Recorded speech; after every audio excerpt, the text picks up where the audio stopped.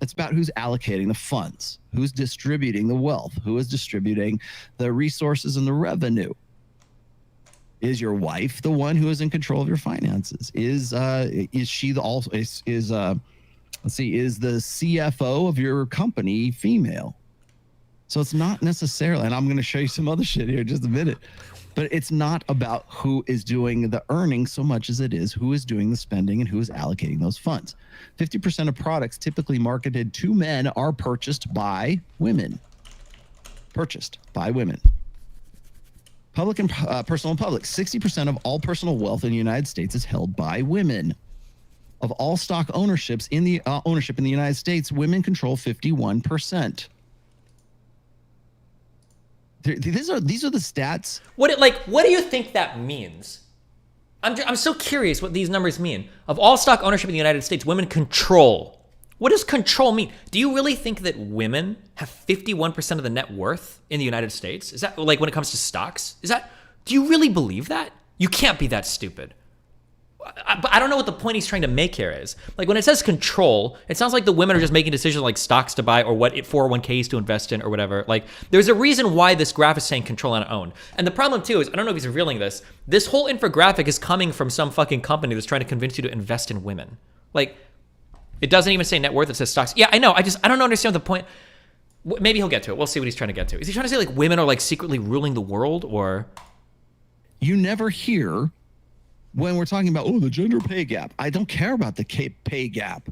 I care about the spending gap. Oh, dude. I'm trying so hard not to dick ride. Because for no other reason, because I don't want to come off as a dick rider. But I feel like talking to Myron was a huge fucking mistake. If I wanted to get into Red Pill community stuff, I think I should have worked my way up to him. Because listening to anybody else talk after debating him is like, it's like a child. That sounds really mean. I am being mean. I don't care. I'm only being mean to this guy because he made a lot of like insane comments I saw in the chat when I was on the show. Like, I don't care about who's earning the money. I care about who's spending the money. Bullshit!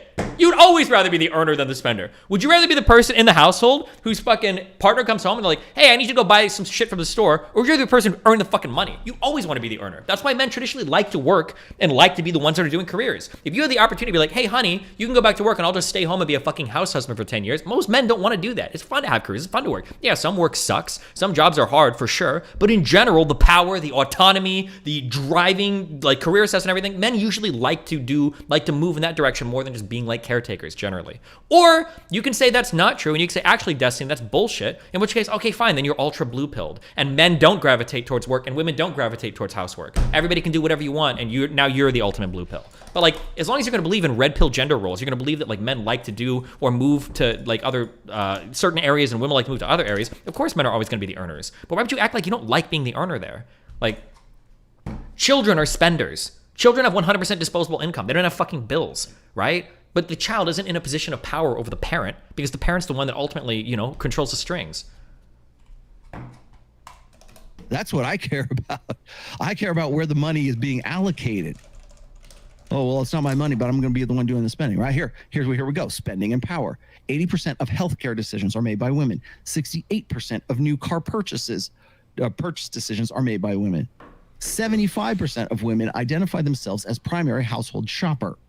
85%. Who does the grocery shopping? My wife. She owns you, bro. She owns you, bro.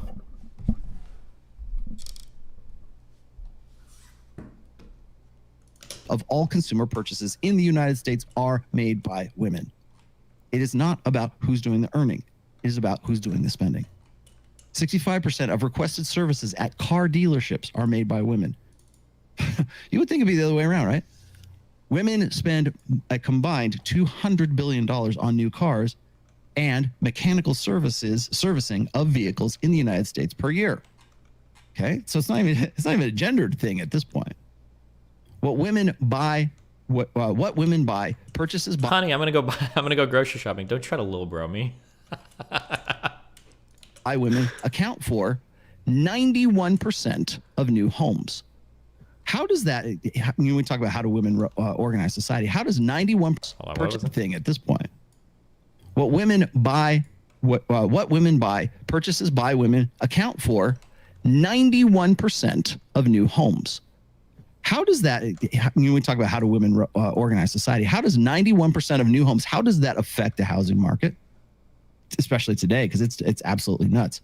This would be a great question to pose to to Ken McElroy or Jason Hartman or any. I'm so curious what he thinks that means. That like women are coughing up the capital to do, like what does he think that means? Also, is there an easier way to get fucking stoned in this game? Holy shit. Any real estate mogul guy, this would be a great question. How does that 91% of new homes purchases by women account for 91% of new homes, 66% of PCs, personal computers, vacations, 92%, bank accounts, 89%. I wish I could dig into his brain now. I want to know what he means. Does he think that like 91% of all the new homes are being bought by single women? Women are buying up all the 3090 Ti's? You thought those were being lost to Ethereum and crypto miners? Wrong. It's fucking women buying them up to beat us in esports. Like 81% of things being bought. Like what is the context of this? We're going to put our money, honey. I don't know. US Bank. Cool. Let's do it. Food. 93% of food purchased in the United States is from women. Does he think women are eating 93% of the food? I don't know what he's... Honey, where are you? Oh, I'm at KFC again. Oh, I might buy a house on the way home. I don't understand. I'm sorry. Control of wealth. Women own 40% of all American private businesses. 40%, not all, not half. 40% of private businesses aren't like 95% of businesses small businesses. How about as a share of total GDP like output? Or how about like as a share of like actual net worth or like company valuation? Or how about like as a share of like private investment, right? Like, yeah, there's like a million random fucking small businesses probably in your city that you've never fucking heard of. That woman that like cuts hair might own a small business being a fucking, there's this fancy name for hair cutter, I don't remember. Like, but coming up, 1.3 million women earn more than $100,000 in annual salary. Senior women age 50 have combined net worth of $19 trillion. Over the course of a family's life, 90% of married women will control its wealth. That was the quote that I put in there. That's where I got this stats from. Okay, you want to know where the sources are? Here they are. Marketing Zeus. You can go pick them up. All those sources are right there on the bottom. You can see. Yeah, we went after one of them. Okay, if you want to see we went down the rabbit hole. This infographic, it's real easy to find. Okay, marketingzeus.com. All of it sites or sources cited. Okay, so I'm not pulling this out of my ass. Not just this sounds like just like is it just so reasoning? No, it's not. That's where it comes from. Women, if they're not making the money, they're directing the flow of where that currency is going to. So don't give me this bullshit about, well, we need to make as much money as a man, and it's because of this endemic sexism and the patriarchy. Fuck you, because you're the one spending the money, and I got the stats to show you. But I feel like after talking to Myron, I feel like talking to somebody like this would be way. Oh God, I said the same thing. I'm losing my mind. Oh no, fuck. I am a dick rider. I can't watch myself talk. That's interesting. Yeah. You know why? Because you don't have jack shit to say. You don't have a counter argument. Yeah, way less interesting. It'll be a very short conversation. Oh, let's have it then. Put out the tweet, bro. I'll talk to you anytime. I'll talk to you anytime. Do you understand that women are spending 91% of the money? Yeah, why is that? Because they're the ones that go out and shop. Okay, under whose authority? What do you mean? Do you think that they go out and they buy things like, and their husband doesn't want them to do it? Well, do you think they buy things that are like for the household? The husband probably wants them to buy it, so they buy it like with their husband's consent. Well, probably usually, but there's probably some that spend it in ways their husband. Sure, probably some. There's also probably some husbands that are financially abusive too, right? So we can get rid of those, right? Don't you think it's the case that when a woman goes out and buys groceries for the family, even though she's controlling 100% of that spending, it's in service of both the man and the woman there? Okay, maybe. But they're still spending a lot. Like, okay. This is what he said. LOL, Destiny thinks wives ask every time. I don't think that because I'm not a lonely incel fucking virgin like you, and because I'm married. I've been married twice, okay? That's 2 more times than you'll probably ever be married, okay? You don't ask every time, but there's a mutual agreement between people when shopping happens. It's not like you have to text your husband and sign off on the fucking grocery list, but there's usually a shared understanding that if one person is staying at home and one person is working, the person staying at home is probably gonna go out, drive, and buy groceries and shit. And it's generally in service of like both people in the household.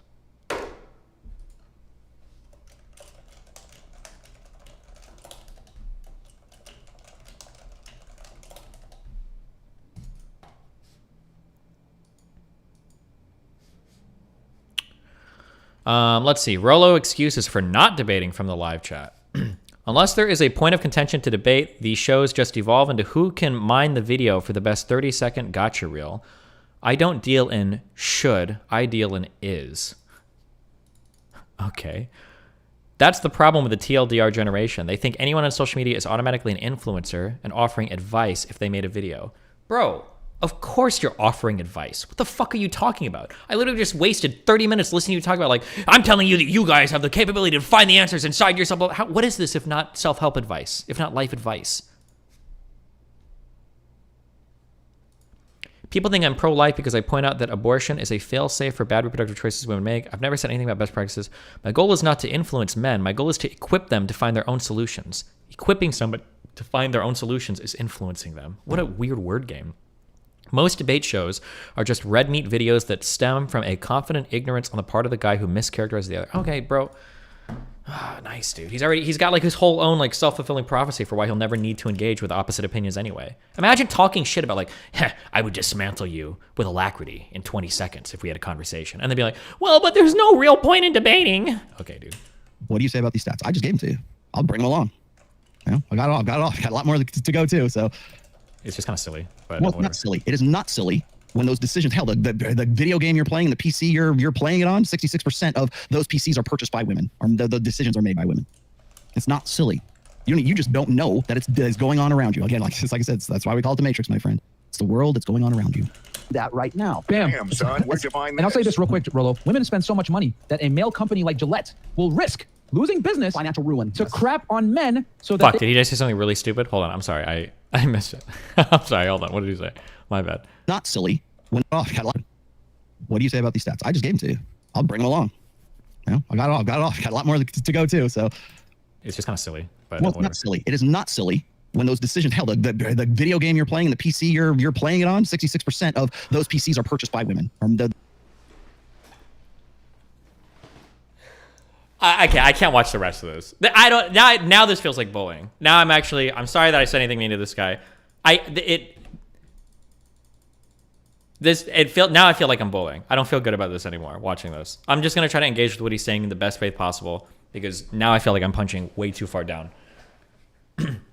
It wouldn't surprise me if women were in charge of buying most PCs, but not gamer PCs. It's probably things like, I wonder how broad that category of PCs is. For instance, Rachel was the one that bought Nathan his, have you ever heard of a Nabby?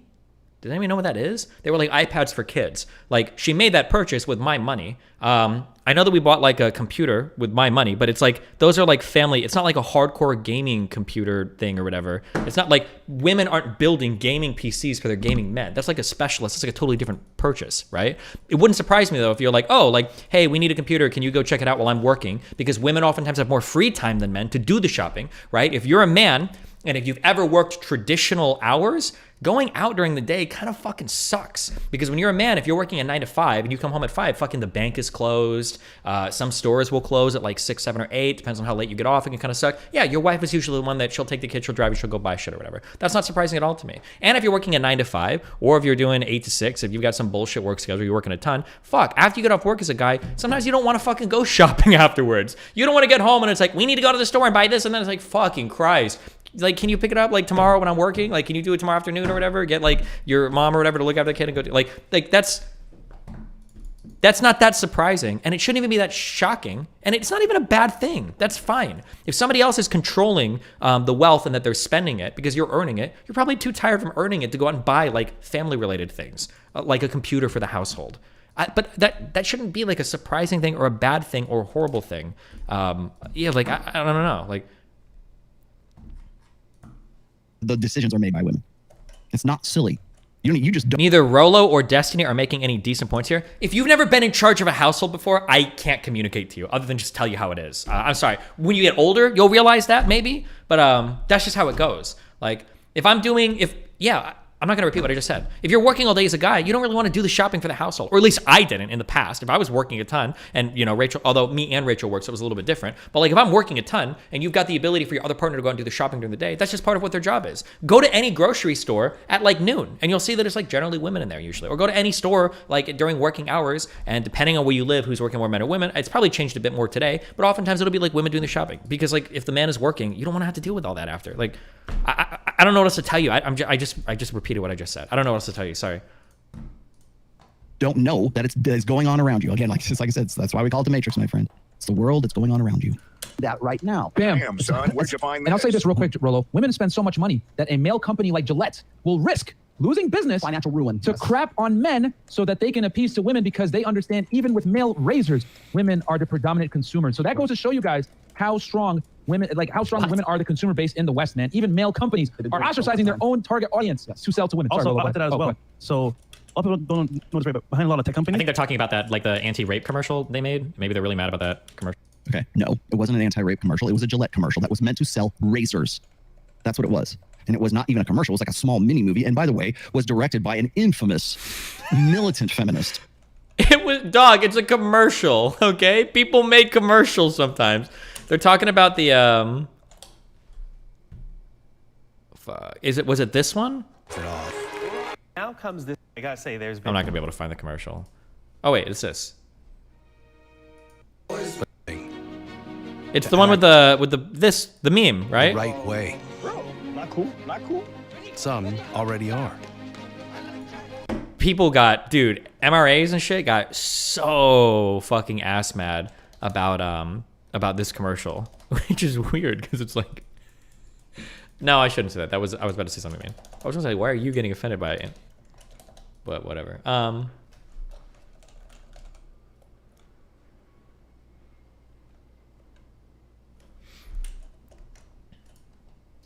Like independent filmmaker, whatever. In fact, the commercial, I did a whole video on this when the Gillette thing came out. It's not, oh, they're just mad because it's an anti-rape. No, you don't get away with those little sound bites, my friend. That's not what it was about. Myra's right. It was about shaming guys, but it was about getting women to buy those razors for the guys that. What was it about shaming guys? I mean, like, hold on. Let's rewatch this commercial now, because I guess like I'm more fair towards both sides than I used to be. So let's see if I feel like anything in here is like out of line. I'm just curious. Let's watch. I'll check. Bullying. The Me Too movement against sexual harassment. Masculinity. Is this the best a man can get? You don't get away with those sound bites. Is it? We can't hide from it. Sexual harassment is taking over. It's been going on far too long. We can't laugh it off. Who's the daddy? What I actually think she's trying to say. Making the same old excuses. Boys will be boys. Boys will be boys. Boys will be boys. But something finally changed. Allegations regarding sexual assault and sexual Wow, such dramatic music. But she says And there will be no going back. Because we believe in the best in men. Men need to hold other men accountable. Smile, sweetie. Come on. To say the right thing. To act the right way. Bro, not cool, not cool. Some already are. In ways big Yo, men. and small. I am strong. But some is not enough. It's not how we treat each other, okay? Okay. Because the boys watching today will be the men of tomorrow. How can you be ass mad about it? Unless you really hate the concept of toxic masculinity. Do people really say boys will be boys? Absolutely, Abba. I'm shocked you've never heard that before. Is it a bit cringe? I guess if you're not into like the sentimental messaging or whatever. If you get like super triggered or offended by this commercial, you've got problems, okay? There's something wrong with your brain, all right?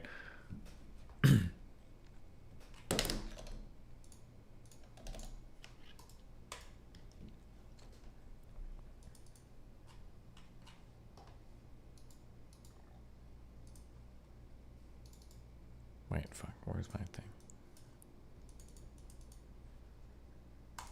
I've never heard that phrase in my whole life. Oh, okay. Maybe I'll qualify that. Maybe it's an American thing. The boys will be boys. Maybe you don't say it in Canada. I don't know.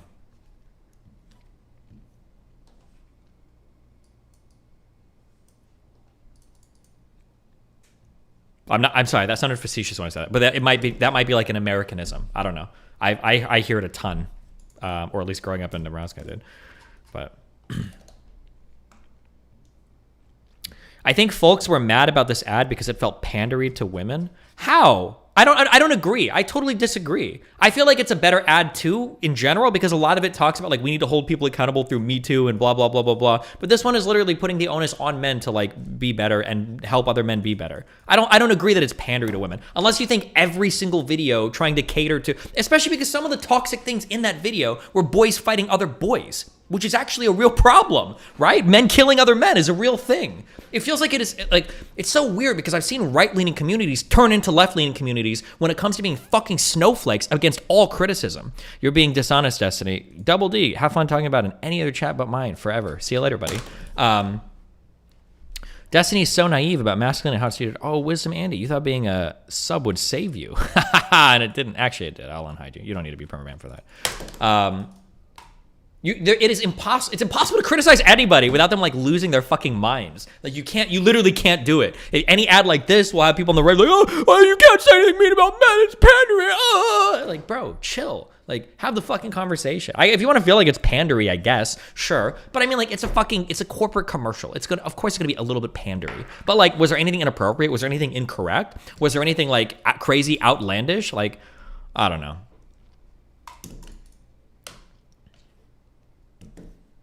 What about that bro not cool interaction? Please sound off on that. What, where it looked like some dude was gonna creep on a woman walking down the street? Is that the too much for you? I'm from Mexico and we say it here. I don't think they wouldn't say it in Canada. Okay, I don't know.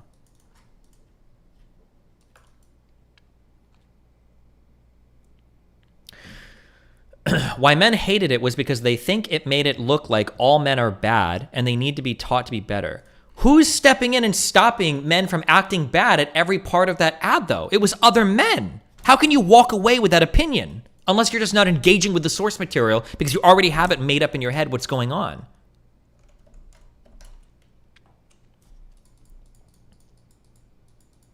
I think not letting kids play fight is a little weird. As long as they're not hurting each other, isn't it a good thing? Play fighting can be okay, but kids take it too far sometimes. And sometimes parents encourage it.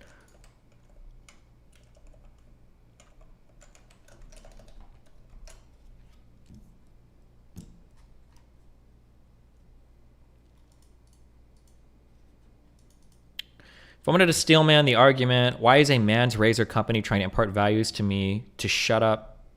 Trying to impart values to me? Because that's what ads do all the time. Ads try to sell you values and shit every time. What do you mean? Do you think a Maybelline commercial where toxic women behavior is called out would solve everything for these guys? Maybe, I don't know. If they made a woman, they probably wouldn't because of the optics or whatever, which I agree is stupid. I agree that would be dumb that they can't do those types of commercials for women. But yeah, I'd be supporting that as well if somebody wanted to do it. Crop check.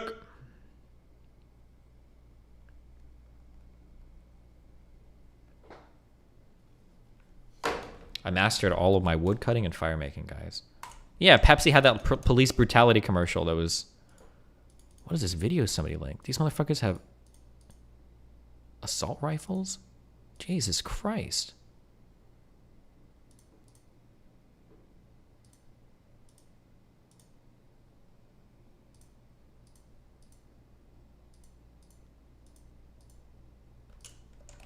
Okay.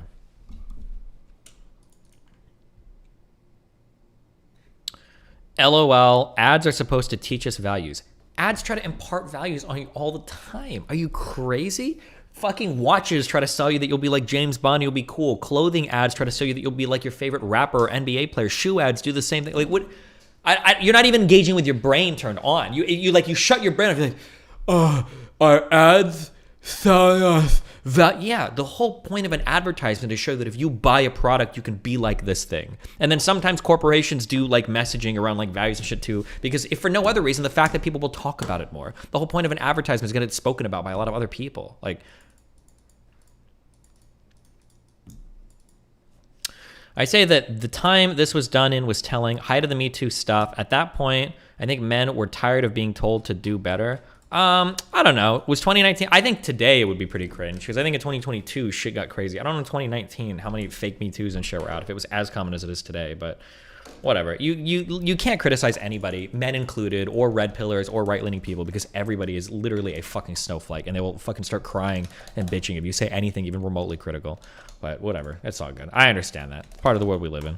They're going and doing the shopping for in the first place. That's the logic stream that's the downflow here.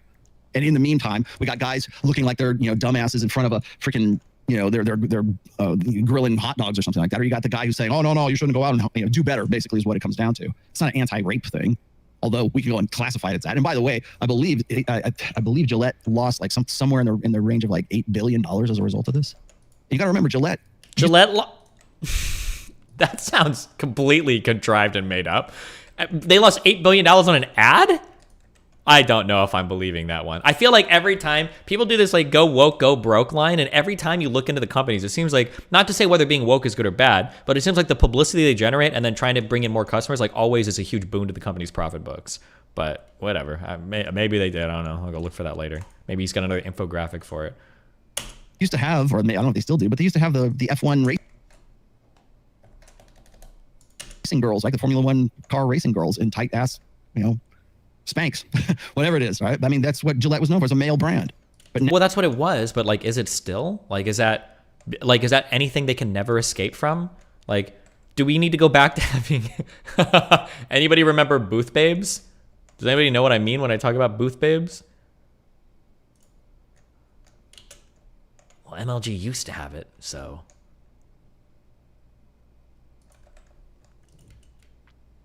Now, in a gynocentric social order, we changed the narrative. Do better. Then wait, gynocentric social order now. I'm gonna guess with no data, and if somebody has something that they want to show me, then feel free to correct me. But shopping has probably always been woman-centric. I doubt in like the 20s and 30s or in the 1900s or whatever, like, oh no, men are like after going to work, like men are the only ones going shopping or whatever. I feel like I've seen, I could be wrong, but I feel like I've seen like old-timey commercials and shit relating to like women going grocery shopping, but maybe not. I might be wrong on that. I'm not sure. But it wouldn't surprise me if women have generally always been the ones to be like grocery shopping and stuff. But I don't know. It would be better if you would cry a little bit more. And everything, by the way, everything in that commercial, if it wasn't directly an affront to masculinity, then it was ridiculing masculinity. And what I mean by that is like there's the guys who's the doofy guy, or then it's like this appeal to like get in touch with your emotional side. It's okay to let boys cry, that kind of shit right there. It wasn't just about one thing. First of all, it is okay to let boys cry. Number one, and then number two, where was it ever bashing men? What part of that advertisement is bashing respectable men? Am I crazy?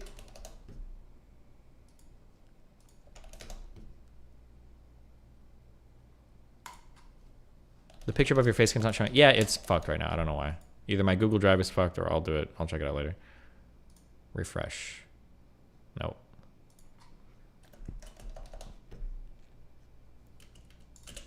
That's the whole problem. So dismiss it as just, oh, well, it was just an anti-rape commercial. Go watch it again, dude. Go watch it again. Let's talk about that. I'd be happy to do a one-off on that whole commercial if you'd like. Might have probably triggered somebody, I guess. I don't know. That would be a fun thing to go over. Sure. Yep. And they control the flow. And Fresh used to work for a tech company, guys. This comes from experience. They control the flow of how things are put out. Now, like you guys said, women control the customer base for most things. So get this, right? A lot of our content is not geared towards women. So what do they do? Suppress it and oftentimes delete it because it's not going to be suitable for their consumers, which is women. Yep. So yeah, that's very true. Big facts. Sorry, Here's another prediction, prognostication for the future. We live in the most emotionalized society the world has ever known right now. Everything is feels before feels. We say this all the time in the Manosphere, and we joke about it, but it's really true. We live in an age, and I make the case for it in book 4.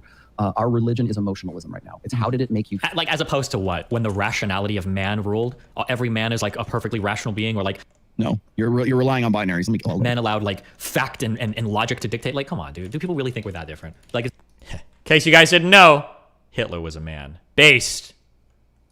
Yes, I do. I'm going to show you exactly why I mean this. Okay, here we go. Sources cited once again. Men scored higher than women on emotional stability across countries, even more so in highly individualistic societies.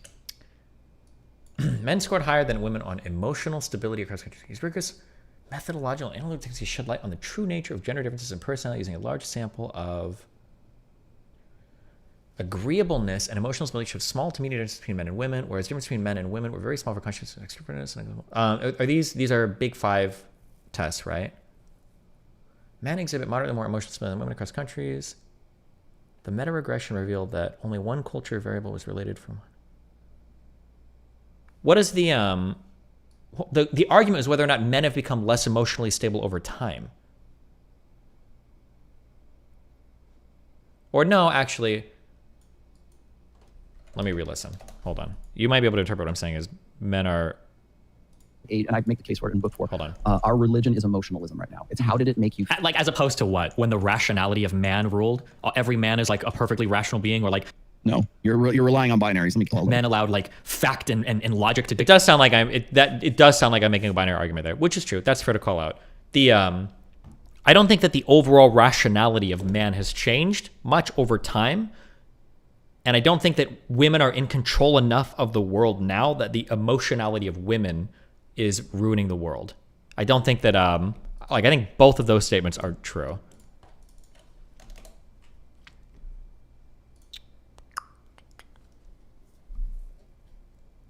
I think he's saying that men are better at emotions. Yeah, I think that's the argument. He's making a 2-part argument. One is that men are less emotional than women, which is probably roughly true. But then the second one is them being less emotional leads to like a more stable or more in control world, which is crazy when the whole world has been roughly ran by men and also constantly embittered in conflict. And arguably, as women have gotten more in control of society, as women have had more representation across like leadership roles in society, the world has, as a whole, become more peaceful. So it's kind of a strange argument for him to make. Also, yeah, I don't know if emotional stability is necessary. Yeah, well, we can grant the emotional stability thing. Doesn't matter. We don't have to argue on that point, but like, come on, dude. Do people really think we're that different? Like, yes, I do. I'm going to show you exactly why I mean this. Okay, here we go. Sources cited once again. Men scored higher. You also have to keep in mind that like differences in a personality inventory don't necessarily boil down to differences in like grand decision making. So for instance, it might be the case that if I do a personality inventory, if I see that somebody's more emotional than somebody else, I may be able to predict how they'll respond to a given conflict or something, but that doesn't necessarily mean I can predict how they would make decisions in a business environment. If somebody can find the study on this to be so interesting, but here's something that I used to believe. People would say that at 25 years old, you make better decisions than when you're at 18 years old because your executive functioning and your prefrontal cortex is more developed. My understanding is that there was a study that tested this, and what you can actually show is that on the spot, you will have, the better ability to make decisions when you're 25, but given some amount of time to prepare or think through a decision, I think the differences largely disappeared. If somebody can find that study, it would be interesting to see that, because I remember reading it at one point, but I might be making it up, so it'd be interesting if somebody could find that. But it was basically the idea that like an 18-year-old can plan out things roughly as well as a 25-year-old cognitively, but put it on the spot, they might be a bit more emotional than like given time to plan or whatever. Higher than women on emotional stability across countries, even more so in highly individualistic societies.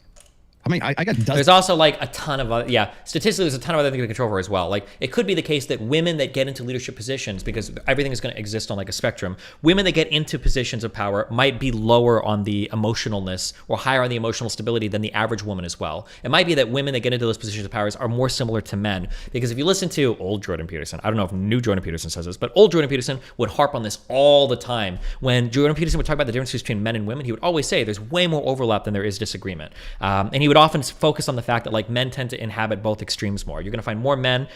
There's a name for a normal distribution that has bigger tails on the left and right, but more men are going to be at the bottom and more men are going to be at the top as opposed to the middle, whereas women tend to cluster around the middle more.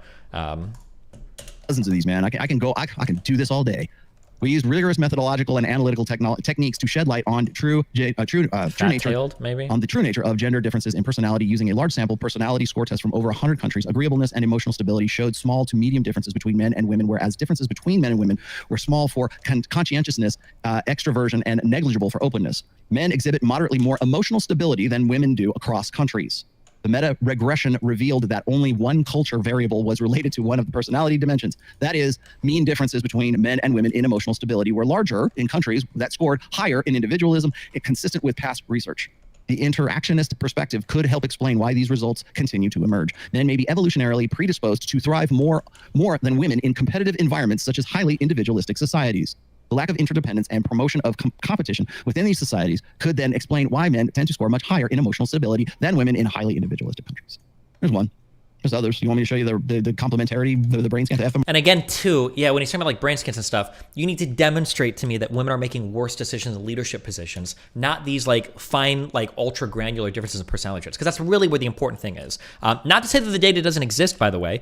There might be data out there that would prove his point, but this isn't it, right? It might be the case that you can look at you might analyze like the boards of different companies and say companies that have decisions that are made primarily by female heads tend to respond more volatilely in times of volatility. That's kind of repetitive, but like in times of great turmoil, like women respond more emotionally when they're making decisions as business heads. Those types of that type of like data would go on to say that like, oh well, look, the emotional life of women actually is a detriment here. That would be a more interesting argument than just like, here's a personality inventory. Women tend to be more emotional. I don't know what I'm supposed to do with that information, right?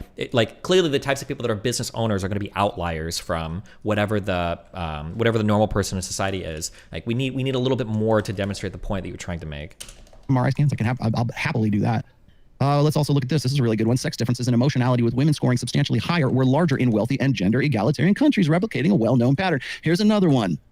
Studies on sex differences in personality traits have been extended to multinational investigation. One counterintuitive but robust finding from these studies is such differences are generally larger in more economically developed and gender egalitarian countries. Men control better their emotions better simply because we're wired that way. We don't have the hardware. We don't cry at the end of Titanic when women do. One of the most toxic things that red pillars do that really is really irritating, and it is a toxic masculine trait. Whenever red pillars think of emotional, they always pin it on women, and they always talk about crying. Like that's the only emotion that they can conceive of.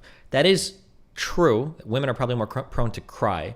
But now I don't have the data on this. I'm just going by like crime stats and what I anecdotally know to be true. I could be wrong. But when you think about like violent outbursts, or you think about people engaging in violent activity as a result of emotional outbursts, that's emotion as well. And I feel like that's predominantly harmful when men do it. And it's predominantly men that do that, who are willing to kill somebody over a disagreement, engage in like really violent road rage, engage in like over the top violent behavior. Anger is an emotion as well. It feels like men are quicker to anger or push to a violent anger point than women, or at the very least, they have the capability of doing more damage while doing it. Also, yeah, men don't cry at the Titanic movie. They cry when they see the Gillette ad. True. And the guys who do have a more feminine profile when it comes to their brains. Got it? So if you want all of these, this is the great thing about Rolf and the great thing about like Rob Henderson and the rest of the guys that I quote here. These come directly from studies. Okay. I really wish this is a little bit of a cheap shot, but not really. No, this guy's old actually. If this guy's actually written books, I'll take this shot. I will take this shot. When I'm debating somebody on stream or when I'm going over studies, we're going to bring up the study, we're going to read it, and at the very least, it used to be, but I'll even dig a little bit more, but at the very least, we'll have like the abstract and the conclusion. I'll give you at least that. And then maybe we'll go through the methodology a little bit so that we can understand like how do they get to these numbers. When you're pulling up tweets and infographics, it's not, maybe this isn't fair to say, but it makes me wonder how you do research. Because when you pull up a tweet or an infographic, the only way that you're finding that tweet or infographic, it's not because you're looking for research, it's because you're either subscribed to people that tell you things you want to hear or somebody else linked you a tweet or infographic that look good to you. When I go to search for studies on immigration, on central banking, if I go to look up NBER papers or Nature papers or New England Journal of Medicine, like mRNA vaccine shit, whatever, it's never like a picture in a tweet. Like, it might be, sometimes researchers will tweet out threads about their research. That's possible. It'll usually include a link to the study. But the idea that I would just be like showing you like, oh, well, how do you answer this? And then you show like a picture, like a tweet, and then a picture of the tweet. It's like, what kind of research are you doing here, dude? That's a little bit strange to me. But you know, I'm only attacking him for it because one, he's older and he should know better, and two, apparently he's written books, so he should know better if we're doing good research.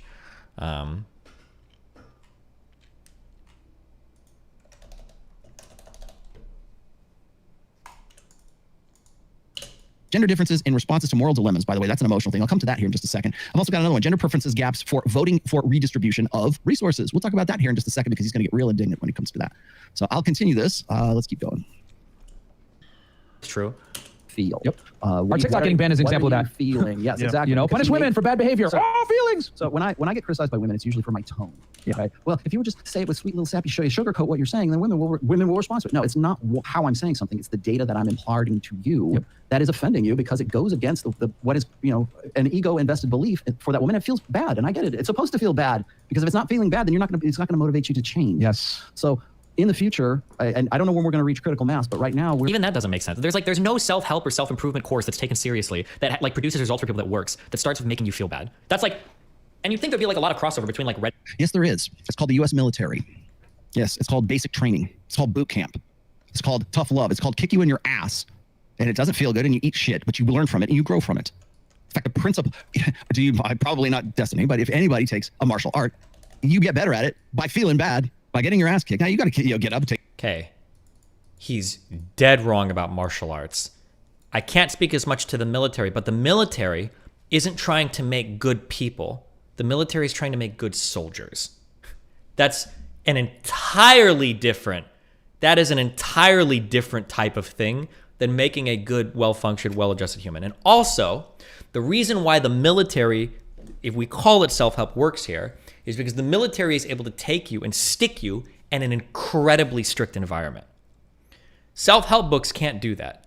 Like, you can afford to go hard in the military because I have you in basic training. I control your diet, I control your sleep, I control your day-to-day activities. Like, yeah, I can be really brutal towards you. Like, and I don't know if you would want to cite soldiers who have higher instances of mental illness, who kill themselves more than like every other class of fucking society. I don't know if you want to cite these people as your go-to models of like healthy human beings. He's 100% wrong in the military. It isn't about mankind, or it isn't about making people feel bad. It's about showing you that you aren't special and that you need attention to detail, and missing that can lead to huge consequences that can lead to people dying. Sure, but 99% of basic training after the breakdown is the buildup, though, anyway. Yeah, I don't want to speak, I can't speak too much on military shit because I've never been in the military, but I think I probably got most of my information probably from RNA back in the day. My understanding is that, like, you're not going to go in, they're not trying to break you down so much as they're trying to, like, make you part of a unit. Like, if you think, I guess it's kind of, I'm basically saying what you said. If you go in thinking that like you're special, you can do your own shit and blah, blah, blah, blah, blah, that's the thing that they try to break you out of the most, is that like, listen, you're not special. You have to work with everybody else. You need to do your set of assigned things. Like, you need to be, other people rely on you, rely on other people. Like, this is your job and this is how you need to function to be like a good soldier or whatever. But also that's, yeah, it's not like, that's not a self-help program. Like, take it on the chin, dust yourself off and go back at it again until you get it right. Okay? Some people feel like, shit, when I was first started learning guitar, I felt really bad. You guys think I'm angry when I'm literally just trolling all of you? Yeah, right, noobs. If anything, RP, help me make money. Where this is chump change. Good one, chat. Oh, Christopher Harris, I think, is donating a lot. He's really mad in chat, I think. But because I was like, I sucked at it. Now I'm pretty damn good. It makes me feel pretty good about it. There are lots of stuff. What is self-help? What aspect of yourself? When I was first started learning guitar, I felt really bad because I was like, I sucked at it. Now I'm pretty damn good. It makes me feel pretty good about it. If you go to if you go to any music program or any martial arts program or anything, and you start, and the guy's like, you suck shit, you're fucking horrible, you dog shit, garbage, come back tomorrow, see you next week. Like, where are the successful teachers that do this? The only way you can do this is maybe at the highest of levels, where you have your huge, like 27 standard deviations off the norm individuals, when you've got your insane outliers that are willing to push like that. I like to be pushed like that. That's fun for me.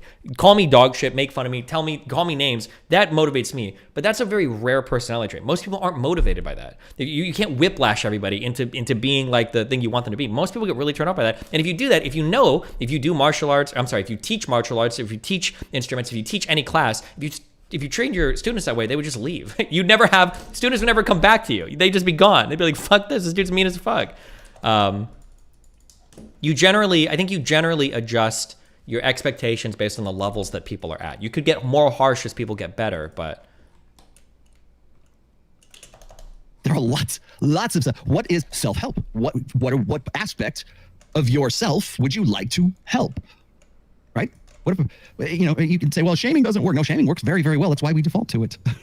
That's just not true. I want to feel link research on that, because that's always a question when it comes to like fat shaming. I don't think shaming is an effective motivator of human behavior at all. It really isn't. We know that in terms of parenting now, that just like shaming and punishment, positive punishment, shame, doesn't seem to be an effective way to change behaviors. There's probably some like bare or fundamental social shame that can help with some things. Like you probably want to shame people into not being naked outside or whatever. Like that, some of that probably works. But in terms of being a huge driver of individual behavior, no, shame doesn't work. If shame worked, there'd be no fat people ever. Nobody would want to be fat. Like the idea, shame is just not generally the best way, or attacking people is not generally the best way to get them to change their behavior. But any good teacher knows this, or anybody that's been a teacher knows this. Like shaming people usually just makes them resentful, and it makes them want to do the bare minimum to avoid, whatever the punishment is, right? Respecting people, building people up. I'm getting anecdotal again. I hate to do this. I'm getting anecdotal again.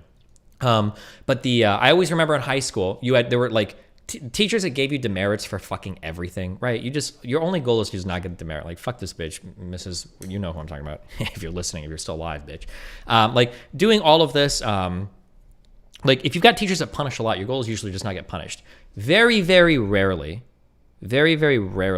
sometimes you might run into a teacher that respects you a lot, that you have a lot of respect for, and usually you want to meet or exceed their standards because you don't ever want to disappoint that teacher. I always talk about that band teacher I had, like Mr. Johnson. Like the way that he wouldn't even really usually punish you. He doesn't usually like write you demerits or do detentions. If he thinks that you're not trying hard enough, it was always the worst thing in the world. If you ever find anybody that did Creighton Prep in Omaha High School band up until 2015, whenever Mr. J left, the worst punishment that ever existed in that school that made you feel worse than anything that ever happened is if you were playing a piece in band and he could tell that you didn't know your part, he would stop the band, he'd walk up to you, and he would tell you to pack your instrument up and leave, that you can practice more and come back tomorrow, or you can go and practice now, or you can go and do homework because you're clearly not ready to play the piece. And that was the worst feeling ever in that school. Nothing even came close to the level of disappointment because he always had really high expectations for every player in that band. And he acted like it. But you always wanted to like meet that because like when Mr. J is telling you that you did a good job, it feels really good. And I think there are teachers like that motivate that way. This is all anecdotal, so fuck me. But having teachers just scream and shout at you, like I feel like everybody has known teachers like that do that, and nobody respects those teachers. Nobody liked them. Nobody wanted to like if you had like a real cunt or piece of shit dick teacher, and how many times you ever seen like, oh dude, I kicked ass in that test with that huge piece of shit and they finally told me good job. Like nobody thinks that. Nobody likes those teachers. They're just trying not to get punished. Nobody likes those people ever. What self-help does, it begins with feeling bad. Well, it's not that I'm intentionally... People are missing the point. People are saying that feeling is still shame. You might feel a shameful feeling, but that the shame comes from the respect. That's the difference. When somebody tells you you're a piece of shit, and then you are a piece of shit, fuck it, who cares? But when somebody tells you, I think you can do better, I know you can do better, I have a high expectation of you, and you don't meet that expectation, yeah, you feel shame, but it's not because they shamed you, it's because they had a huge amount of respect for you. Failing to meet the respect or expectation that somebody has on you produces a better sense of shame to drive you forward than them trying to just shame the fuck out of you, in my opinion. As somebody that's taught, been a leader, and as somebody that's been taught and had leaders teach me, that's just what I feel about things. I could be wrong, but I don't think I am. You're trying to make people feel bad. That's just simply the result of being confronted with data that conflicts with your, it's fundamentally counterintuitive to your belief set. Yeah, it feels bad before it feels good. You got to take it on the chin. You're going to suck before you're going to rule, man. You're going to suck before you master something. And it feels bad to suck, man. It feels bad to get rejected. This also goes against like all of the ways that we know to improve behavior too, right? Like you need to set small, manageable goals. You need to have realistic expectations. You need to have good check marks for like all of this. We know all of this from like basic like cognitive psych, like human behavior. Like you would never start off with a grandiose goal, shame yourself over not being able to meet it, and then pound your head against the wall day. Like after, like you would never do that. It's a really ineffective way to learn. It really is. It just doesn't work well. Dude, it feels bad to get defeated. It feels bad to go, you know what? The reality is actually this. Oh, damn. You want to know why guys go through a red pill rage phase? It's because it doesn't taste good. That's why Michaela lost her shit on me, right? Oh, I feel really bad after that conversation. I certainly hope you did. Again, like I was saying, it's the only way people learn. Oh, well, if we just hold their hand, you want to know what the main you want to know why we have the participation trophy generation right now? Like Destiny doesn't understand. Shouldn't we all be winners? No, we shouldn't. Men are competitive. You live in a competitive environment. The world has a competitive bias, my friend. Reality has a sexist bias. Reality has a competitive bias. Reality is live or die. Okay, I know we live in modern times, and shouldn't we have evolved past? That reality is not live or die, though. It literally, by definition, isn't. There's tons of room today in society for all sorts of different people to do all sorts of contributions to society. It is absolutely not live or die. Like, it's just not. Yeah, we should have, but here we are. That's not where we're at. And it's not where we're going to be at, because that's not how the machine works, and that's not how the animal is. So yeah, it sucks. You got to eat a lot of shit before you can give a lot of shit. Pill and self-help, but I don't know if there is, because it's not real self-help. It's usually bullshit self-help, because most of those communities aren't like people that are massively improving their lives, because generally the things they're told is to like fucking sell crypto and get shredded. True, but like, yeah, well, get shredded, get your fat ass in the gym, do the work, put your nose to the grindstone. That doesn't feel good, especially if you're overweight. Get your fat ass in the gym, lose weight, get to a normal weight. Women will want you more if you look better. Simple facts. Reality again. I just work here, man. Yeah, that sucks. You gotta sweat. Sweat is weakness leaving the body, right? I'm not trying to turn you into a gym bro, but I mean, it sucks. It hurts, especially when you're first starting. It's like, oh God, I don't, the psychological aspects, but there's also the physical aspects of it too. But you know who I have more respect for than I do Destiny? Big Mo, man. Big Mo, because he's doing it. That's why I will always have respect for people who are actually out there. Like you see some fat chick that's running on, jogging on the street and something. Don't laugh. Don't laugh at that girl. She's out there and you're not. She's at least realizes, she's made the connection. Hey, I need to lose weight. How rare is that insight today? ask Aaron Clary. He'll be happy to tell you. You see guys in the gym, you see fat girls in the gym, fat guys in the gym. Well, you know what? I got more respect for them than I got for the guys who are like in the drive-thru at freaking Starbucks, Taco Bell. Wow, what a brave take. McDonald's, wherever you go. So brave. I have way more respect for those people. Yes, true. Because yeah, it sucks. It hurts. At least in the beginning, and then you learn to love it, right? Then you get back at it. But that's not what the red pill's all about. By the way, Destiny, the red pill's not about, at least in my humble opinion, it's my opinion, the red pill is not about self-help. There's prescriptions. There's lots of people who have prescriptions. There's a lot of people who want to take the red pill and turn it into 12 rules for life. As I was saying earlier, there's a lot of people who want to turn it into a self-help guru-ship. I'm going to tell you, I'm red pill, and here's how you're going to live a better life. Yeah, there's plenty of guys out there. There's plenty of shysters. There's plenty of guys who have honest intent that are good about it too. But the red pill itself is not about self-help. It's about education and equipment, and equipping you, getting you to think, kicking you in your ass. Because sometimes thinking and getting to the point where you have insight, that sucks, man. Especially if it conflicts with like the way you've been living. I tell guys this all the time. This is a mystery quote. So you will only get what you've gotten if you keep doing what you've done. And if what you're doing isn't getting you to where you want to get, sometimes it sucks, man. Sometimes you're going to have to take it on the chin. Sometimes you're going to have to do the work, and the work is not going to be just freaking, margaritas on the beach, man. Wow. We're in the age of emotionalism. We're in the age of ego and the age of emotionalism. And so oh, we base God. our policies, whether it's political, how much longer is this? Whatever it is, based on our emotional response to things. We have at least the last 3 generations of men who've been conditioned, blue pill conditioning, have been trained to emote like women, to see emotional. A really good example, by the way, of showing how shaming men doesn't work, or how shaming people doesn't work, and it's better to come at them in more constructive ways, is actually seeing how emotionally he responded to that Gillette ad. That you have to be very, very, very tactful and very careful when you critique a person's behavior, because if you do it in a way that even remotely makes them feel like you're shaming them, it will produce an intense emotional reaction like what he had against the Gillette ad. It's a really good example of it, actually. It's why I don't use the word toxic masculinity or anything, or male privilege when I'm talking to, especially red pillars, is because that word will immediately produce an emotional interaction that will shut down the rational part of their brain.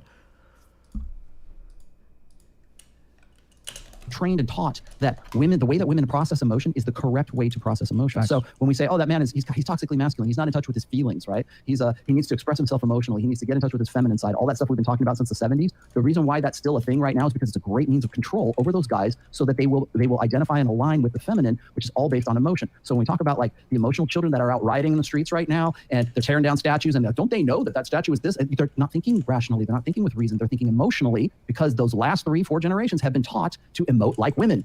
To be like woman. Woman is correct. Transgenderism, right? Why is it that more boys want to be girls than girls want to be boys? Because it's more advantageous socially to be a girl in a gynocentric social order than it is to be a man, because nobody wants to be a dad. Dads are assholes. Boys are toxically masculine. We got to give him Ritalin. We got to give him Adderall. We got to sedate that boy with drugs, with opiates, with alcohol, with pornography. Sedate him. Don't let him do anything, because if you let him do anything, he might turn toxic. He might turn violent. And it's all because we want to put men we want to force fit them into this emotional correctness. Whatever's female is correct. Yep. And so if you are brought up that way, you're going to vote that way. You're going to look for jobs that way. You're going to relate with people that way. Guys, the number one thing, guys, I'm sure you've already got this. Guys will come to me for counseling or coaching or whatever the hell it is, right? And they'll say, Rollo, I don't know how to interrelate with guys. I don't know how to talk to guys. I don't know. These guys, I want to hang out. I was talking about tribalism. Right? About, it's very important for men. We have our little tribe. This is a tribe right here. Yep. Okay. Do you have tribes? And they don't. And the reason they don't is because they've been taught to emote and to relate to men as if they are women. Yeah. And that's what's valuable. It's like, it's such a huge jump. Like, don't you think it's just more possible that technology alienates us? And I can actually look and show you like 50 million ways in how technology alienates us. And it's like, I don't want to say self-evident because that's kind of cheating, but I mean, like, just look at how look at how divided we are. Look at how much time we spend online. Like, look at how much our dopamine shit is fucked. Like, isn't that like obviously? No, actually, what I think has happened is men have been feminized to the point to where they don't know how to make friends with other men. Because like, it's such a. What does that even mean? What does that look like? Like, what does it look like when a guy is trying to make friends with another guy, but he's been too feminized? I'm just curious. Like, I don't even know. Wow, Ansberg, welcome to or thanks for gifting 22. That's what makes them valuable. That's how they get their self-worth. So it's no shock to me when guys in the black pill community or blue pill or purple pill or whatever it is, they don't want to make women the measurement of their lives, but they still emote and they still relate with people as if they have a feminine sort of training. So when we look at things like communitarianism, we look at socialism, we look at like why are we even talking about socialism in the United States right now? It's because we put so many women into positions of power that seems like a good idea. Super chat's only Sean screen for a split second. Yeah, they're fucked right now. I'll look at it after stream. It's gotta be like, it's so attractive, and I understand. Like, I get the draw of it. Like, it's super nice if like my one pet issue just happens to be the thing that can describe all the ills of humanity. But I mean, like, at some point, do you not feel like a little bit like, maybe I'm trying really hard to shoehorn in an explanation for every single social ill with like my particular pet project, like my particular thing that I care about? Doesn't it feel like at some point, like, okay, maybe I'm stretching a little bit? Why have video games gotten so much worse? Well, mechanics of the QuickTime events have gotten more popular because women have less reaction time, and so QTEs are not like it just feels like. That is a logical fallacy, my friend. And let's see, which logical fallacy is that? I love that he has these. Well, I mean, he has the whole thing. We could call it, well, not ambiguity. Let's see, not anecdotal. A slippery slope would be a good one. I suppose you could call that a slippery slope. It's like an appeal to like binary extremes, right? Like as if I'm going to say that the reason why video games suck or this is bad or like they didn't get good service at the fucking restaurant is because like I got to shoehorn it into my beliefs about women or whatever. No, listen to what I'm saying. Do not default to, is that begging the question? Maybe that was it. Yeah, no. Circular argument in which the conclusion is included in the premise. No, okay? And then the other one, my favorite, of course. This had nothing to do with circularity. If you were to say a fallacy, what would it be? If so, somebody says, I think that. Somebody says, I think feminism can explain A, B, and C problems, and I say, well, isn't it convenient for you that feminism happens to explain every problem? What would that be? And then I say that you would say it would explain something that they wouldn't normally say it would explain. Could be a straw man, maybe. I think it would just be straw man because you'd say, hold on, you're straw manning me. I've never said that this particular problem would come from feminism. I think you just call it a straw man if you wanted to. Is avoiding having to engage criticism by turning it back on the accuser, answering criticism with criticism, which of course is the most popular tactic that women use when it comes to issues and arguments that they have no counter argument for. And here we have a guy who has a very feminized mindset. Very feminized. Able to sort of glean from these videos he's done with. I like how it's a logical fallacy, and you can tell it is because it's something that women do. Like, just deal in the logic, my friend. Like, logical fallacies can be fallacious. Like by their own virtue. That's why they're called fallacies. They're not fallacies because women do them. Like, just focus on the fallacious argument. Myron Fresh and Sneeko. When I look at this, I go, well, that's most definitely that's the tactic, right? So that's not what I'm saying. But what I am saying is that women and men organize societies differently. When we put women into positions of power, they organize and exercise that power much differently than men do. Women tend to be more communitarian in their approach. Men tend to be more hierarchical in their approach. I'll try to make this, put it in like monosyllabic words so people can understand this, okay? In our hunter-gatherer ancestral past, women were the berry pickers. They were the gatherers. They were the givers of life. They were the incubators. Well, okay, I could be wrong because I don't remember.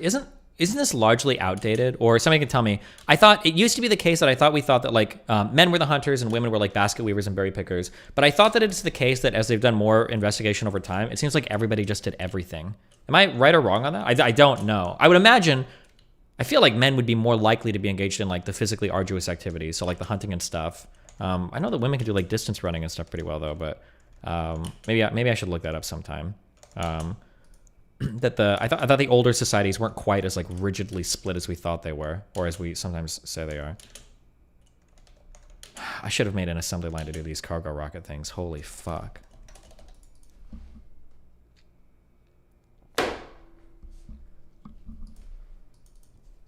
Ancient men or hunters. Ancient. This is archaeological evidence from Peru. I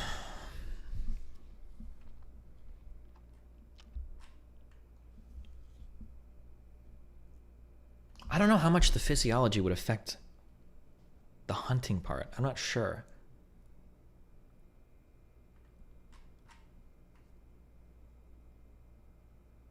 I don't know. I'm not sure. This is like an article, so maybe I'll dig into this sometime.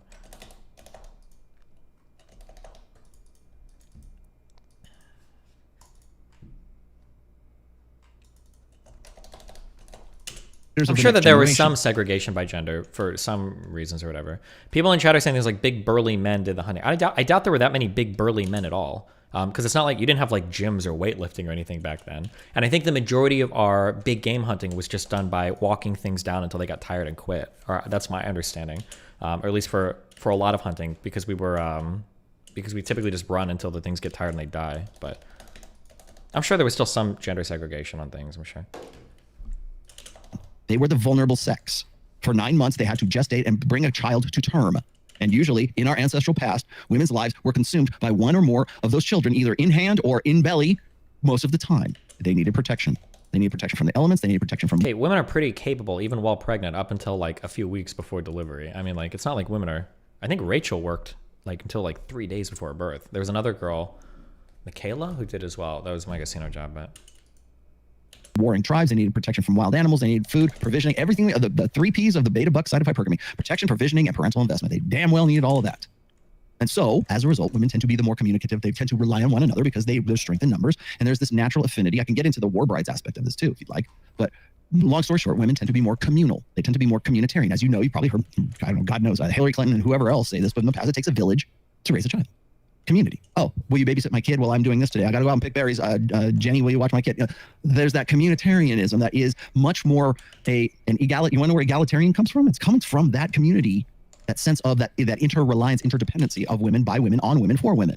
Men, on the other hand, tend to be more competitive, and we tend to be more hierarchical, simply because that's simply how our sexual nature breaks down. We want to know who's the best, who's the chief, who's the sub-chief, who's the sub-sub-chief, who's the general, who's the lieutenant, who's the sergeant, who's the corporal, who's the private, all down the chain of command. Same thing in our workspace, same thing in our politics, same thing in our religions.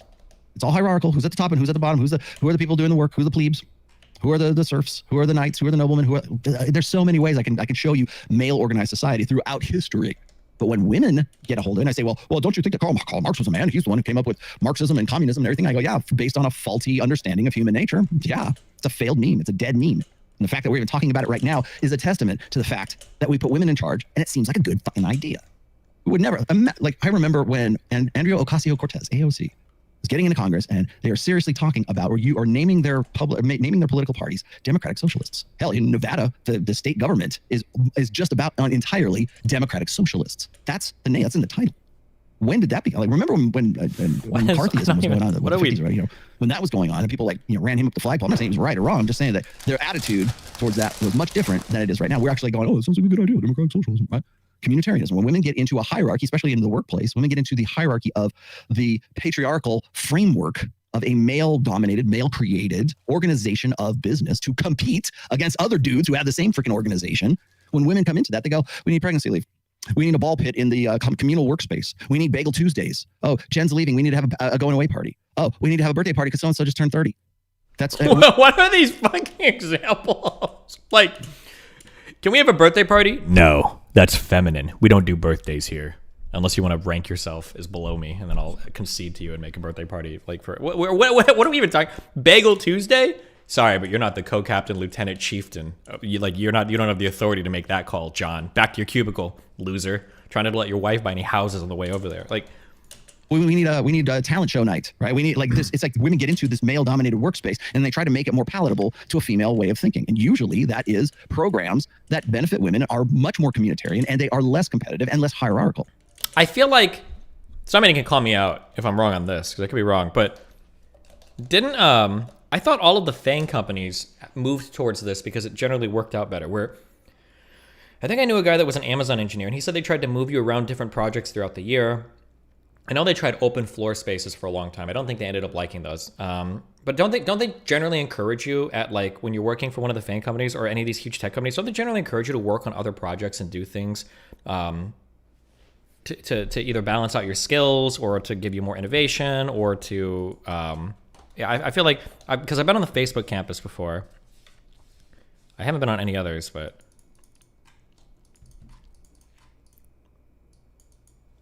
Oh, and they did workplace fun shit to retain employees. Oh, you work for Facebook. Meta, sorry. I'm a Google dev, yes.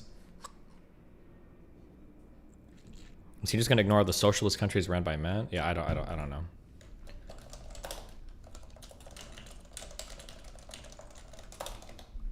Google engineers dedicate 10 to 20% of their time to side projects, if I recall. Oh, gotcha. Interesting. Okay. And Amazon makes it easy to switch teams and encourages it. Yeah, but I guess we can call this a feminine thing. I don't know. Like women created birthday parties. Okay. When we look at like group sports, like was it like forget what I use this example all the time. It's like there was a time where I forget which soccer team it was, but it was I want to say it was an Australian soccer team. That's not the one that the kids beat. I'm saying it was in the news about a year ago. And it was the concept was this is like there's no captain of the soccer team. It's like the women in the soccer team would take turns being the captain because everything wanted to be even Steven. We're all going to be represented. And as I was making the observation here with Fresh and Fit, I said the same thing. I said, look, when women, these are the experiments, these are the research, okay? When women are given a set of resources, money, whatever it is, to distribute, and men are given the same amount of resources for whatever it is that they're doing, women tend to redistribute revenue and resources as evenly as possible. One for you, and one for you, and one for you, and one for you. And oh, Jenny, you're pregnant, so here's two for you, one for you, one for you. And it tends to be much more egalitarian, much more communitarian, much more socialist. For men, it is usually based on performance. It's a meritocracy. It is, you say, oh, it's patriarchal, whatever. It is merit-based. So if John does way better... These are like such insanely, like hugely generalizing statements. It just, I can't even engage them because it's not, what he's saying is not even wrong. Like there's not even anything like, I don't even know how you're going to quantify that or measure it or even if it's good or bad. Because like, in some ways, the female workplaces that he's describing actually sound based. Like, I'd rather work at the place that has like fucking birthday parties and Bagel Tuesday than the place that has like fucking, hey, tomorrow night like Mark and Luke are gonna fight to the death to see who has the rights to like lead the, you know, the project for whatever expansion. Like these places sound like dog shit. The male dominated ones, these sound horrible. Oh my god. But whatever. He's the one who's the team leader. He gets more money. The guy below him who's the facilitator, he gets some more money, but less. Like he gets $10, he gets $5. The next guy gets $3. The next guy gets $2, and everybody else gets $1 for just participating.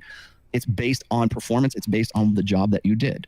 And you want to know why we're still complaining about gender pay gaps? And we're talking about like equality of outcome as opposed to equality of opportunity. It's because we have women in positions of power that think that equality of outcome is equality.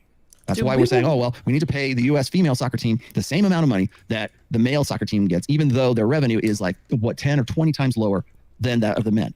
It's not about the performance of the men. Like the male team are probably going mop the floor with the female team.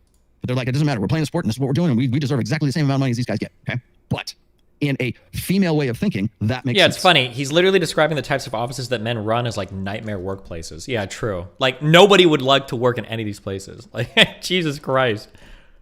They're doing the same job that we're doing, so we should get the same. Okay, that's one for you, one for you, and one for you, and one for you. That's egalitarian. That's everything's even. We should all get the same thing because we do the same thing. Now, Wait, use life support canister. No, the guys are going to make more money because the guys are more competitive, and the guys bring in more revenue, and therefore their performance, their hierarchical performance, outperforms the women on that hierarchy. So in the hierarchy of soccer players and U.S. soccer players, like Olympic team, whatever, in the game of soccer. In the game of football, is it using my life support? If women are on that hierarchy and men are on that hierarchy, men are at the top of that hierarchy, and women are, somewhere in between. Maybe not at the bottom, but certainly below that of men. In that way of organizing society, the men get more money because the performance and because they merit more money than the little ladies do. Simple as that. That is it in a nutshell. Men organize societies in hierarchies. Women organize societies in communities. That's why socialism seems like a good idea to women. That's how you get the participation trophy generation. Everyone's a winner. No one should feel bad, right? Wasn't he just complaining about that? Well, the red pill, I don't think of any self-help program that starts with making people feel bad. I do. It's called sports. It's called high school sports. Yeah, you get better or you don't. You'll feel bad when you lose. Somebody's got to lose unless we live in girl world. And in girl world, everyone gets a trophy. And it means nothing. Why can't these guys ever have like balance? Hold on. There's like, it's, ugh.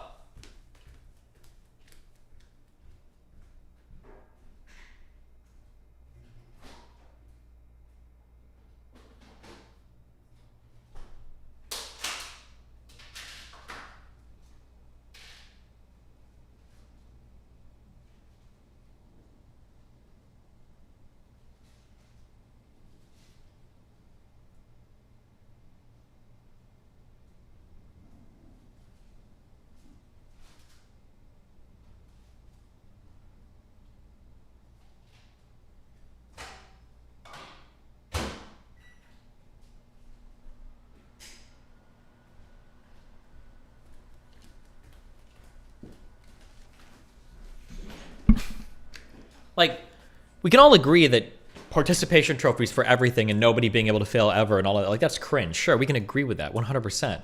But like, do you always have to run to the opposite extreme where everything is like an ultra competitive, ultra hierarchy, ultra cutthroat, ultra everything is the Chiefs and the, like, damn, can't you just like chill? Why not recognize there's probably a few benefits to both sides and try to incorporate them and then synthesize them into something like better than what either one would be on its own, you know? Like, especially to little boys who are very, very competitive. How do we know that? Well, let me explain something. Let me give you a bit of information. Here we go. Men attribute more positive outcomes to competition than women. This guy really just loves this Rolf Degen guy on Twitter, huh? Is this where he gets all of his data from? Women are less competitive than men in most contexts studied. Rapidly accumulating evidence suggests that competitiveness may pattern career-related choices and behaviors in ways that maintain and exacerbate the gender gap in economic and political outcomes. Imagine that. This is in 2019. To examine whether this gender difference is linked to differential beliefs about competition, we developed a scale measuring lay beliefs about competition. Okay, you can read the rest of this. I don't want to go too deep in here.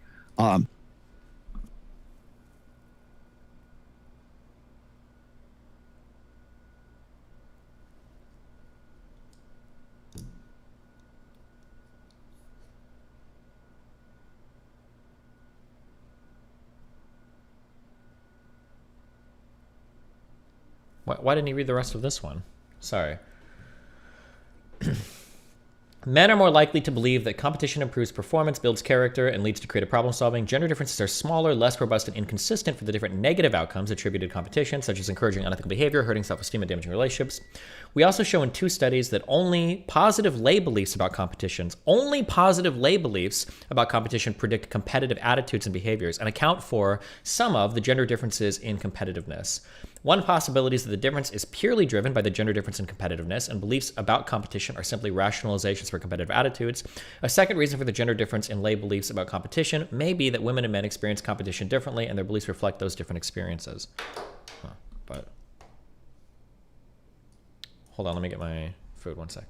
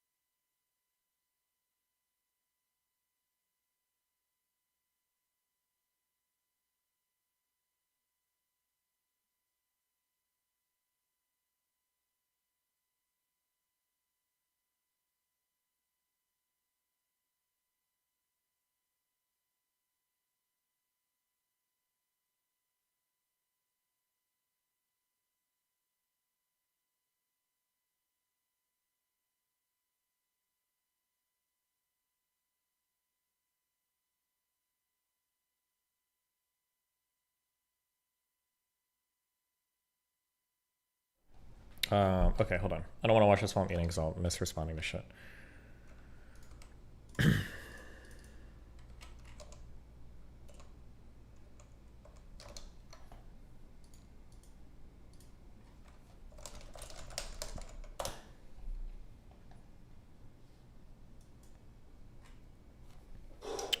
This image proves the red pill. Sorry.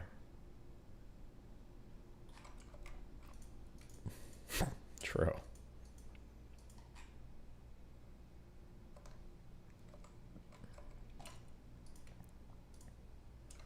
Keep in mind, this is the bum ass nigga with a wife who's still talking about female and male nature. Nigga, talk about what your bitch doing, nigga. And I'm gonna keep that disrespect up with you forever. That's how I do it. Ever. Forever. Okay? Don't say I'm ignorant, nigga. Let's talk about what you, like, nigga, teach these niggas how to get a wife. What was your vows, nigga? That's what I want to know. What was your vows? Read your vows on air, nigga. You over here talking about, well, men's optimal strategy. Shut the fuck up, nigga. Nigga, you got a wife for 30 years, boy. Like, how you telling young niggas how to get hoes? Like, we gonna have to, boy, you got a wife for 30 years, boy. 30 years, you ain't never cheated. 30 years you been sitting on your face. 30 years you been washing the drawers. And you about to tell the young niggas how to get some hoe? Boy, what you talking about, boy? Then he said, he said, act jealous. Boy, I'm richer than everybody we talking about. How am I be jealous? Definitely richer than this nigga. Them books ain't selling like, nigga, I get your shit to number one if I pay for the shit. Anyway, let's go back to it. I seen this nigga put up this shit right here. This is why I realized this nigga is an old jealous hater. I didn't even know half these niggas. Who the fuck is these people? Torshi? This nigga think he's a godfather. All I know is that he threw my man Andrew Tate and Fresh. Look, Fresh in the corner. So he think he feeding all these motherfuckers. So Fresh in the corner. You got Myron over here, Tate over here, like they all listen to him. Nigga, you a old weirdo, nigga. That's your bitch be having you wash her panties, nigga. You think niggas listen to you? Are you dumb? Boy, you ain't get a bitch in the 20th century, nigga. Much less the 21st. Who the fuck is listening to you? Nigga got Torsha. Look, he got the pill right in front of him. Boy, niggas ain't get shit from you. Niggas, Joe Rogan don't know you. Myron fuck with you, but like shit, I don't even, that's all Myron got to do to really cloud up. He just got to cross you up. Like, nigga, he got the moment, like, nigga, you the old nigga who think he's still doing it. Myron's got to put you in your place, but Myron's a respectable nigga. Salute to him. Nigga, Andrew Tate don't listen to you, nigga. Andrew Tate definitely thinks you're a dork. That's a fact. Bro, you ain't lived it, nigga. You witnessed it from your folks' pad. You scribbling your notepad and create your life. That's a fact.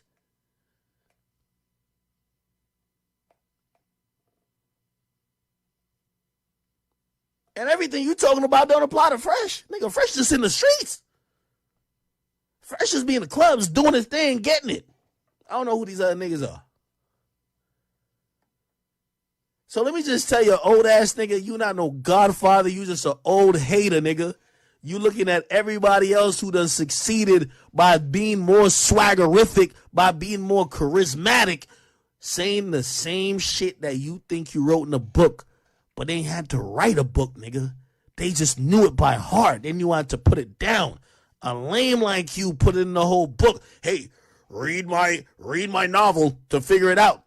Andrew Tate did 3 interviews, nigga. You think he reading your shit? I'll put $1 million on it. Andrew Tate never read your shit, nigga. He might have give you some credit for making some names for some shit, but he don't read your shit. That's just him.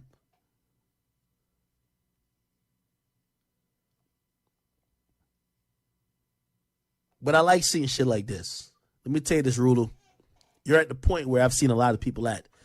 You're an old hater in the club. You want credit. You unwilling to admit that niggas have passed you. That's why you're trying to put up pictures to trying to put niggas below you. If you wasn't like that, you wouldn't have. Nigga, Myron's just superior. Nigga, Tate done lapped you 39 times. Why would you have Andrew Schultz on here? What? Joe Rogan? You think he's like going off of what you said? Fresh? Nigga, Fresh been learning game from Barbados, nigga. That nigga's just a white girl magnet. I don't know about these other niggas. I don't know them. But ain't nobody giving you fucking credit, nigga. You can't even control your own wife, nigga. You been married 30 years and ain't even... Nigga, the last time you got some different pussy, nigga, was probably like in the 1800s. We not listen to you, okay? That's all I gotta say, boy. All right? Anyway.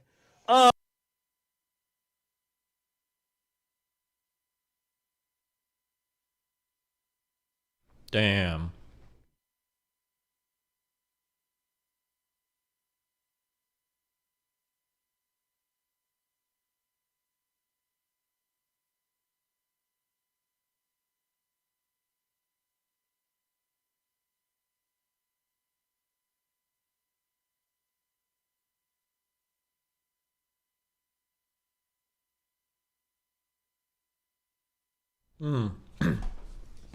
Go off, sis.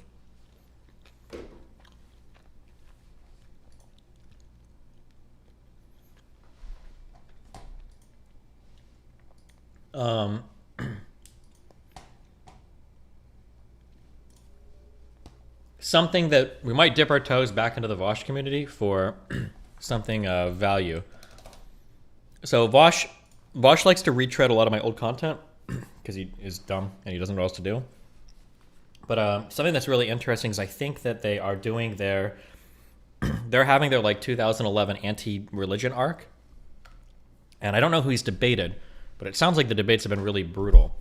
It might be really interesting to go over some of those debates and then see how you can reconcile, like, if you've got a religious person, what are some good challenges that you can bring to them, but in ways that are respectful and in ways that can, like, acknowledge, like, some shared common grounding. I haven't watched any of the debates so far, to be fair, but from the sounds of his community, it sounds like he's just going on, like, a hardcore, like, rage against the fucking dying of the light, shitting ruthlessly on all religious people, hardcore anti-theist kind of shit.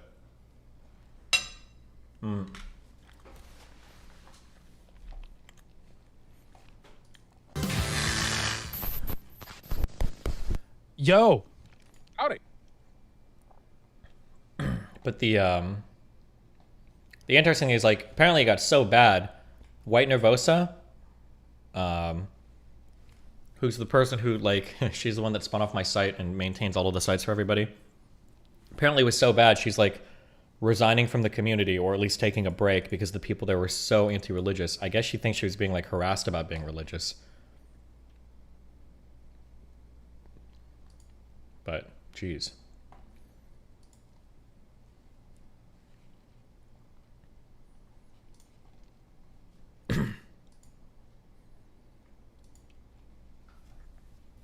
But now I'm kind of curious what the I'm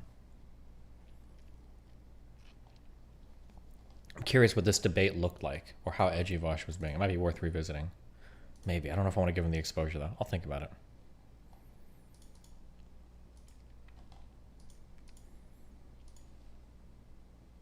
Wait, is this guy still streaming, or is he done streaming? Damn, how much longer is this shit? Ugh.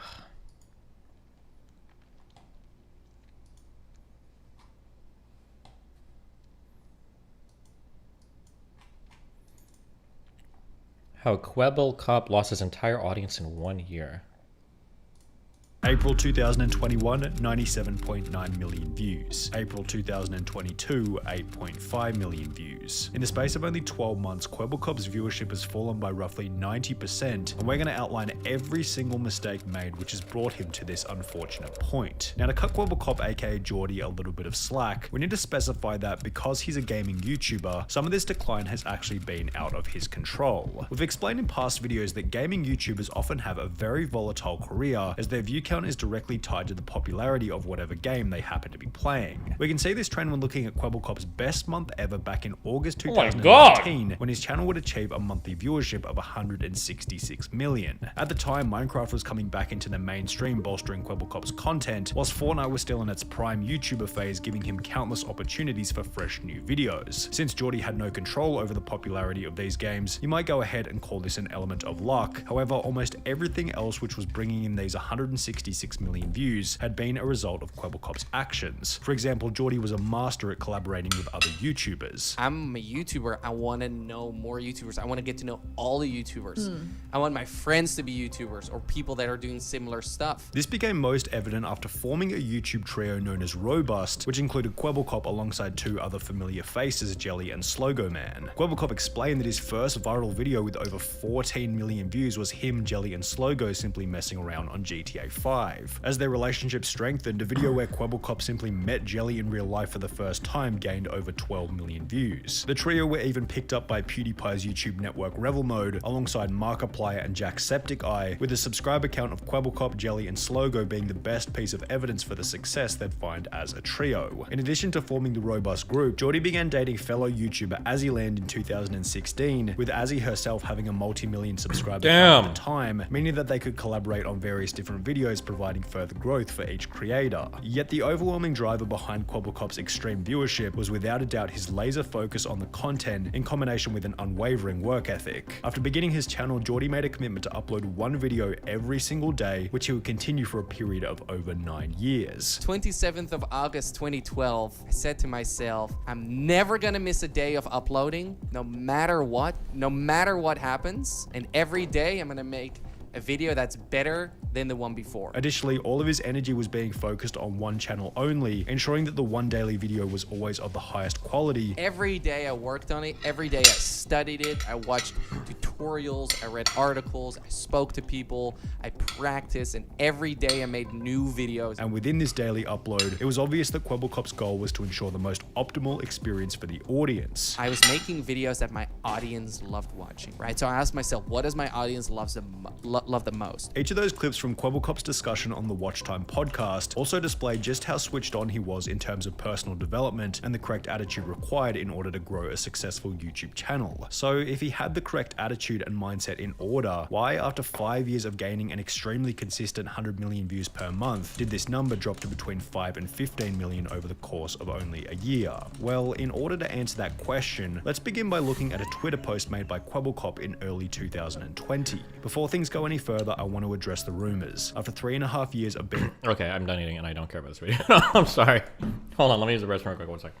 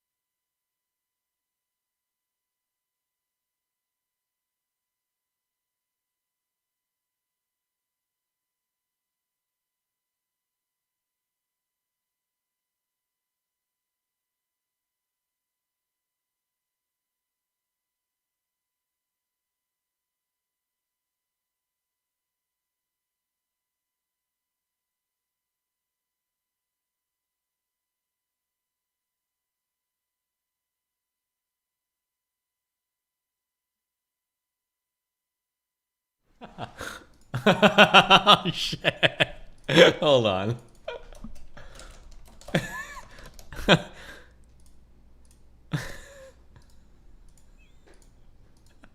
1 second.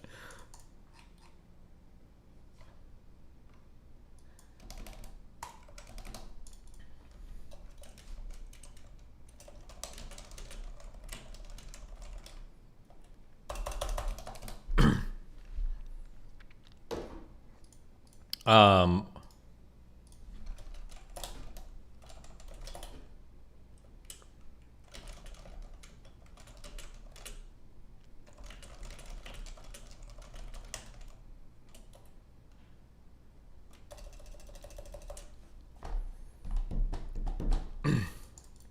good old asked me 2 years ago. Oh no, I messaged Leah and I was like, hey, what's up? And she said, what's up? And I was like, do you want to say anything to Pokey? And then I put in parentheses, we're hanging out right now. And then she said, oh, that's really cringe. And then she sent me a picture and I guess all of them are hanging out together, so. Yikes. I deleted all those messages, don't worry.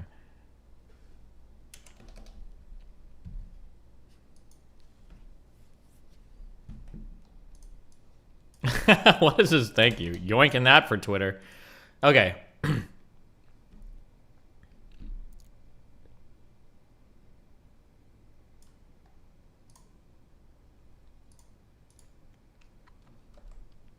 Boom, boom, boom, boom, boom.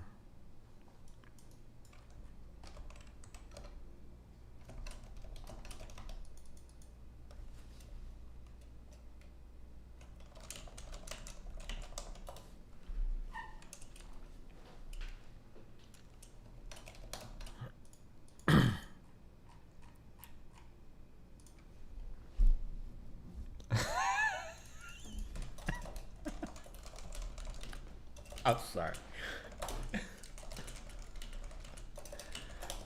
Okay. All right, I'm here. I tried to delete it, but she already screenshotted it. I'm sorry. They're not even good memes. These are just inside jokes, okay? Hold on. Necktie. Nectar. Nickel. Noodle. It's an N-word. It's definitely an N-word. It's definitely an N-word. I saw this from some Twitter a couple days ago. I was going to steal it, but I got bored. Also, I don't want to be known as the N-word guy, okay? Now even black people are trying to get me to say the N-word when I'm talking to them, okay? Slow down on that shit, all right? Jesus, you guys are... When I say you guys, I mean my community, not any other type of you people. You guys are cringe.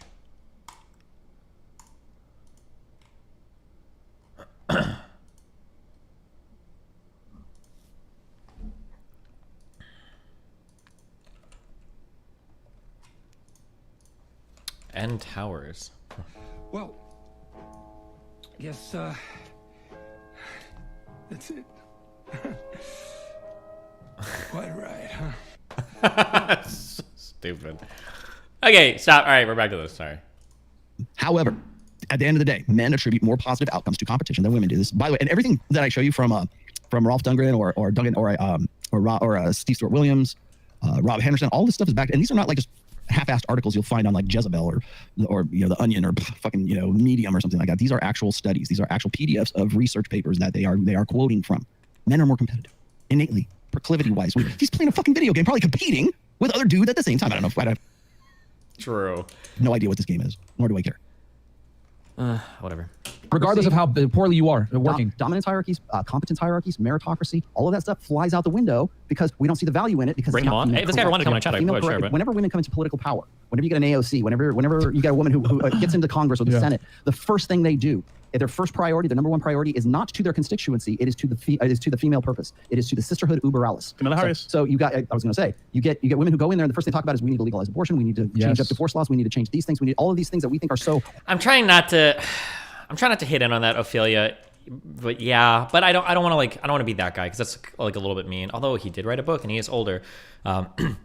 But Ophelia says, the way he talks about articles and studies, it's so obvious he has no fluency in talking about research. Yeah, it's a little gatekeepy, but when somebody's like, I have real studies, not Jezebel and Vox and whatever, but I have PDFs of papers, like, bro, it's, what do you even say? Just say you have like a study.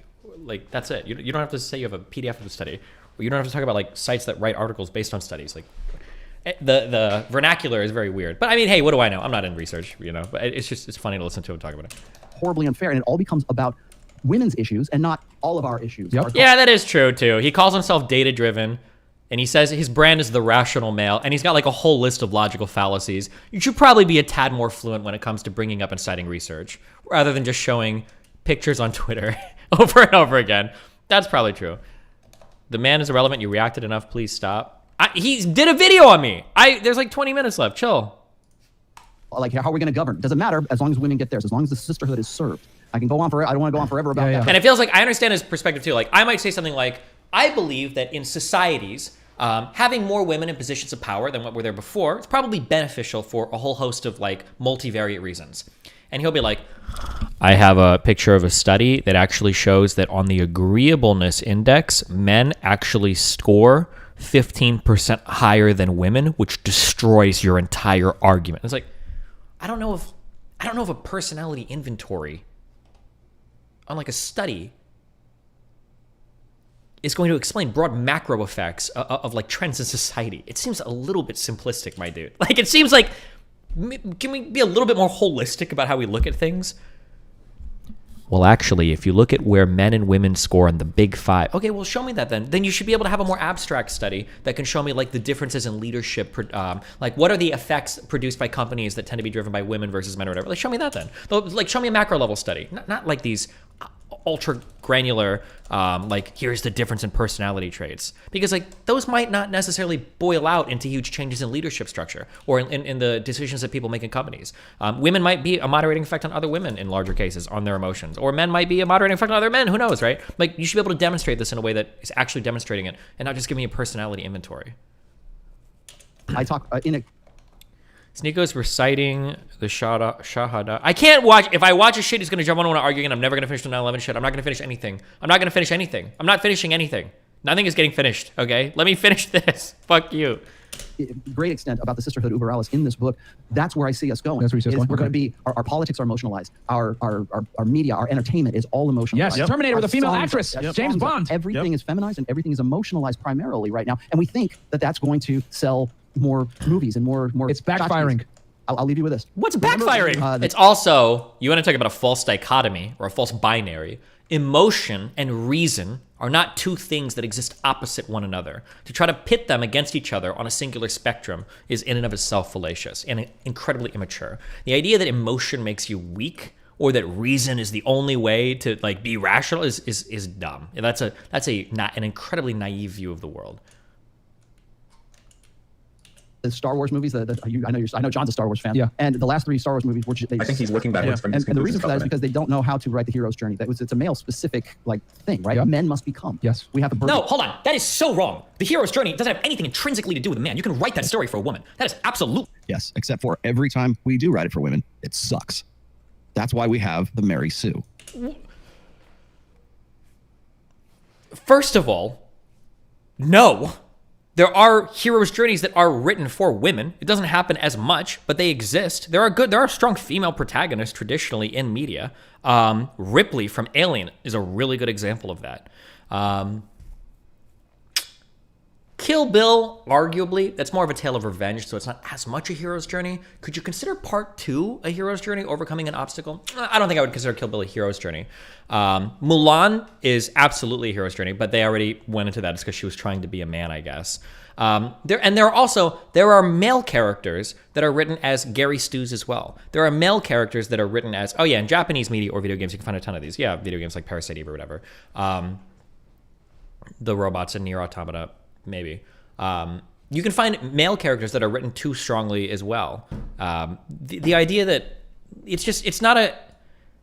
Also, his argument was also a non sequitur. If I say there's nothing intrinsic to the hero's journey about it being a male, and you go, well, they haven't written good female ones, both of those statements could be true and non-contradictory. Like, it might be the case that, even if I granted him that, which isn't true, but even if I granted him that like all hero's journeys that are written for men tend to be better than women ones, but it still doesn't mean it intrinsically has to be a man. There's nothing even contradictory there. We would call that a non sequitur fallacy. $1 Million Baby? That might be. I don't think I watched that movie. It's been a long time, but it is a valid point. No, it's not a valid point. That's not a valid point. No, that's literally not. That's literally the definition of an invalid point.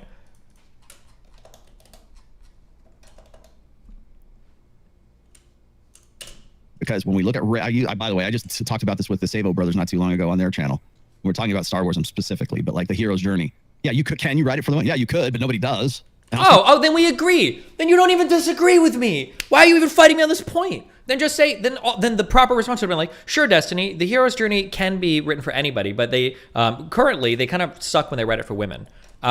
Yeah, that could be the case. For some of them, they do, for sure. And it might even be because they're trying too hard to do that, like, fucking female empowerment shit. Yeah, I don't even think that's necessarily right. I probably agree with both of those statements. But there's nothing that makes it intrinsically male. That's just not, it doesn't have to be intrinsically male. If you understand the Greek, if you've ever studied the hero's journey shit, there's nothing about it that says they have to be a man. Well, let him finish here. Not correct. Number one. Number two, love him or hate him. Okay, I'm going to run the risk at looking like a loser here. Okay. My guess is that all 3 of those Star Wars sequels probably grossed over $1 billion each. That's my guess. Maybe they... Yeah, because the fan base is there. Because the fanboys are there. If the fan base is there, then you can't say go woke, go broke. Fucking Star Wars, for fuck's sake, man. How about how much do you think the Han Solo movie made? How much do you think Rogue One made? How much do you think like any of the spin-offs are making? It's Well, God, this Solo film sucked.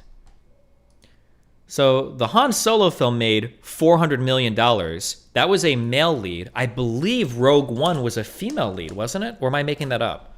I hated both of these films. Rogue One made over $1 billion. So here we have the male character that made, oh, and by the way, do you want to know why? Oh, I'm so glad he brought these up. Do you want to know why I hated Solo? Because Han Solo was written as a Gary Stu. He absolutely was. And it was one of the reasons why I hated this fucking film. I thought, when I was watching Solo, and people can correct me if I'm wrong, it's been a long time since I've seen this dog shit fucking movie. When I watched Han Solo, I thought I was gonna see like a cocksure, arrogant, kind of like young, roguish boy who was gonna like learn how to be good at everything and learn like how did he pick up his skills, how did he do this shit. That's what I thought we were gonna see for Solo. But it wasn't. It was like in one scene he was a boy, the next scene he joins the military, and then after that he's got all of his skills as Han Solo. And it's like, wait, why the fuck am I even watching this prequel? I'm not learning anything about like his development as a character. I'm getting like this whole side story that never mattered, never was an important part of any of the fucking shit. It was just what a shitty fucking film. Solo was an absolute Gary Stu in this. God, Destiny's movie takes are so bad. I'm perma-banning you. Email me to let me know what I just said was wrong, and I might unban you, but probably never. I don't think there's... Oh, hold on. Ooh. Hold on. We got a lot of perma-bans in here. 1 second.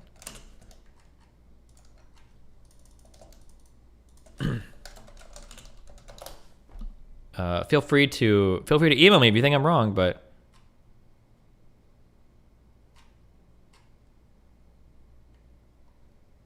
Oh, gotcha. Good. Get fucked.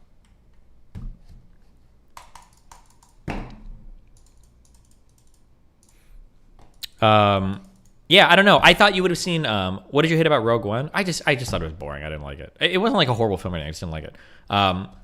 But yeah, I feel like you didn't watch, like Han Solo knew all of his skills and could do everything. I think he was already like an expert level pilot and everything by the time you're like 5 minutes into the movie because it said he joined the military. And I was like, okay, well, that's kind of boring, but whatever. That was one of the big reasons I didn't like it. But anyway, yeah, that's a good example that he brings this up. Like the Rogue One had a female lead. It grossed over $1 billion against a $250 million budget. This Han Solo barely made its money back. Or the Solo, a Star Wars, like barely made its money back. Rogue One was a hero's journey 100% though, right? It might have been, but I just don't remember. Both of these movies were so fucking forgettable to me. God, I hated them. I didn't hate them. They were just forgettable and boring. Star Wars. It's like pizza, man. There's no bad pizza. Well, they made a lot of money.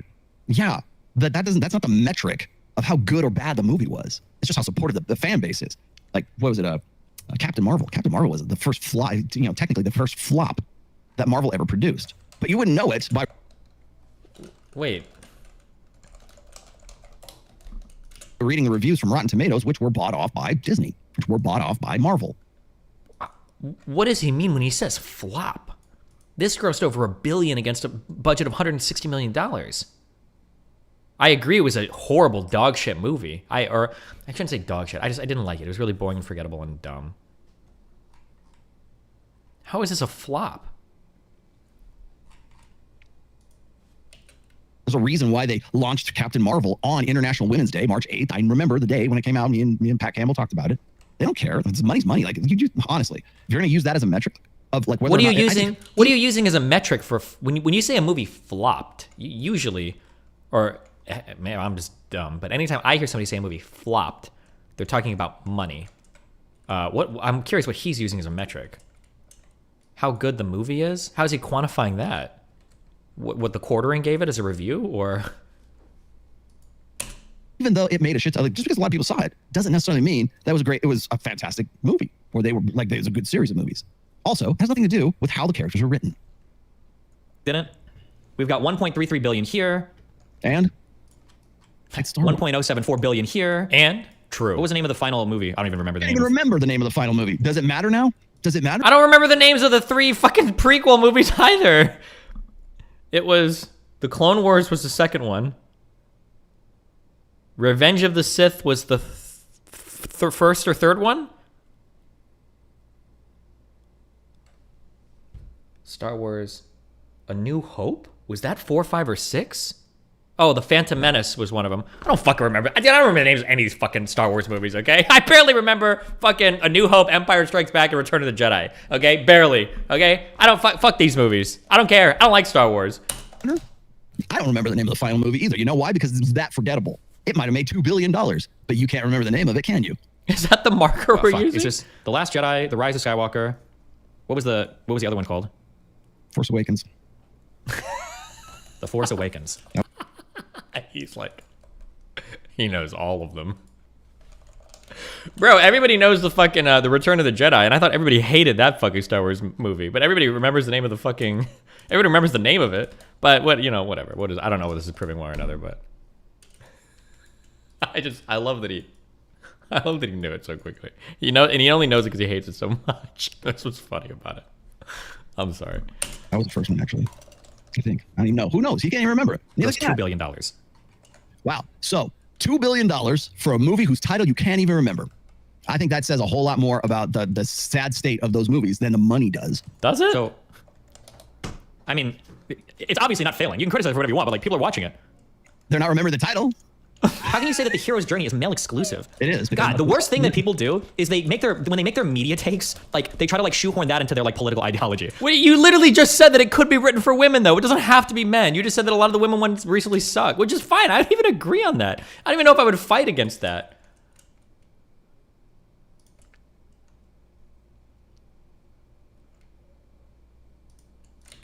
Like, oh yeah, like, did you know that you can't have like a true hero's journey with a female protect? Yeah, you can. What are you talking about, bro? Such as? What examples? What examples? Alien is a really good example. I think Alien is probably, or if not Alien, Aliens. You could probably do an arc over all three of the movies. Would be an example of like a female version of the hero's journey. Somebody mentioned Trinity earlier in chat, but that wasn't a hero's journey for Trinity. That would have been for Neo. The first one as well. You might be able to do the first one. I don't remember the first Alien that well. It's been a long time. That's the one where they're at the table and the guy has the thing burst out of his chest, right? Oh, the new Kill Bill, or not new Kill Bill, the new Predator movie as well. I haven't seen the new Predator movie. Are there? Because right now, certainly not in the 21st century. Let's be honest here. A lot of people, like I had this conversation with the Sable Brothers, and I explained this. I said, "Look, is Hunger Games one? Would Hunger Games be considered hero's journey?" I'd have to go back and watch it again. I hated that fucking. I hated that movie.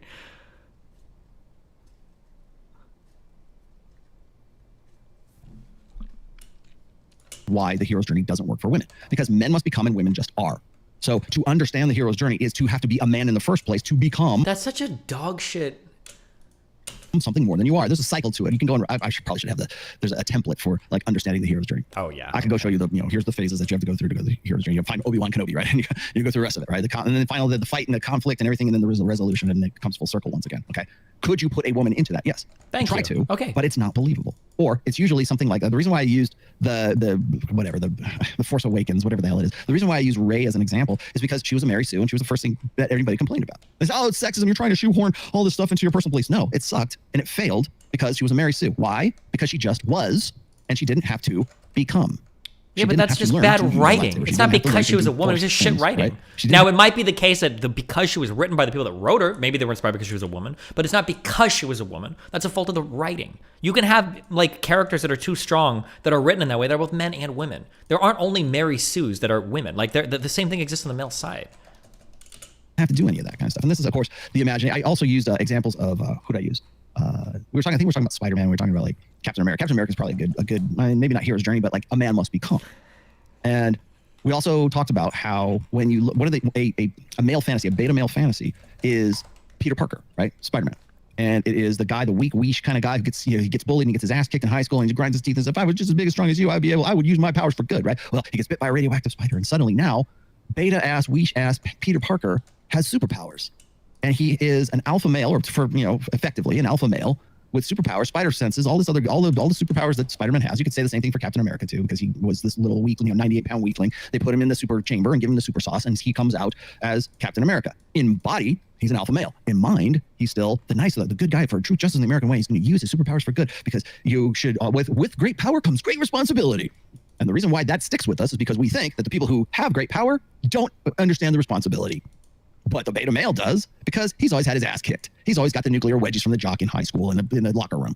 I would never do that. I would. This is like such a bizarre reading of the world. I don't even know. I don't know what to say in response to that. I truly don't even know what to.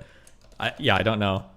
use my powers for good and save people's lives and do good, be a good dude. And I'm not saying there's anything wrong with that. I'm just saying that that's the fantasy, to be a beta in that body of an alpha and use that alpha, super powered alpha-ness in a way that a beta male would use it.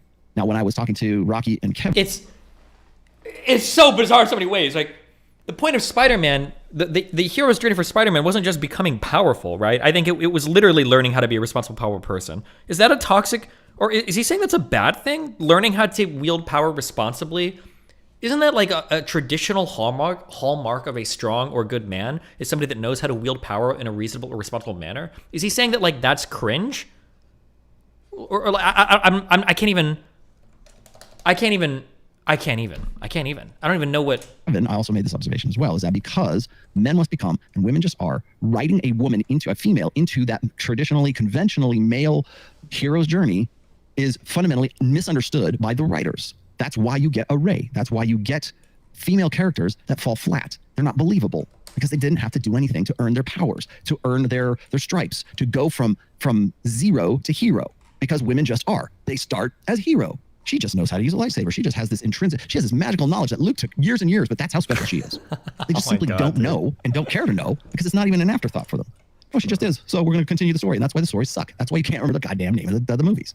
How many Disney movies? Have you seen Mulan? Like, what the fuck? Sorry. Yes, Mulan. It's about becoming a man. Into a traditionally masculine role. She had to actually become a man. But she didn't become a man, right? That didn't actually happen. Or did I miss that part of the...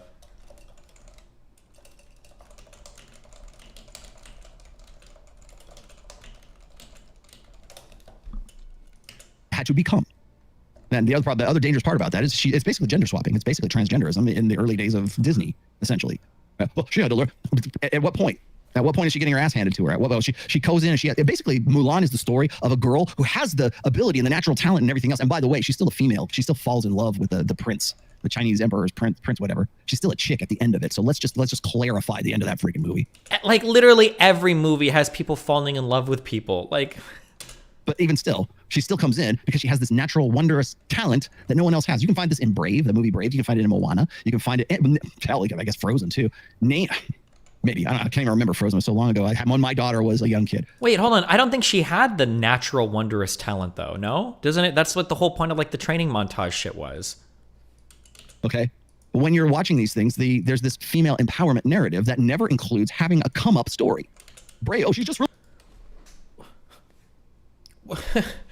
I don't understand.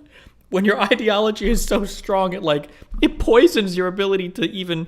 Maybe he's talking about the new Mulan. If I'm going to try to be ultra charitable, maybe he's talking about the new Mulan.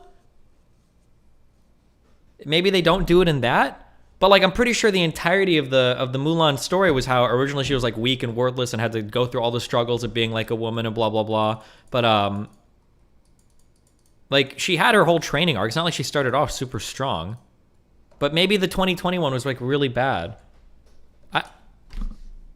Maybe. I don't know. Really good with a bow and arrow. She taught this guy who's this big buffoon of a man. Daddy is always this, lovable doof. But the guy, Gaston. She showed Gaston a thing or two. Because when you put women into those characters, when you write a story about women, or women are the primary main characters of that particular story, it ends up being a revenge fantasy. Anything you can do, I can do better. You don't remember that song, do you? I think it's from West Side Story. Anything you can do, I can do better. Anything you can do, I can do too. No, you can't. Yes, I can. No, you can't. Yes, I can. That's what that is. That's all. That's the female fantasy. It's a revenge fantasy. And I mentioned this as well, and I'll reiterate it here again. If you go and you watch, I use this as an example when I was talking to the Sables. If you watch Black Widow with Scarlett Johansson, that one, the most recent one, the guy who plays her dad, of course, is the guy that's in Stranger Things. I can't remember the actor's name. However, when that whole thing goes down, the main villain in that, I think people were complaining because he had I don't know if it was a new villain or if it was just maybe it was some obscure villain that they brought in, but the guy was essentially Harvey Weinstein. He was the guy who controlled all the other Black Widows or the La Femme Nikitas, right? The Russian assassins, the specially trained assassin women who were under his spell, under his mental control. And then at the end of the movie, spoiler alert, at the end of the movie, Scarlett Johansson frees the women and they turn on him, and then that's when they kill him. And he looks an awful lot, at least in sort of silhouette anyways, looks a lot like Harvey Weinstein. Now I don't know if that's true or not because I never watched this movie. Do you think he's got a problem with is it a stretch to say that kind of happened in Mad Max? that like the wives were all being controlled by that weird creepy dude, and don't they end up kind of like betraying him when anytime they've got a confrontation, like one wife like throws herself in front of Max or the vehicle so that he doesn't shoot or whatever? Do you think you'd have a similar complaint? Maybe, I don't know. I haven't seen this Black Widow movie. I wonder what he'd think about like the women's roles in Mad Max. Maybe he thinks that's all bad too. Who knows? I have no idea. Use that as an example because that is a revenge fantasy. We couldn't get it didn't feel good when Harvey went to jail. We really wanted to tear him limb from limb. Okay, let's write a revenge fantasy for a Marvel film where we'll make the villain into Harvey Weinstein and we can all feel good about it. That's really what The Handmaid's Tale is about. That's really what, I mean, name the movie. Name the movie where the woman, the main protagonist, doesn't in some way show up a guy or show up a stereotypical, he finally got his, right? There's I forget the name of the movie, but it was the retelling, I think, of a very similar story to what happened to Megyn Kelly, I think it was. And like when she left Fox News, and I think it was like Bill O'Reilly or something. I think the whole fantasy of it, they weren't using their names, right? But the whole you knew who they were portraying, but they weren't like, they renamed the characters, right? But the whole thing was bringing down this guy who's a sexual harasser. He's just this, he's just this creepy, lecherous old guy. Go and get that guy, tear him down, bring him down, and women can feel good about that. That's usually what women protagonists are about. And by the way, don't give me the Alien with Ellen Ripley. Okay, you want that explanation? Here we go. Oh, boy. Alien is probably my favorite movie of all time. I will go to my grave saying, yes, Alien was my favorite movie because it scared the living crap out of me when I was like 10 or 12 years old. Okay. However, great movie. Ridley Scott is probably his magnum opus and probably didn't even know he was doing it. It was absolutely fantastic. Although Gladiator was good too. Ridley Scott, fantastic director, fantastic story, well done. People always want to use Ellen Ripley as this forerunner to the strong female lead. And you could make a case for her in the trilogy. However, in the first movie, in 1979, you have to remember what was going on in 1979. You had movies like Halloween or Friday the 13th that followed a very similar slasher snuff film plot, which is we get a bunch of kids, we take them to Camp Silver Lake or Sleepy Hollow or whatever the hell it is, and we kill them off one by one until the final girl is there and she figures out some way to defeat Jason or Freddy Krueger or Michael Myers, right? And she's just the plucky girl who just, because she's by default, she has to win because otherwise it's like everybody's dead and there's nobody to tell the tale, right? So, and unfortunately, we're still dealing with like Halloween No. 5 or something like that with Jamie Lee Curtis, who's like in a wheelchair. But that's what was going on in 77, 78, 79. That was a very popular template. And it wasn't just, those are the ones you know, like Friday the 13th. And there's one called The Stranger Calls. I remember that scared the crap out of me too. But that was the formula. And Alien was pretty much a snuff film in space. I mean, template-wise, it was very well done. Don't get me wrong. But plot-wise, it was a snuff film. And the critter, the alien, the xenomorph, messily kills every crew member except for the plucky little girl at the end who has to stick around because you don't get another movie afterwards. She has to defeat the monster at the end. And but that still doesn't negate whether or not they went through like the hero's journey arc or whatever. Like you can have a snuff film where they still arguably go through that. Wasn't like one of the Friday the 13th? No, yeah, Friday the 13th was like the Dream Warriors one. I don't remember all the different Jason and Freddy Krueger movies. But didn't those movies, the kids have to like learn how to fight Freddy throughout the movie as well, and eventually they have more and more confrontations with him until finally they're able to beat him. And then it also follows the same plot formula where it's like you think the killer's dead, and then he suddenly comes back alive, but she managed to defeat him at the end, and you thought it was over, but it's not really over, and she had to kill him. Same thing. She gets in the escape, or was it the narcissists, right? The escape vehicle, to get away from the ship. She explodes, right? But the critters actually think, oh, it's all over. No, it's the same. It's the same thing as Friday the 13th. Same thing as Halloween, same plot formula. So when people say, oh, well, she's the strong independent woman. Well, if that's the case, I could also, if that's your logic, I could make a case that whoever was the survivor of Michael Myers or Freddy Krueger or Jason in Friday the 13th, or Nightmare on Elm Street or whatever, classics, I could make the case that the girls who were left over, they're just as strong and independent as Ellen Ripley was. But yes, Ellen Ripley. Does he think this is like a huge revelation? Alien was a horror movie. Everybody knows that. That's not like he knows this. He's old enough. Like that's not a mystery to anybody. Alien is a horror movie. That was one of the reasons why Aliens was so kind of interesting, is because Cameron came in and took what was traditionally like a horror movie and he turned it into really was an action movie. It was kind of action horror. But Alien, the first Alien was obviously a horror movie. That's like not that's not controversial. It's not like a novel observation. Is he saying that horror movies can't have heroes' journeys in them, or turn her into an action hero? She was the female action hero. She was like Sylvester Stallone. She was like, I guess Arnold Schwarzenegger. That type. I'm not saying exactly like that, but who's the 80s female action hero? You would say Ellen Ripley, Sigourney Weaver, right? Ghostbusters even. Right? That was funny. I think that threw a lot of people off. I digress. But like when role in the first Ghostbusters, and you see her, and she's like, God damn, she's pretty hot. She's not Ellen Ripley, badass. She's actually plays a stereotypically female character in Ghostbusters, and you go, wow, cleans up really well. Okay. Jesus Christ. performance, and we go through these trials and tribulations to become something, right? Whereas when you get like Rey, she already is. She's a Mary Sue, right? She's already used a lightsaber just magically, right? Didn't have to do that. Well, the reason why we think that that's a good idea is because the writers who put that together are from that generation of emotionalism. And so we have a Mary Sue written as if it's that we're just going to give her tits and a vagina, and then give her the power from the beginning. And so, because this emotional society thinks that that's what. Wait, because it's a male character. You shouldn't have Mary Sue's with female. That's just bad writing. We give it the name Mary Sue because it's female, dude. Now, they might have been inspired to make her a Mary Sue because she's a female character. That's possible. I think I've before. But like, why is it not Johnny Ray or Joey Tribbiani? I know. There's a name for it's Gary Stu is what you would call on the male side. But like, let's ignore for one moment. Let's take a step back and instead of being like a first grader, well, it's called Mary Sue. Well, let's ignore the name of the concept. What is the concept? The concept is a character that has a tremendous amount of strength that's supposed to be the protagonist that never struggles. That's the point of a Mary Sue, and that's why it's unsatisfying. Because when you're presenting a protagonist and they never struggle, you don't feel any victory when they overcome whatever their trials or tribulations are. That was one of the big drawbacks, I believe, of Captain Marvel and of Rey in most of the Star Wars movies. She tends to not struggle or have to learn anything to overcome her struggles. But there's nothing intrinsic about that to a female character, right? There could be male characters that have similar issues. That Han Solo, in my opinion, in that Solo movie is a really good example of a male character that never struggles.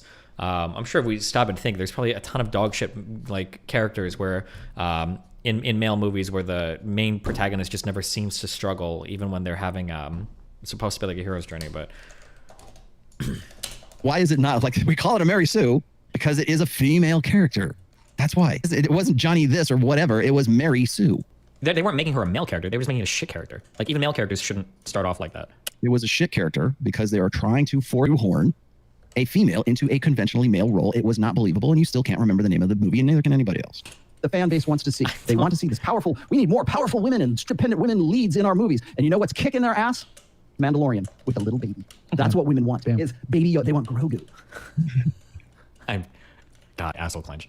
They want Baby Yoda. They don't. Is it wrong? That was what it was easy to understand. The baby. They don't want Tomb Raider. See, he thinks that like women love the Mandalorian because of the baby.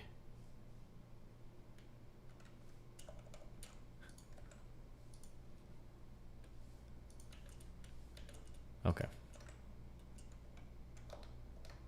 Oh, that was it? Wait, hello?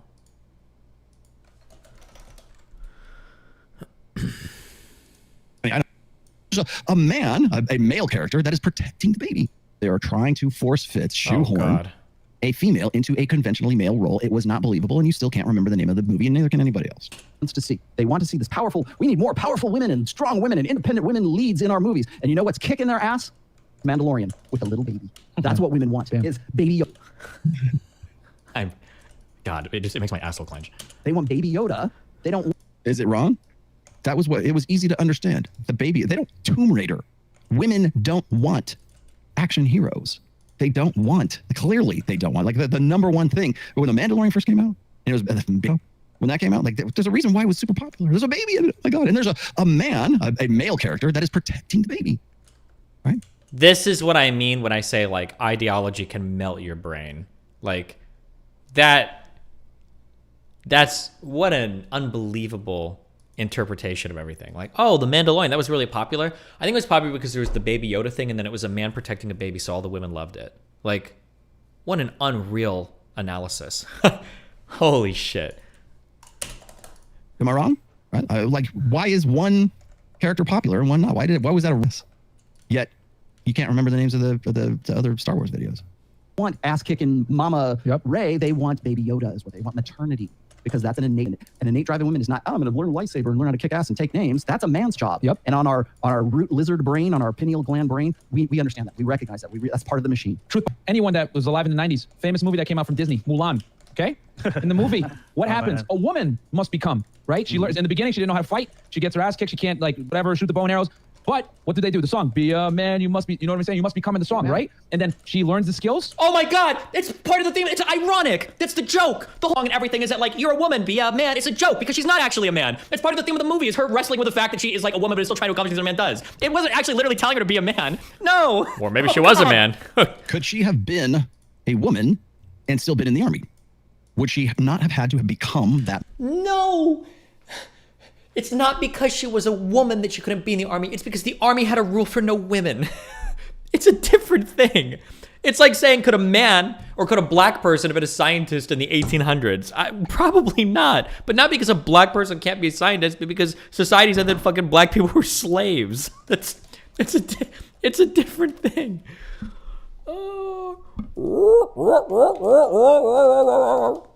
Man, would she not have had to been forced into that? Oh, let me put myself back in. Would she not have to be forced into that conventionally male role? Well, about Disney, I mean, now you can say it's whatever. Oh, they were just joshing about that. Well, why include it in a song? Why include the song in the movie? And I'm sorry. My bad. Oh, fuck. Why does this fuck up? Woman. Well, why include it in a song? Why include the song in the movie? And remember, Mulan was also done way back. You know, Disney's always been on this narrative, but Mulan was an 80s thing. Remember, she still falls in love with the prince. She still turns back into the princess, or she turns back into the female. And you want to know another, again. Because the whole point was that she didn't need to turn into a male to do what she needed to do, right? The movie was kind of like against sexist tropes. That was the point. Mulan, revenge fantasy. Brave, a revenge fantasy. Moana, a revenge fantasy. And name any movie, especially Disney, name any movie with a female lead, which is like pretty much all of them right now. Name any one of those, and you will probably find that there's I can do it too. I can be equal. It's blank slate. It's all based on, a girl can do it too. We're trying to fight against this endemic patriarchal oppression. So Mulan had to turn herself into a boy so she could prove she's just as good as a girl, right? Or she's just as good as a guy. She's a girl who's just as good as a guy, right? What about, here's one for you. You want a gender swap? This is what I'm waiting for. We'll never do this, but familiar with Conan? Is anybody familiar with Red Sonja? Red Sonja was a very popular character of chainmail bikinis. I'm sure she was in the late 70s, early 80s, right around that time. There's always got to be some counterbalance, right? The Wonder Woman was the Superman, right? So, I mean, clearly you can find the we can do it too kind of thing. There's always been a push, whether it's in Marvel or whether it's Super Disney, Pixar, whether it's Mulan. There's always a push to say, well, we can do it too. We're just not given the chance. No, you can't, because we're fundamentally, intrinsically different. That's why become a man, that's why you laugh at it. That's why you're outraged by it, because the underlying message for all of these movies is the blank slate. Nothing matters except invention, social constructionism, and the blank slate. That's all Disney has been doing for at least the mid 70s. That's all we see in Hollywood today. But it's not just about the blank slate. It's also revenge. Well, men have held us back, and so now we're going to prove to you that we're just as tough as men and we can do whatever. Now, Red Sonja is the counterbalance to Conan. And the difference is around killing dudes, because she's proving to everyone that she can be just as tough and kill guys just as wantonly as Conan. But she's a tough bitch. She's Red Sonja. Chainmail bikini. And did it in the, right?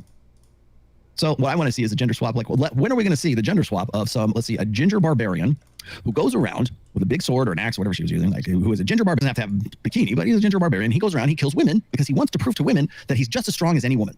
When are we going to see that movie come out of Hollywood? When Marvel's got the rights, I'm sure. When are we going to see Red Sonja turn into this gender swapped ginger barbarian who goes around and exclusively kills women to prove how tough he is? Like he's tougher than any woman. When do we see that? That's what it sounds like equality to me. You want to talk about the blank slate narrative? True. No man's Red Sonja. True and based. And red-pilled. Oh, she learns how to fight, and she does this all with a masculine frame of reference. That movie did she had to become. Even a woman had to adhere to masculine traits to be able to get the entertainment value. The hero's journey. No one cares. It's a masculine story every single time, even if you put a woman in the lead. And Mulan, when did that movie come out? In the fucking 90s. That would never come nowadays, right? Because a woman having to become what? Ugh. And now here's the thing. Hollywood is paying the consequence for being woke. You want to be woke? Because at the end of the day, people know deep down that women just are and men must become. And even if you put a woman into a male role, if you want to get the views and you want to get the entertainment, she still has to become. I don't know, man. Here we go. How much responsibility do you feel you have, particularly guys at the alt-right, who, as you say, some of them have enjoyed your work? And so God, is this the one where she asks what female authors? Oh, somebody got real mad at me because apparently this clip is edited to be longer than it actually was. So I am so sorry, my Jordan Peterson worshippers in chat, that this misleading clip. I think I even say in the video, like, this might be edited, but I'm so sorry to offend you. I know how sensitive you guys are as well. Oh no. This is majorly boring now. Okay. Like, this is like lazy podcast. Maybe this is just the replay on YouTube. This is like lazy ass podcasting. So let me make a few before I get out of here. Okay. So women opt for more egalitarian redistributive policies than men do, prioritize equality over efficiency, and report greater willingness to share wealth. Back once again to why women are the socialist sex, why it is endemic, or it is like innate to women's psyches. That's why. That's why I say that. There's a study right there. Want another one? Here. Women support an encompassing welfare state to a greater degree than men, even more so in more gender egalitarian countries. Like where? Finland. Hey. Hey. Okay, this is what it was. In this research, I set out to explore the gender gap in support of the welfare state in 21 European countries. First, this study showed that in general, women support an encompassing welfare state to a degree than men do, and by levels that well matched the levels of traditionally explored factors such as class and labor market status. At the country or at the level, at the country level, role theory that gender equality in unpaid labor would be associated with gender similarity in socio-political attitudes due to an overlap of life patterns and role expectations. However, the present findings show a more equal distribution of unpaid care and domestic work correlates with women being increasingly supportive of a large and encompassing welfare state in comparison with men. So, men like to redistribute things and men like to be hierarchical? Sounds like it to me. Now remember, this is in the most egalitarian countries in the world. Gender equality in unpaid labor is positively associated with gender differences in a welfare state. These results align better with predictions that were made by combining modernization theory and institutional theory on public opinion. This perspective holds that positive impact on women's everyday lives result from a more equal division of unpaid labor should correspond to women being more supportive of an encompassing welfare state in comparison with men, especially if part of the reason for this progression is some of the care responsibilities to the state rather than altered gender roles for men. So, long story short, if beta bucks from the state, they're more than happy to support a welfare state. So I say beta bucks, have the child support, AFTC, whatever it is. They're all about an encompassing welfare state to a greater degree than men. Of course they are, because they benefit more from that. And it seems, and it fits logically, it sounds like it's correct because it is redistribution, ways of organizing society. It's communitarianism. Men in competition, I think I got to this. Men attribute more positive outcomes to competition than women do. And this was a really good one. I was hoping if I ever got with, like, Destiny, if you ever want to do something like this, I'm happy to entertain this. Male students prefer protecting free speech over an inclusive and diverse society by a decisive 61-39. Took the opposite position, favoring an inclusive, diverse society over free speech by 64-35. Okay, so egalitarianism, inclusiveness, whatever it is a female way of thinking versus free speech, which is a male way of thinking. Like, how are we going to test an idea? How are we going to, Andrew Tate just got it right here. Here we go. Oh, by the way, and so this is these are teachers, and remember, 78% of teachers certainly in the United States, from preschool to post-secondary, are female. The rise of Andrew freshman boys. Have you all heard of a sexist, misogynistic, disgusting excuse of a human being known as Andrew Tate?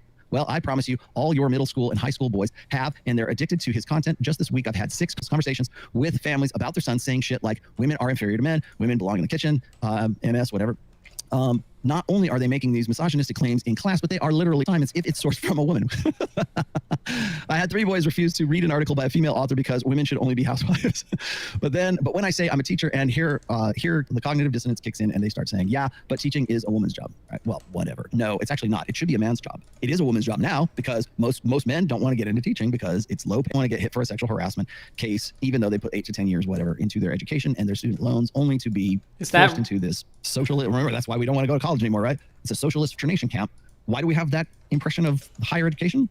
Because it's mostly women that are doing the organizing of those schools and doing the teaching. That's what a weird observation. Feel free to email me if I'm wrong on this, but this is kind of, I guess this is kind of like the troubling part when your red pill shit starts to go awry. I don't think men aren't going to school because they're worried about being indoctrinated by socialism. I thought that one of the big reasons why men have trouble with school is that oftentimes men are the ones that are working to provide for the household. So anytime you run into a lot of economic trouble, they end up getting fucked the most on education. Like, I thought over the coronavirus period, a lot of men ended up dropping school because they had to work to provide and support for their families, and women didn't have to go through those same struggles, basically. I don't think it's that like men aren't going to school because they're worried about socialist teachers. Maybe some are, but that's not a complaint that I've ever seen validated before. Teaching, yes, we need more men. Absolutely, it's not teaching should not be a woman's job. It is now because but it shouldn't be. Also, clergy going to church should not be a woman's job, but that's what we got. That's what we're dealing with. It's not cognitive dissonance. It's just recognizing a pattern. But I think what's interesting here is you got teachers who are having a real problem with Andrew Tate here. But didn't Patrick Bet-David just tell us about it about an hour ago, how women were going to save us and make us all more alpha? We just got to listen to the little ladies and they're going to be the ones that are going to save it to come back? Well, apparently not the teacher, not the PTA here. They're not going to help us. They don't like Tate at all. They're happy he's banned, right? That's the PTA is against you, Andrew. I'm sorry, not my place. So no one is coming to save you. No one, right? I want to throw this one out here real quick just because I have it all handy right here. Got him empty. Okay, I think we're good on this. Attention to the law of unintended consequences. We take decisions with an objective in mind and rarely think what. Fuck, I'm supposed to do 2 more hours of this fucking 9/11 thing tonight. Oh god. Have here, have commercials. Or not commercials, sorry. That was my Twitch mic. Have your donuts, I guess. Have you checked out Mudahar's video on Andrew Tate? I don't remember if we did. I watched it on Hustle University. I'm watching live, but Rolo doesn't address your video until about 50 minutes in. Thanks. If you can skip ahead, that'd be great. Yeah, well, too late, bud. Too late, kiddo. CPA closing down. What in the fuck is that? Please, for the love of God, 1.5 times this Obama. Oh wait, is this the thing that Caleb was involved in?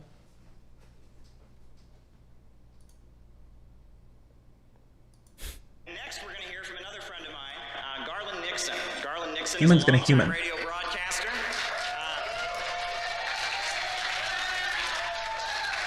Garland Nixon has also, he's been to Venezuela and stood in solidarity with the people of Venezuela against U.S. sanctions and attacks. You can hear him on Pacifica Radio. You can hear him on Sputnik as well. That means all single moms included, like head of household of single moms. Times I've been able to join you on the critical hour. Garland Nixon. Wow. Woo! Soy! Damn. Well, I wish Go I off had this. some kind of chant or something. I feel so left out. But at any rate, first of all, let me say this.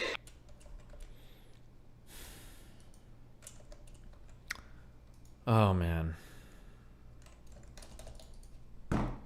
You're smarter than this. Get your head out of your ikwe. Your ego is freaking huge.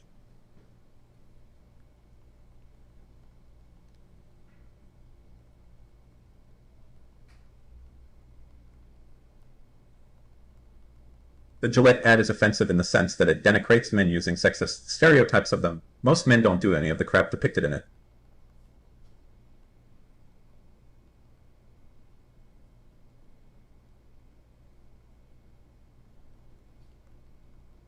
That Gillette ad, along with Brie Larson, put the Cordring's kid through college. Okay. True. Here, I'll be right back, and then we'll do 9/11 stuff, and then I'll try to fix my donuts, and we'll do 9/11 stuff. One sec. Why people really not know that toxic masculinity is from the mythopoetic men's movement, and that it isn't some feminist Wait, term hold for on. saying masculinity itself is bad. Do they just not want to engage with the actual idea? Your mom engages with my ideas. Oh! Follow my TikTok and follow my Twitter. A bad and preach shut the blank up lol. My TikTok guy really wants me to promote these more. There you go. I'm close to 100,000 followers on Twitter. Be back one sec.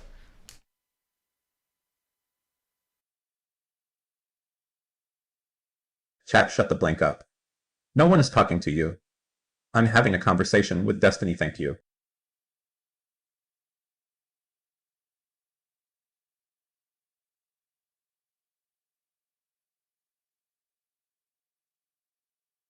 You guys think I'm angry when I'm literally just trolling all of you. Hey, yay, right, noobs, if anything. RP helped me make money where this is chump. Change, good one, chat, roll, all.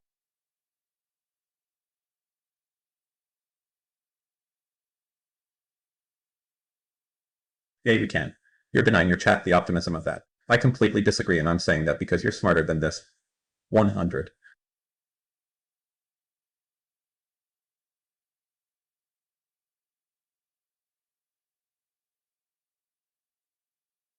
Christopher, there's a legend. If you donate $500, he'll actually change his position.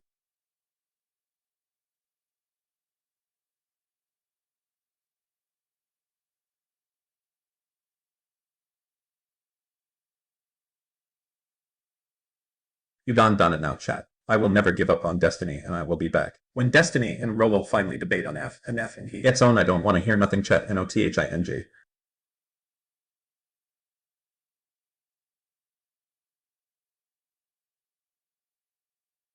Come on, Christopher, you know he only reads $50 plus dono. Man up, son.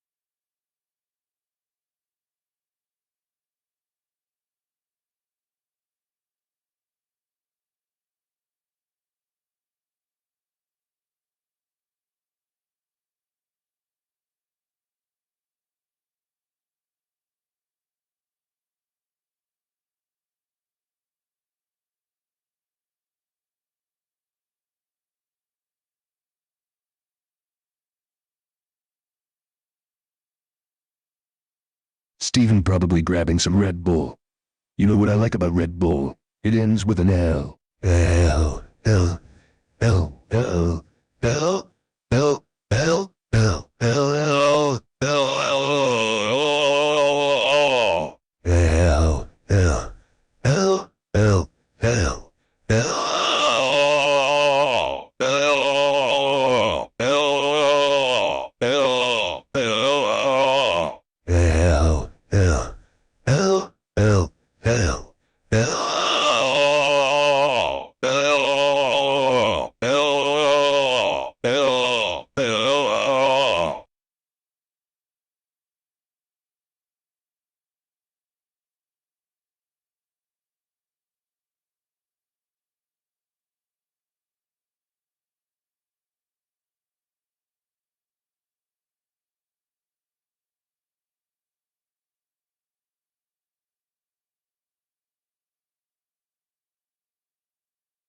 Yes, yes, yes.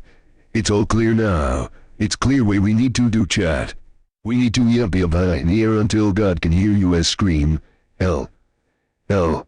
Hell. Yump higher. God cannot hear you, S. Inshallah yump. Yump forever. Yes. I see him now. Oh.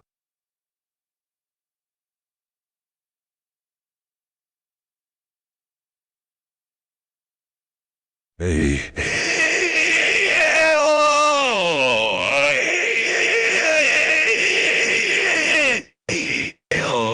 Hello.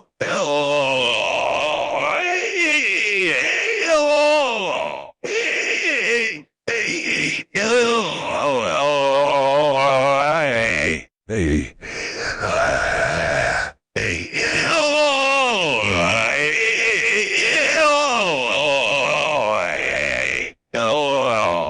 Hey, hell, hell, hell, hey, hey, hell.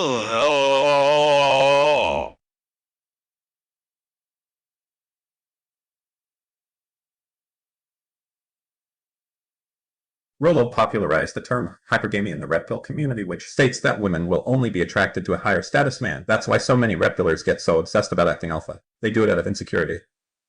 Like Sneeko.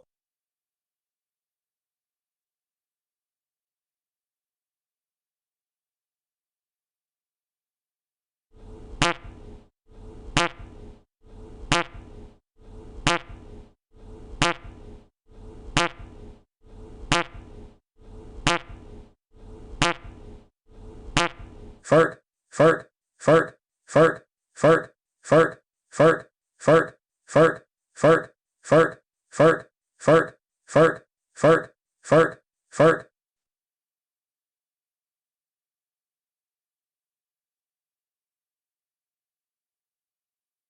Pepe poster spotted. Initiate Frog Annihilation Protocol, FAP for short. You in 3, 2, 1.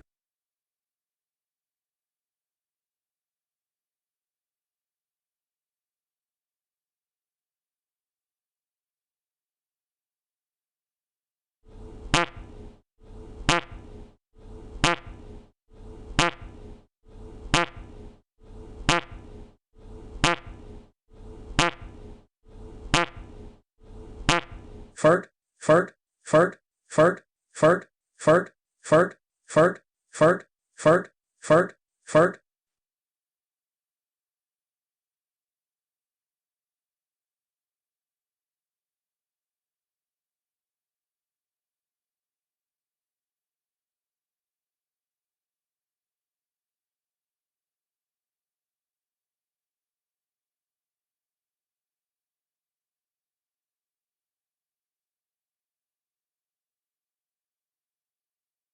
I think it's time to end this debate. MMM. Woo. MMM. Woo. MMM. Woo. MMM. Woo. MMM. Woo. MMM. Woo. MMM. Woo. MMM. Woo. MMM. Woo. I just had pizza and I am lactose intolerant.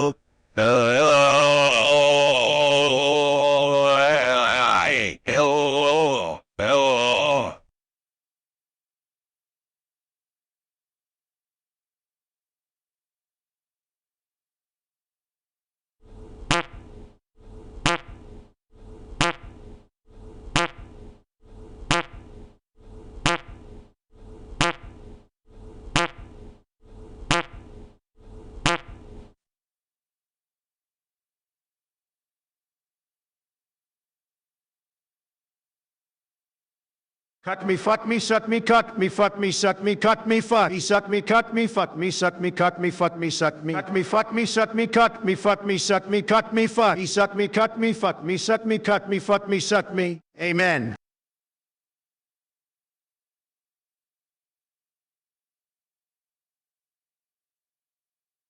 Hey guys, I wrote another song for you all. It is great, but first, gotta wet this mouthpiece a bit. There we go. Time for the song. Eurocock. Four Seasons Rock. FBI and SWAT. Shit out of luck. Eurocock.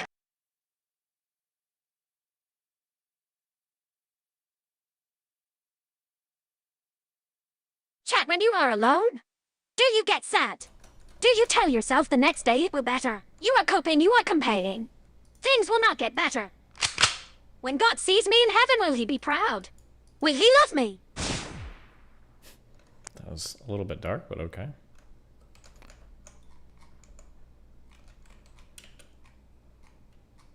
This is it, DGG chat. In order for me to win in 2024, I need a wall of fish and pepes in chat. If not, we will lose our country to Joe Biden and the radical Democrats. Lose in chat in 3. Point 2. Point 1 Eurocock, Eurocock.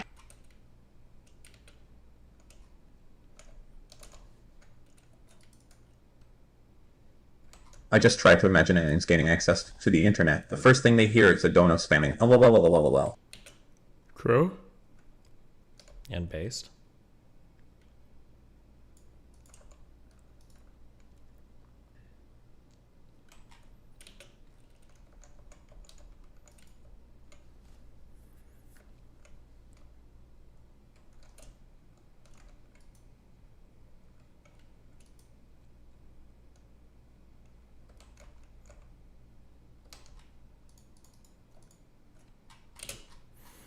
Go on Sneeko and help Don. No, chill, damn.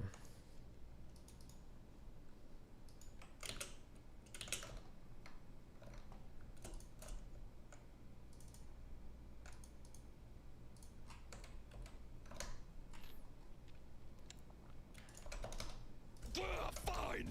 Let's prove who's a man right now, then. Fine. What's going on? 13 months. It's real determination.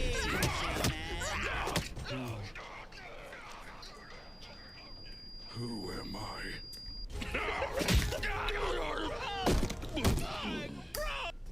Fine. Let's prove who's a man right now, then. Fine. What's going on? 13 months. It's real determination. Okay, Jesus. Watch the full video.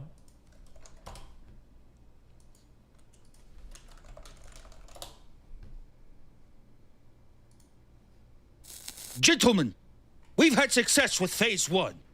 Expensive cars. Vroom. Money. Classic Tate W. And most importantly, women. We do be getting them bitches, though. Classic Tate W, man. You're the best. Women.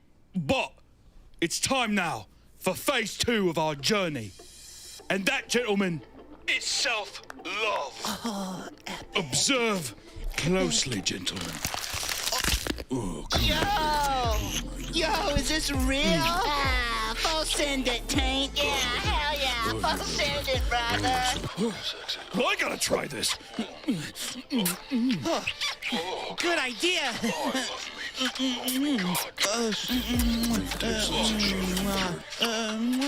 Oh, fuck. Let me get a smoke off your cigar. Yeah. Oh, here, take that. Yeah, put that in your mouth. Okay, I will. Oh, fuck. Oh, blow that smoke out. Oh, I will. Oh. Andrew, your cigar tastes so good. Oh, my fucking God, that tastes so sweet. But not as sweet as you, baby. I don't think I have a mirror, eh? Oh, wait, yeah, here's one. I'm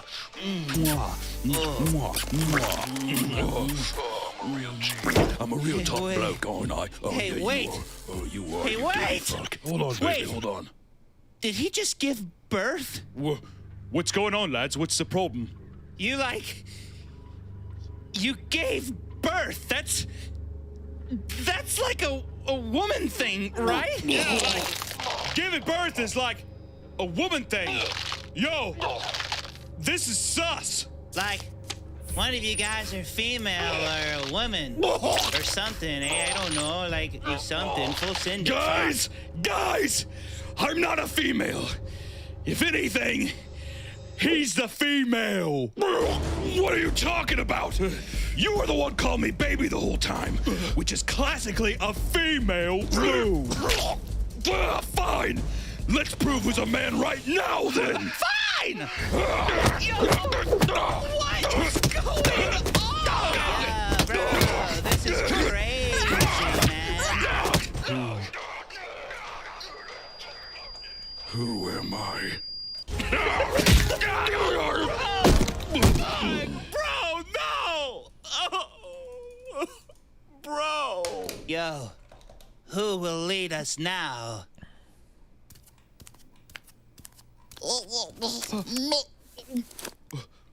Money. What did he say? What did you say, little baby? Girls should wear leashes like the dogs they are. Yo, full send it. Yo. Those stupid bitches! Okay, that was okay, but the art was way, way, way, way, way better than the writing. 23rd at 3 PST. Who am I debating? Oh, an interview.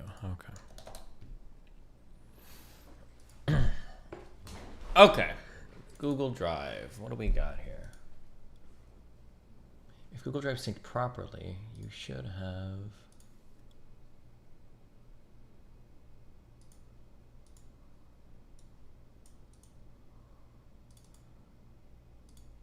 OBS. Destiny overlay. Okay. Oh, cute. How fucking stupid.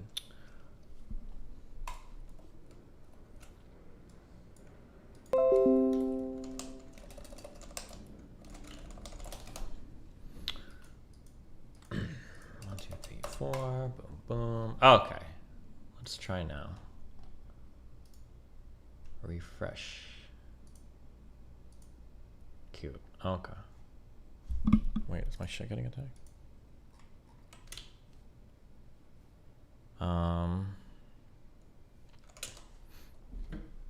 Refresh this.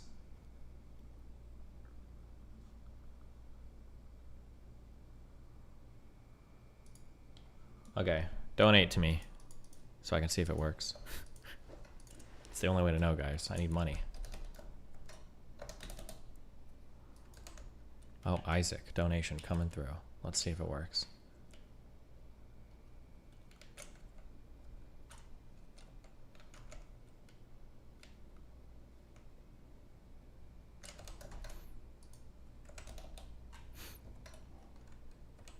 Maybe.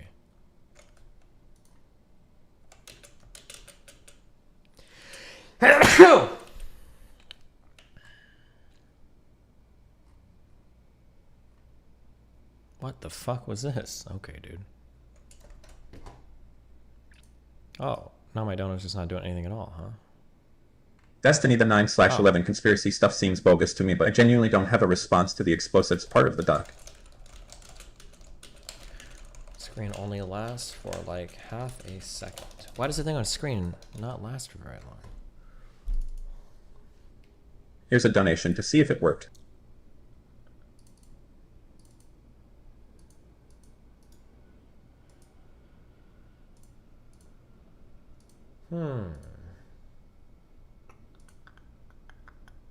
Weird.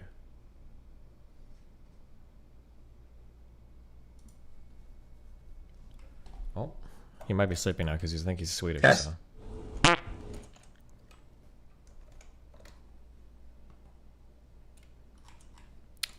Mel is posting red pill bait.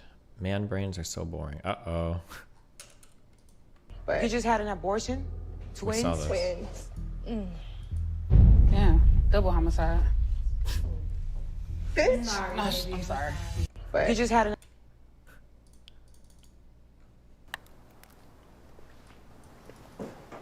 Two years old.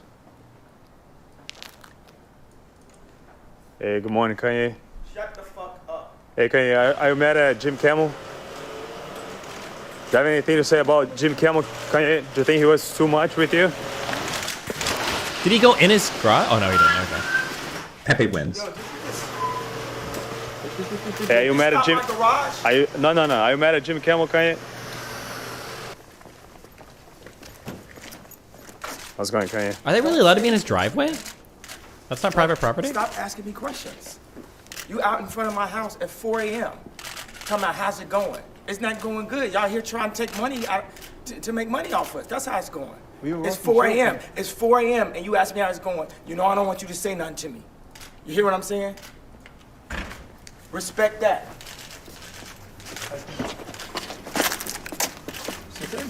Relax. Nah. What you mean relax? We are in the street. I did nothing to you. What you man. mean? I'm just. What you mean relax? Man, we're in the street, man. You wanna hit me? I don't do nothing to you, man. We don't wanna fight. We're in the street.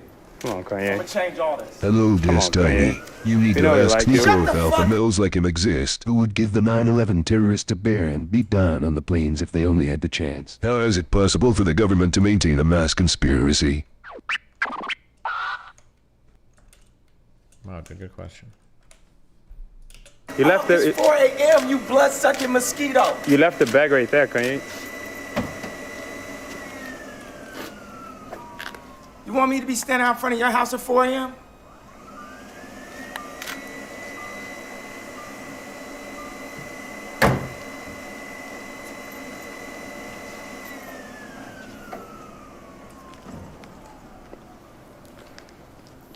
Just want you to know we're here to support you, though. Shut the fuck up! You doing that to get more money for TMZ every question you ask me? I'm just here to support you. Shut the fuck up! You bully! You fucking mosquito bully! Pick a profession and shit with some type of respect to it. Have a good day now. Damn. He got him.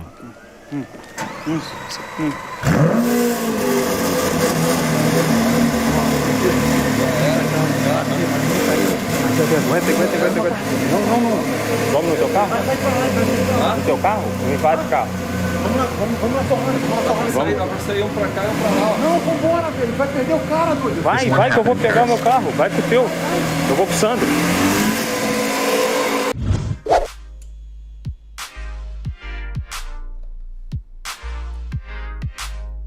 All right, it's time. Love your content, Chef in Australia. While I don't agree with everything, I really appreciate your content. Thanks, bud.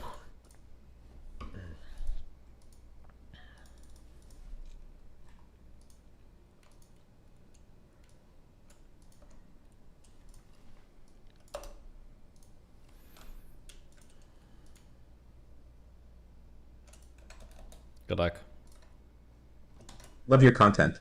Shout out from Australia. While I don't agree with everything, I really appreciate your content. Keep doing you, bro. Thanks, bud. And to soften and melt, the interior core columns began to give. Then you had this sequential failure that took place where it all pancaked one after the other. In fact, it became known as the pancake theory. Donc ça a donné lieu à la théorie qu'on appelle la théorie du pancake. C'est-à-dire que comme cette partie-là est tombée sur un plancher, ce plancher a cédé, puis en cascade, c'est tous les planchers qui ont cédé qui sont tombés les uns sur les autres. C'est ça qu'on appelle la théorie du pancake. But the pancake theory had a major flaw. It forgot to explain why the core structure of the towers collapsed. Furthermore, experts pointed out that jet fuel produces barely half the heat needed to melt steel. It would not have been enough to disconnect the trusses from the external structure. Oh At my that God, it's point, the meme. the official explanation backtracked and settled for a more generic weakening of the steel due to the fires. You don't need to melt the steel columns, you just need to start weakening them. What we found is it doesn't take temperatures high enough to melt steel. It just has to heat up the steel so it expands and then softens and weakens the structure until it collapses. In the new explanation, the initial failure was no longer blamed on the rupture of the steel trusses, but on their sagging due to the heat. The trusses stayed connected to the columns, even as they sagged from the heat. They pulled on the columns, bowing them inward nearly 5 feet in some areas, until the columns reached the breaking point. Continua ad ardere, sta scaldando l'aria e scalda l'acciaio del solaio soprastante, che a questo punto comincia a flettersi, perde la propria resistenza ai carichi, si flette, tira in dentro le colonne, e a un certo punto le colonne della facciata... But this makes sense? Oh, not for long. You're about to get it all torn apart, baby. Suddenly the column snapped, and as a result the entire top of the building came down pretty much in free fall because the kinetic energy that was unleashed was just huge. NIST also maintained that the impact of the airplanes widely dislodged the fireproofing from the trusses, hastening the process that eventually caused them to sag. It should be noted that NIST made the dislodgement of the fireproofing a necessary condition for the towers to collapse. The buildings would not have collapsed under the effects of the airplane impact and the jet fuel ignited multi-floor fires. And the reason it collapsed is because the fireproofing was dislodged. But the theory of the sagging trusses created even more problems than the one before.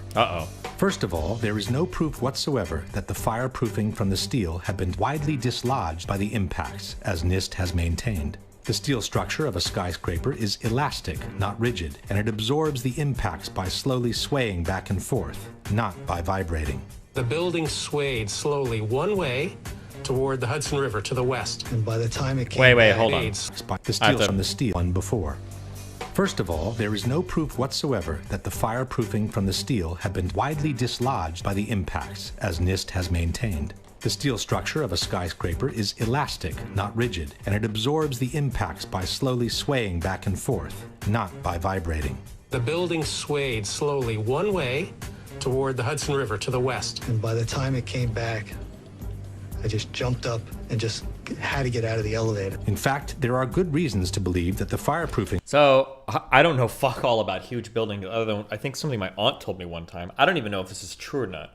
But I thought my aunt told me that really tall buildings in New York City are designed to move, to sway a little instead of be rigid in case there's lots of wind, because it's more structurally sound to have a building that slightly sways back and forth rather than one that just is incredibly rigid and can snap. But I would imagine that the sway that building is built for is probably going to be a lot different than having a fucking airplane slam into the side. That's a guess, but I don't know, just because you're designed to sway in the wind that you'd be designed to sway with an airplane smashing into you. But I could be wrong. From the steel was not dislodged at all, as in the following example. This is James Glanz for the New York Times. When the plane hit the North Tower between the 94th and the 98th floors, Steve McIntyre, an engineer for the American Bureau of Shipping, was reading his email on the 91st floor. The plane hit, and I think he described it as the biggest wham he'd ever heard, but there wasn't much shaking. His email was still there after the impact. He was still staring at a glowing screen. He had a little knick-knack, a piece of slate in the shape of a sailboat, hadn't fallen off his desk. Pictures of his wife and kids just propped up on a bookcase were still upright. Nothing had fallen over. McIntyre was just below the point of impact. If his pictures didn't even fall, why should the spray-on fireproofing have been detached from the steel trusses? Secondly, there's no proof fireproofing below the point of impact. If his pictures didn't even fall, why should the spray-on fireproofing have been detached from the steel trusses? There's a lot of stuff going on there that makes it hard to understand. Why wouldn't a picture fall off a wall, but internal steel structures be? I imagine we could probably surmise a million reasons why that could be the case. Not saying it necessarily was or wasn't, but like.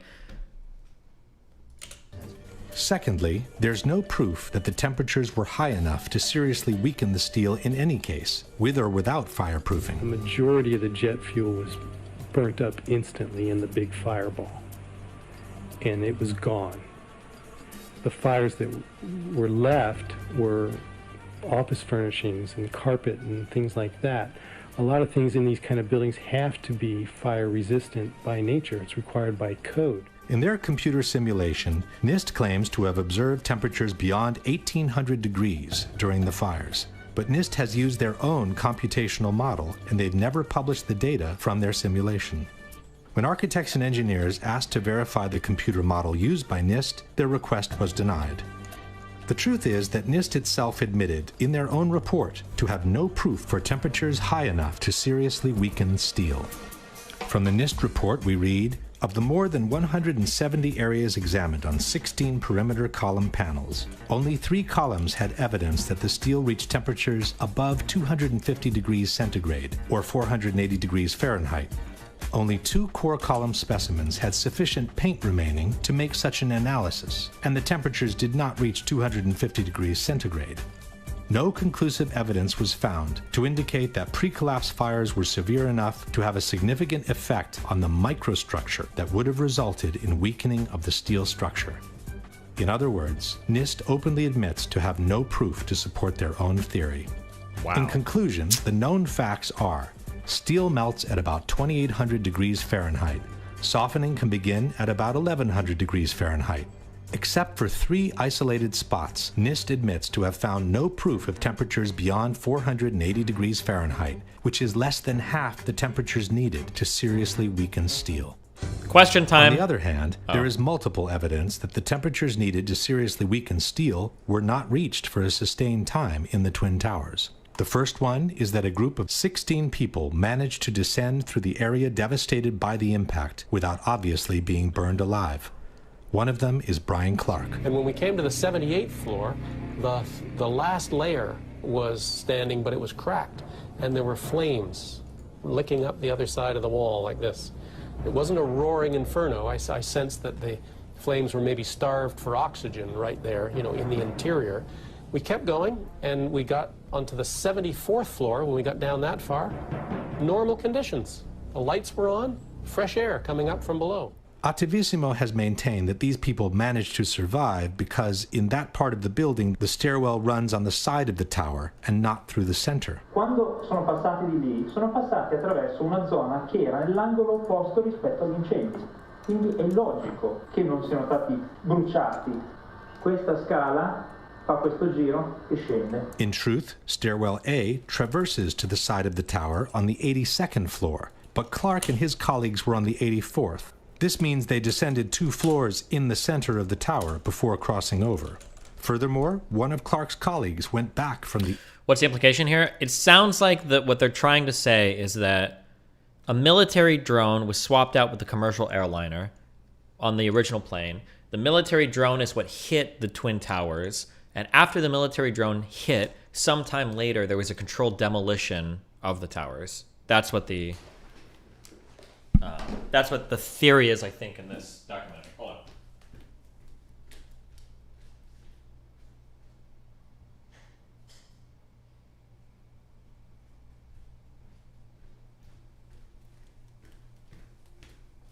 Which is a lot.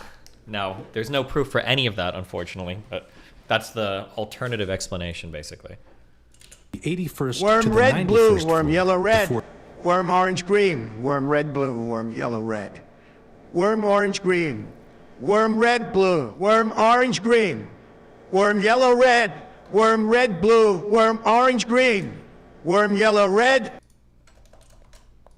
Or descending all the way to the ground. Ron DiFrancesco, who went in the 81st floor with me, he went up to 91, caught up to the people, laying down on the floor, to thinking that there was fresher air at floor level.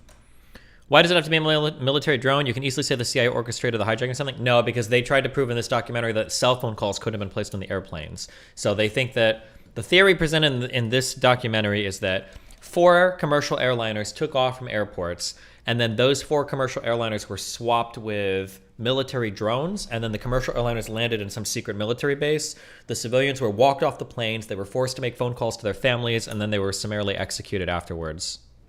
That's the running theory in this film so far. He made his way back to the stairs. And so I started to run downstairs, and so I ended up on the ground level. I don't know why Flight 93 was shot down. I don't know why they would need to shoot it down if they're also saying that was a military drone, unless they staged all of that to be like a hero story, but I don't know. Is that the actual, literally the theory? I mean, that's what's presented in this. We've watched fucking 3 hours so far. Yes. I went to walk out. Had there been a temperature of 1100 degrees around the stairwell, nobody would have been able to go through it alive. Secondly, there is a series of thermographic images shot with an infrared camera showing temperatures much lower than those needed to soften steel. This is the North Tower, seen from below. It's 9:18, about a half an hour after the impact of the first plane, and the indicated temperatures do not reach the color yellow, which means they don't exceed 100 degrees centigrade or 212 degrees Fahrenheit. And this is the South Tower, some 15 minutes after the impact of the second plane. Here too, the indicated temperatures do not exceed 212 degrees Fahrenheit. But what is the range on a thermal camera? How do thermal cameras even work? How can you how do you get heat information off of something? Is there some type of, oh, is it just infrared?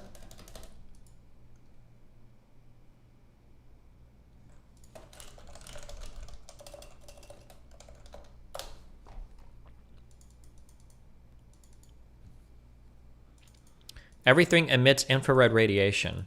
Wouldn't would the inverse square law make it hard to get an accurate reading from a range?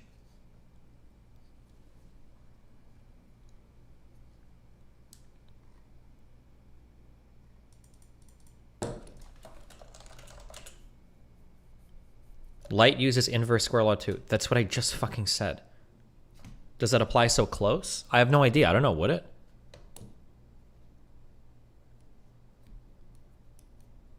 Like, if something is emitting infrared at a certain range, the farther away I go, the weaker it's going to appear, no? Like, I'm just curious. Like, let's say I had something that was 100 degrees and I put infrared and I read the radiation off of it. If I moved that thing back, like, 1 mile and then I scanned it with infrared, would I read the same temperature? Or would the infrared not be weaker at that point? It's radiation. It goes through air. Never mind. Wait. Never mind. I don't know why I'm asking this question to chat. My bad. Major problem with the sagging truss. It's the frequency of the radiation. Oh, is that true? I should just Google this. I should have just Googled this. That's what I should have done. I'm sorry. Hold on. I don't know why I'm subjecting myself to this. How do thermal IR cameras work?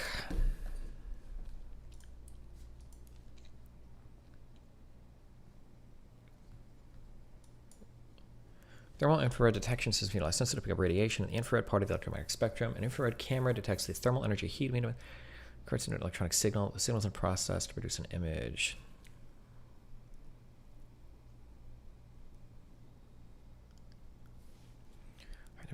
More radiation it emits. Infrared cameras cannot see through walls or other solid objects. It can only measure the heat emitted by the scene being observed. Thermal image of a wall, for example, will show the flow of heat through the wall. If there is heat, so its miner cannot see the heat itself.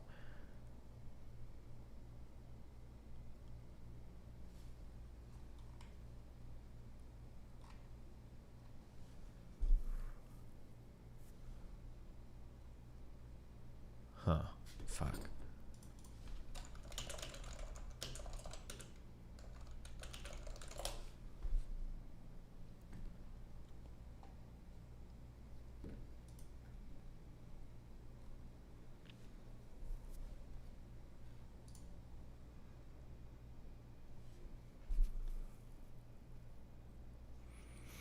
Camera with a higher resolution will give you more pixels on the target, trying to measure and improving accuracy from a distance and narrow field of view, like spheres and magnified distant objects.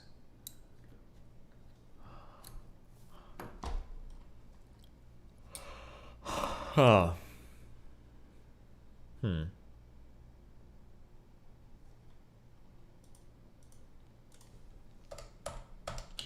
Or 212 degrees Fahrenheit, which means after the impact of the first plane, and the indicated temperatures do not reach the color yellow, which... Oh, one thing we can say though, I guess, is this is only showing us the surface, whatever is on the very outside here. So if this is smoke billowing or the outside surface, that's all we're seeing. We're not actually getting the temperature reading inside the building. That would be true, right? Means they don't exceed 100 degrees centigrade or 212 degrees Fahrenheit. We would have to compare this to what's being seen, because this could just be a picture of the heat coming off the smoke here. And this is the South Tower, some 15 minutes after the impact of the second plane. Here too, the indicated temperatures do not exceed 212 degrees Fahrenheit. But the major problem with the sagging trusses theory is that it doesn't make any sense from a mechanical point of view.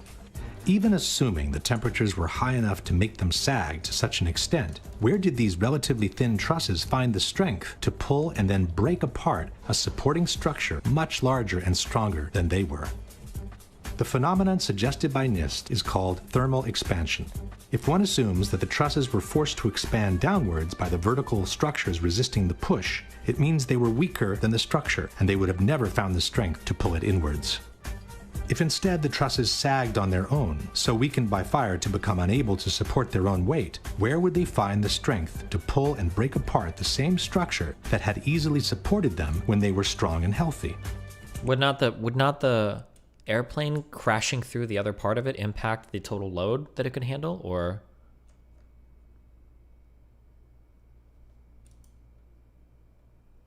In either case, the idea that the trusses alone would have been able to pull and break apart the external structure makes no sense. As we shall see, the external structure did bow inwards before the towers collapsed, but a much greater force than their own must have been applied to those trusses for them to be able to pull and break apart the structure they were attached to. Question: can you provide any evidence that the fireproofing from the steel trusses was widely dislodged by the impact of...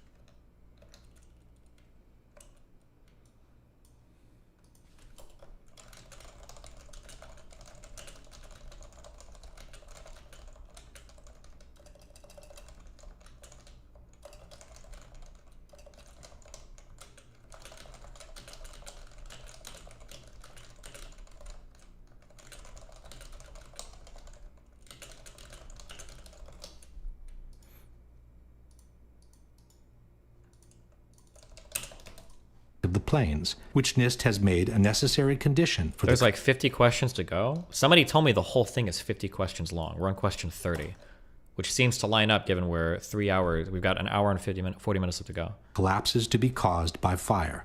Can you provide any evidence that the temperatures in the Twin Towers were high enough and lasted long enough to seriously weaken the steel in the...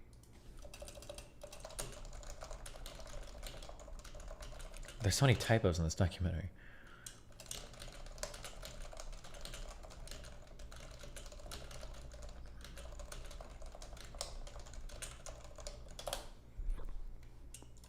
the areas where the initial collapses occurred? Can you explain how a sagging truss weakened by heat could pull and eventually break apart the structure it is attached to with no external force being applied to it? If the explanation by NIST on what caused the initial collapse seems seriously flawed, their explanation on what caused the complete destruction of the towers does not exist. Within more than 10,000 pages filled with technical data of relative importance, in a footnote on page 82 of the NIST report we read, the focus of the investigation was on the sequence of events from the instant of aircraft impact to the initiation of collapse for each tower. For brevity of this report, the sequence is referred to as the probable collapse sequence, although it does not actually include the structural behavior of the tower after the conditions for collapse initiation were reached and collapse became inevitable. With the simple word inevitable, NIST purports to have explained the total destruction of 80,000 tons of a perfectly healthy steel structure upon itself. The area below... Well, not perfectly healthy, to be fair. There was like the matter of the plane that kind of crashed into it, right? Being a little bit charitable. Below the damage zone, where the planes flew in and where the fire was, that area below that, those 80 or 90 stories, 80,000 tons of structural steel was not damaged in any way.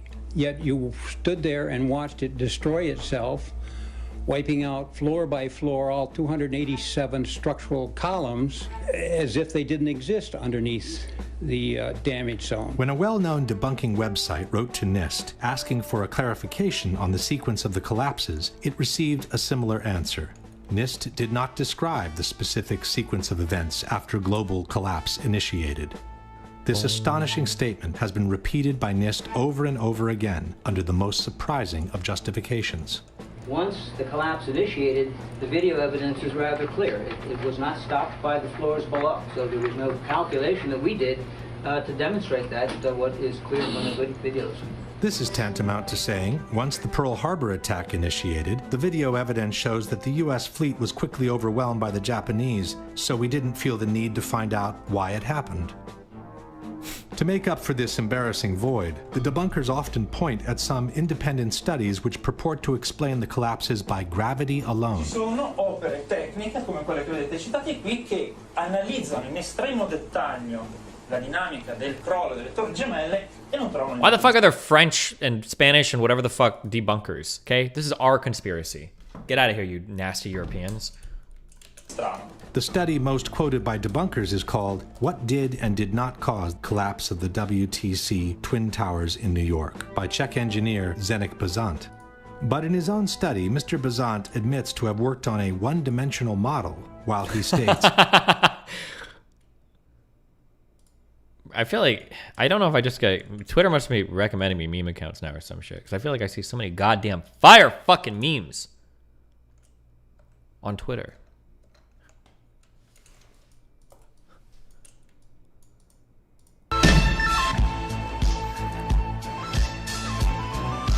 Wait, this is significantly less funny with the music. It was more funny when there was no music. I thought there would have been a funnier soundtrack. I'm sorry. I don't know why.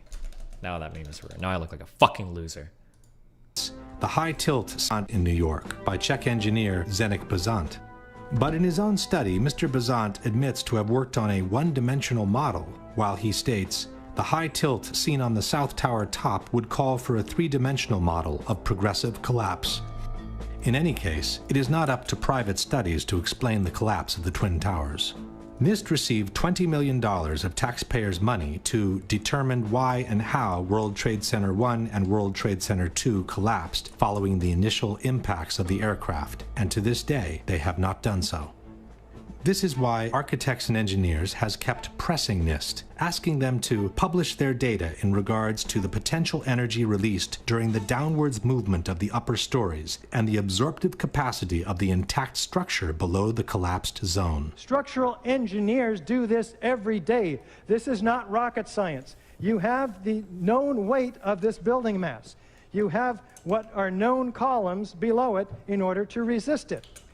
Okay, hold on. Am I just being a dumb fuck because I played too much Kerbal Space Program? People say it's not rocket science. Rocket science doesn't seem like it's that hard. Rocket science seems pretty easy. We had this shit figured out in like the 40s and 50s, okay? And 60s. That's rocket science. I feel like architectural feats like this involving airplanes crashing into fucking buildings and then trying to calculate like on a macro scale, I feel like this is way harder than fucking rocket science. Shooting a missile at people is stuff we've known for a long time. Shooting rockets at the moon is stuff we've known for a long time.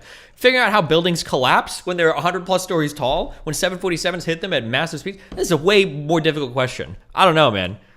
I don't like the, yeah, like this is like some chaos theory shit. I don't like that. It's not rocket science. Bro, we were doing rocket science in the 60s. Fuck you, okay? In your models, and you calculate what the resistance is. Why didn't they do it? Could it be because they knew darn well that it would not have collapsed at all? In fact, it could be suggested that NIST never explained the collapses by gravity alone because it would be impossible to do so without violating at least two of the most fundamental laws of physics. One is Newton's third law of motion, which states that for every action there is an equal and opposite reaction. This means that two opposing forces will neutralize each other. In a head-on collision, the two cars absorb each other's kinetic energy and transform it into physical deformation or damage. After that, the system comes to a rest, as there is no more energy to be dissipated. The top section... Energy neutralizing equal and un is neutral without violating at least two of the most fundamental laws of physics.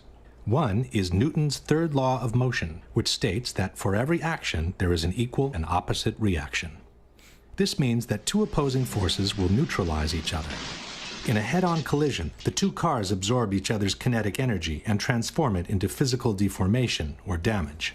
After that, the system comes to a rest, as there is no more energy to be dissipated. The top section, pushing on the bottom section, it's going to meet equal forces as it goes. Both sections are going to be demolished at the same rate. So by the time you've crushed up 15 stories below it, the top 15 stories are also going to be crushed. And so there's nothing left now to crush the rest of the building. What was that guy's background? Hold on.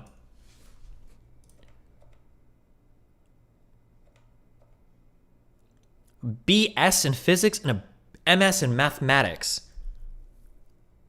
I must be misunderstanding something. Hold on. He couldn't have described this as stupidly as I thought. I'm sorry. 1 second. Or damage. After that, the system comes to a rest, as there is no more energy to be dissipated. The top section, pushing on the bottom section, it's going to meet equal forces as it goes. Both sections are going oh man. I feel like this was a question that I had to answer on my first day of I didn't actually take AP physics. I only took honors physics because fuck physics. Although physics was easy, it was just math. I feel like I think we answered this question on our first day. Am I making this up, or did you guys ever get this in class? If a quarterbacker or a linebacker, NFL player, rushes right into a fly that's flying through the air and they collide, who experiences more force on them? Does the fly experience more force, or does the linebacker experience more force? And the students will debate back and forth. Well, does the linebacker, does the fly, blah, blah, blah, blah. But it's a trick question. The answer is the force is exactly the same. But just because the force is the same doesn't mean that they stop each other, right? They would obviously continue moving more in one direction, whether that's because it's due to inertia or I don't remember the terms because fuck me, it's been a long time. But just because two things experience the same force doesn't mean they cancel out. If one floor is crashing down and hits another floor, they impart the same forces on each other because physically that's always going to be the case. But that doesn't mean that it's not carrying some momentum downwards, right? If force is mass time acceleration, then the mass and the acceleration moving it down is obviously going to mean there's more force from the thing above than what's being like. I must be misunderstanding this explanation. Hold on, this can't be as simplistically wrong as it is. I have to be misunderstanding what he's saying. Let me listen to this again. I'm sorry. It can't be that he's saying this. There is no more energy to be dissipated. The top section, pushing on the bottom section, it's going to meet equal forces as it goes. Both sections are going to be demolished at the same rate. That doesn't sound true. Demolished at the same rate. I don't know what he means by that. I don't understand what he means by that when he says that. Like, I can have a floor here and a floor here. This floor can drop and they can impart the same force on each other, but this is experiencing acceleration due to gravity, and it's going to cause everything to go down with it, right? It can still collapse. Just because they're imparting equal forces on each other doesn't mean that the total system isn't moving in like a direction or isn't having an acceleration or a force apply downward to it. I have to be misunderstanding. So by the time you've crushed up 15 stories below it, the top 15 stories are also going to be crushed. And so there's nothing left now to crush the rest of the building. I must not be understanding what he's saying because it's so absurdly incorrect. It's like a day one high school physics incorrect explanation. He can't be that stupid. I don't think I'm understanding it correctly. It sounds like what he's saying is that if 15 floors drop here from the top and they hit these 15 floors on the bottom, because they're imparting equal forces on each other, they'll all destroy each other and there'll be nothing left to destroy the floors going down. But it's just so obviously a bad reading of We're not even into engineering at this point. We're wrong on the theoretical physics level, and not theoretical like high level theoretical physics, like theoretical like like stupid like equations physics.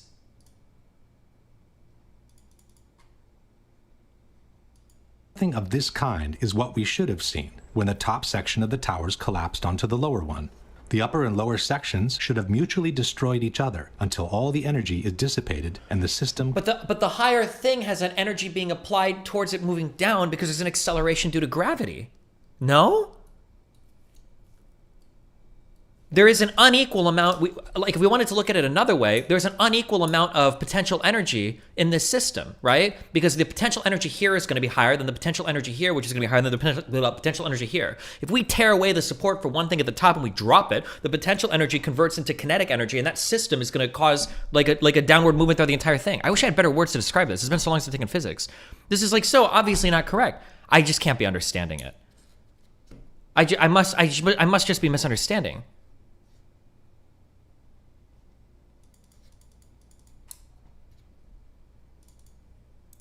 Comes to a rest. Alternatively, as shown in this experiment with two towers made of snow, the top section could have fallen off to the side after the initial collapse. What could not have happened is this. A little tiny chunk of the building can't possibly fall and crush the entire structure below it. This is such a simple, fundamental concept that architects and engineers were astonished in seeing it totally ignored by NIST. I'm so mind blown. It can't be this wrong. It can't be. Go back and watch. You missed with the snow. Okay, this is just a fall and crush the entire astonished. Our whole heart of the side totally ignored by NIST. This is high school physics, and our whole society is being led to believe that these fundamental laws of physics, hard science, don't apply anymore. But even if we assume that the top section of the tower had enough potential energy to destroy the rest of the structure below, it could not have done so at the speed it did, which was near freefall speed. That would have violated an even more important principle in physics, known as the law of momentum conservation. This law states that the total energy within an isolated system must always remain the same. As we have seen, the energy can be transformed within the system, from motion to physical deformation. But for the deformation to begin, the velocity must decrease in order for one kind of energy to be transformed into the other. No new energy can be added to the system. One particular example of momentum conservation is freefall. Freefall happens when the only force applied on an object is gravity. This means that all the potential energy contained by the object is converted into vertical motion. As soon as the falling object hits an obstacle... If we're getting really technical, I don't think it's just vertical motion, it's also friction too, because there's going to be a maximum speed that you can reach when the resistance of the medium you're falling through is equivalent to the acceleration due to gravity down, and then that friction is what, but technically, but I don't know if that's relevant here. But breakage occurs, the speed... Yeah, drag or whatever. There's like a name for that maximum... What am I thinking of? Terminal velocity or whatever is when drag meets the acceleration due to gravity or bullshit. Must decrease because some of its energy needs... In a vacuum, he's correct though. But he did say skydiving, okay? He did say skydiving, not falling in a vacuum. Now to be converted into physical breakage. It takes energy to break things apart, and that energy must come from within the system. Thus, the falling rock cannot keep falling at free fall speed and break apart at the same time because it doesn't have enough energy to do both. No, in a vacuum, you accelerate forever. Yes, in a vacuum, you would never accelerate because there's no drag. Because you're falling through an empty medium, right? Let's go now to the Twin Towers. Wait, what did he just say? What did I ask? Cannot things apart to be converted into physical breakage. It takes energy to break things apart, and that energy must come from within the system. Thus, the falling rock... Wait. What do you mean that energy must come from within the system? Wouldn't gravity change this a little bit? And unless you're talking about the way that we would account for gravity would be with potential energy, wouldn't it be? Like, because theoretically we could account for the difference in potential energies of the floor, but it sounded like they weren't considering that at all before, unless I'm missing that, right? The potential energy of the highest floor is going to be much higher than the potential energy of the ground floor. such that if we were to drop them towards the center, the gravity well or whatever they're in, right, the potential energy at the top is going to be converted to kinetic energy until it reaches a similar potential energy state of the floor at the bottom. Cannot keep falling at free fall speed and break apart. In fact, if we were to we could probably draw a graph where if we're only considering potential energy, we would say that there's more energy at the top of this tower, that it has more energy up here, less energy here, less energy here, until we reach the bottom where at the very least our potential energy is as small as it can be. But theoretically, the energy is not going to be distributed evenly in a skyscraper if we're considering the potential energy of the system with regards to gravity or something falling, right? Like if you wanted to accelerate a penny from the roof here, if you dropped a penny off, it would travel much faster than if you drop it off here. But that's because the potential energy of the penny is increasing as you get further away from the planet, right?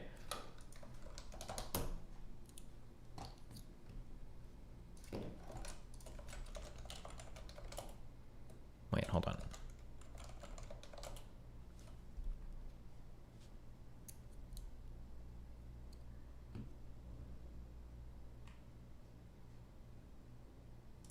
I don't. Never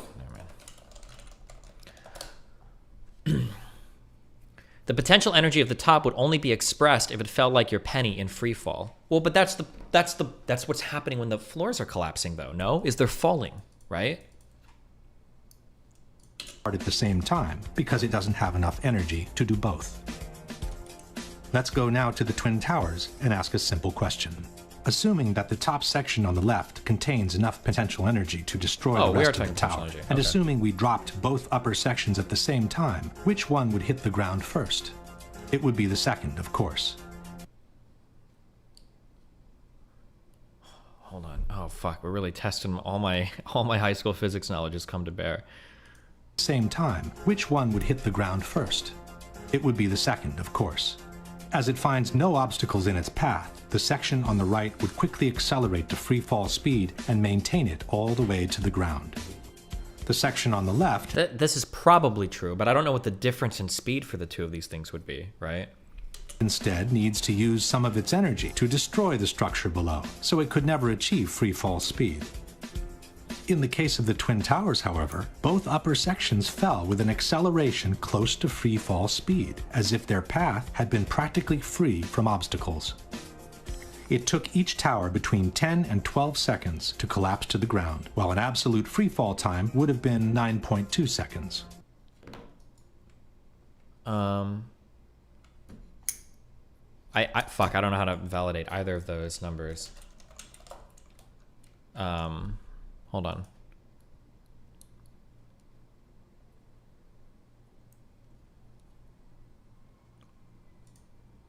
Are they accounting for the bottom parts also bringing part to the... I don't know. This sounds like a really... The forces that we're talking about here sound really, really, really complicated.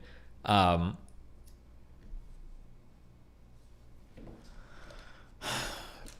tall were World Trade Centers?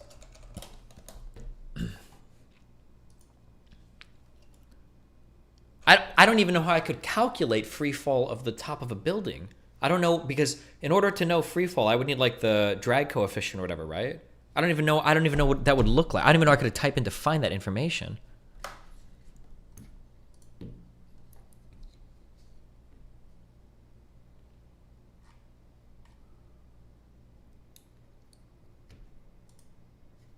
But we'll let him go through it.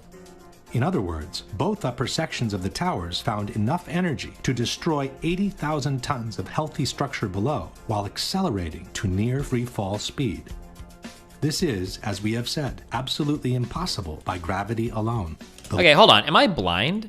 Or he keeps saying these are accelerating at near free fall speed. Isn't there debris around this that's literally falling faster?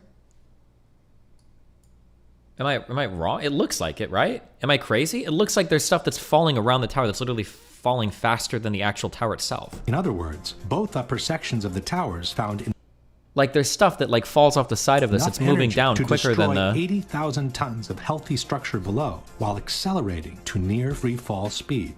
It's hard to tell which part of this is collapsing though. Like right here, look, this smoke, this whatever debris this is here, this made it all the way down here and it looks like the structure is still collapsing up here. So that's, it's not even Even by its own picture, unless I'm missing something. Impossible by gravity alone. The law of momentum conservation won't allow it. A building cannot do free fall with a huge steel structural system in place to support it. The Twin Towers could not have come straight down through the resistance of 80,000 tons of structural steel at the speed of practically free fall. That just would not happen. And so this is, you have to be really careful when you talk about intuition in physics or engineering, because some things can be super unintuitive. But my feeling would be, this is a feeling that I have. My feeling would be that either a building is going to fall at pretty fast speeds, or it's not going to fall at all. That would be my feeling intuitively.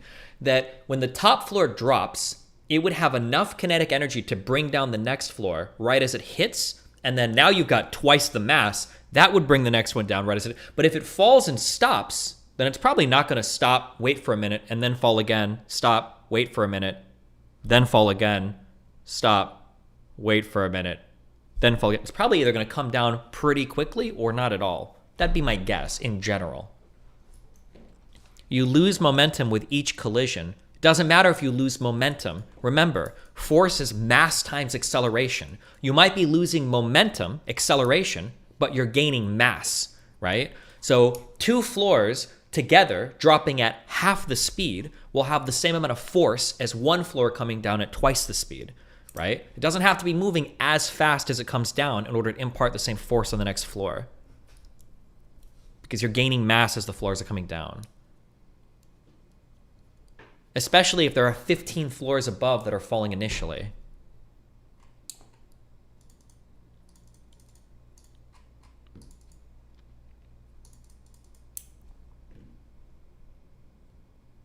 The velocity splits between the masses. Hold on, you're retarded. Stop.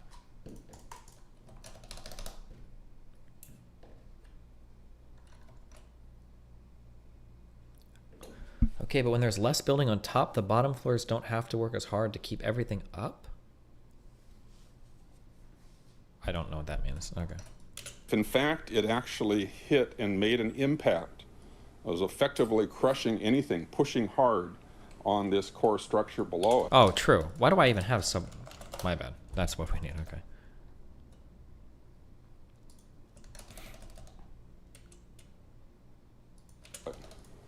The core structure is going to push back equally hard, and that's what's going to cause the top section of the building to slow down.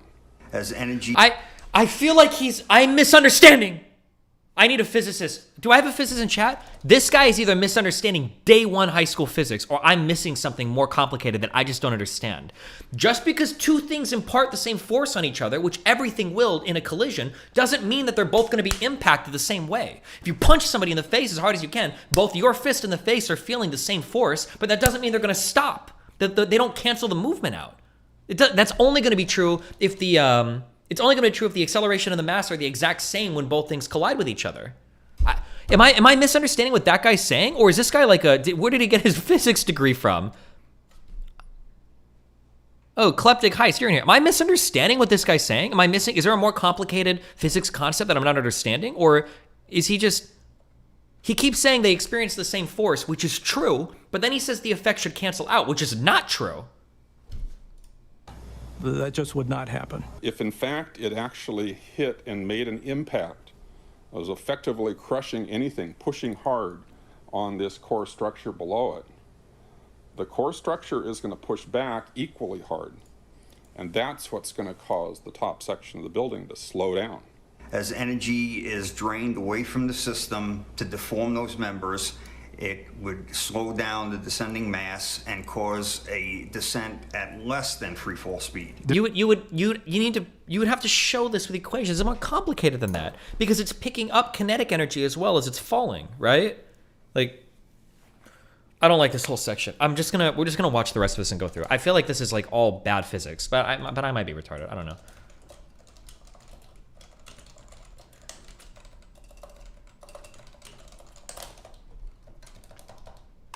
There is only one way for those buildings to have collapsed at the speed they did. The buildings fall at a speed which can only occur if the structure has been removed, the vertical structure. The same Shyam Sunder from NIST has acknowledged that free fall can only be achieved with the absence of a structure below. It's not even free fall. We can even see in the video you're showing us that other debris is falling quicker. Look at this video. Has acknowledged that free fall can only be achieved with There's literally particles that are down here at the bottom of this that are moving faster than the collapsing floors. Like we see them down here.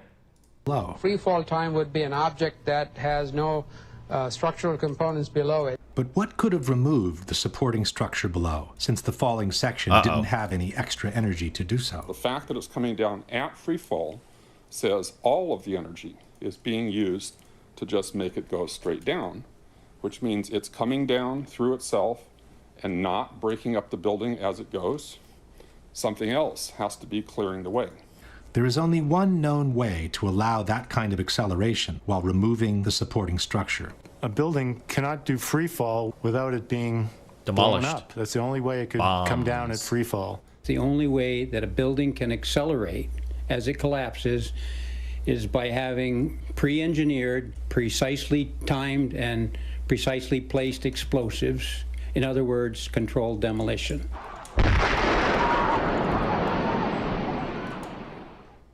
Since a near freefall speed automatically means a controlled demolition, the debunkers have tried to deny that the Twin Towers fell in about 10 seconds each. Tempi di crollo, si parla di 10 secondi, tempo di caduta libera, esatto, ma i tempi di crollo delle torri gemelle non sono quelli di una caduta libera. Sono, sulla base dei video disponibili, di almeno 16 secondi. Basta ascoltare la durata del boato.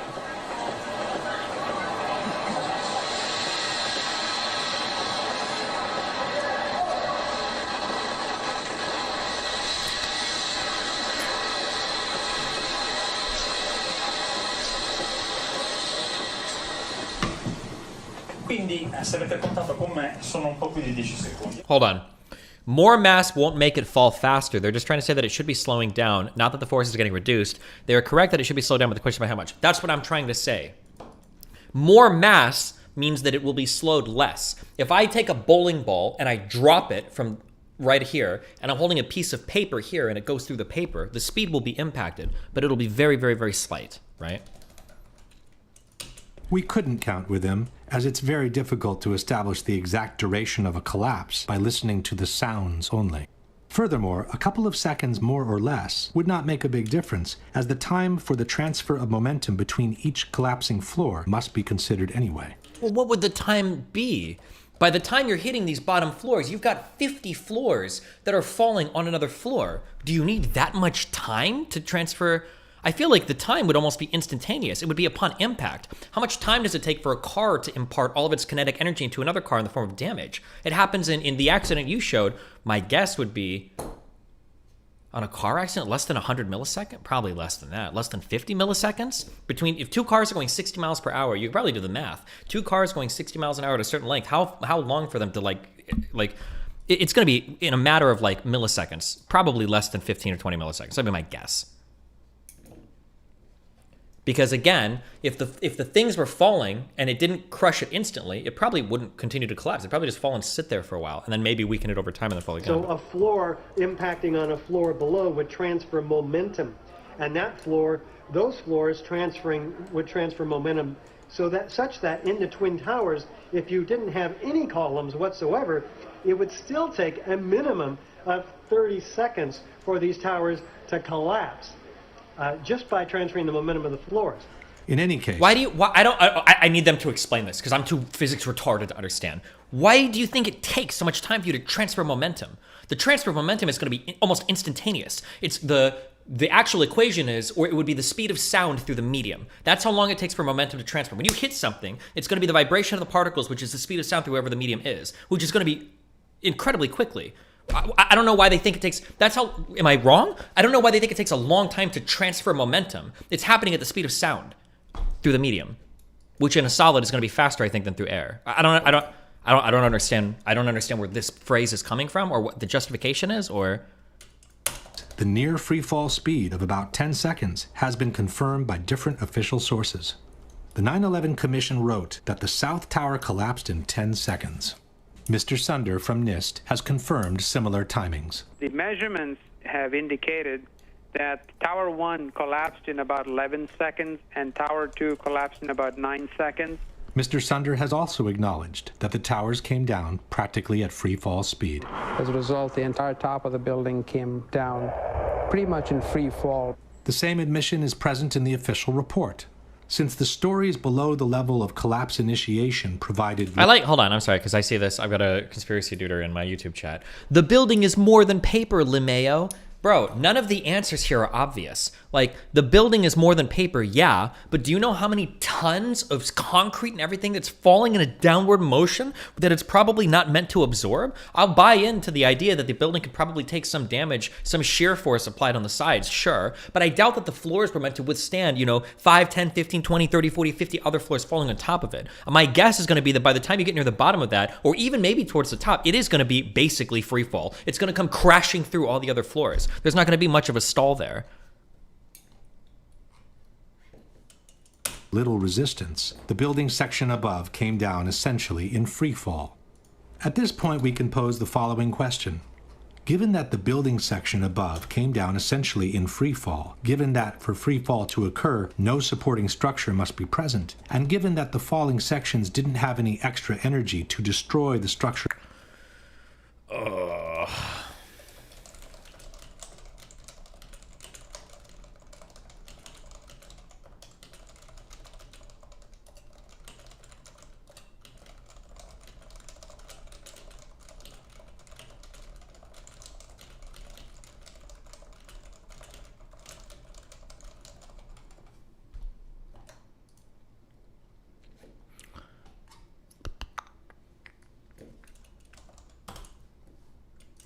below, can you suggest anything different from some kind of controlled demolition for the removal of the supporting structure, which was necessary?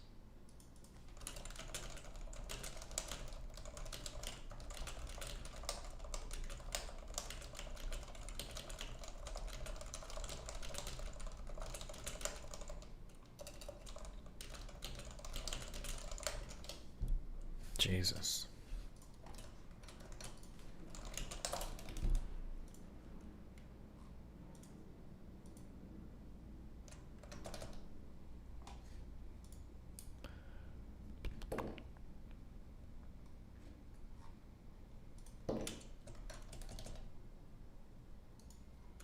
Necessary for near free fall speed to be achieved?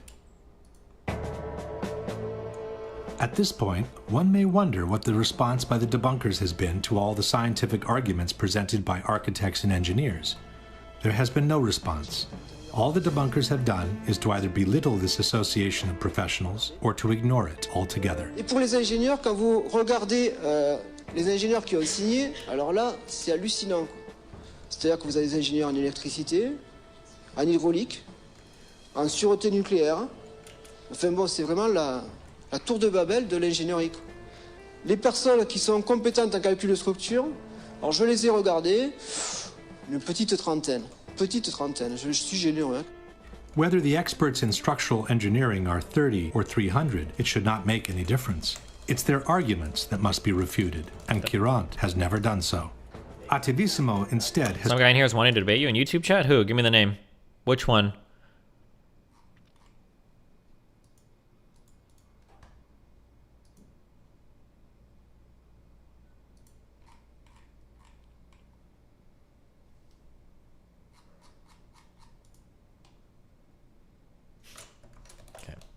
chosen to belittle architects and engineers as a whole by terming all its members as gymnasium builders. Abbiamo soltanto Richard Gage e I suoi 1200 costruttori di palestre che dicono ma secondo noi. But Attivissimo has never responded to their arguments either.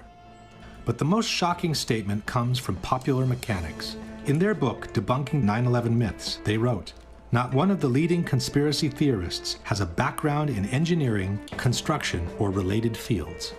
This statement appears both in the original publication, dated 2006, and in the revised edition, published in 2011. By then, architects and engineers had been active for almost 5 years, listed more than 1,300 experts in civil engineering, had made presentations in 20 different countries in the world, and had been invited on national television several times. And what caught my eye is their claim that More than 1,300 architects and engineers examine the evidence about Building 7's collapse and disagree with the official report issued by the National Institute of Standards and Technology. Wow. I certainly am much more open-minded about it than I was, and it is because of the involvement of the 9/11 families and all these engineers and architects. Clearly, they know more than I do. The truth is that from the moment architects and engineers has entered the fray, not one of their scientific arguments disproving the official version and confirming the theory of controlled demolitions has been refuted in any way by the debunkers or by anyone else. Wow. And DVD, 2 of 3. Final DVD. Holy Jesus.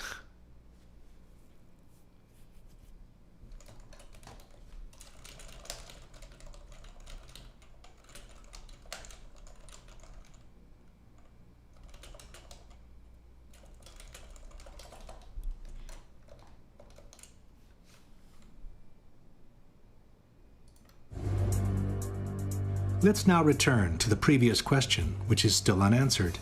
What caused the initial collapse of the upper section of the towers onto the rest of the building? As we have seen, there was a bowing of the facade before the collapse, but the trusses didn't have any strength of their own to cause such a massive bending of the external structure. If explosives were used, however, and this part of the core structure was made to collapse first, then the trusses would have had enough strength to pull along the facade and to initiate the global collapse. In fact, it was observed that the antenna from the north tower begins dropping slightly before the top section of the building collapses, which indicates the central structure was destroyed first. Even though a controlled demolition seems the only valid explanation for the collapses, the debunkers have brought different arguments against this possibility. The first argument is that it would have been impossible to place the explosives under everyone's eyes. Oh, It would yeah? take an army of workers. It would take months. So this idea that, some crew dressed in black could sneak in the middle of the night and wire a building like that to be demolished is just, it's absurd. Ipotizziamo che siano veramente state minate. Come si fa? Entrano di nascosto delle persone? Portano delle hello, esplosioni, maintenance lasciano man. questa serie di zainetti, non ci faccia caso, poi spariscono. There are, however, different facts to be considered.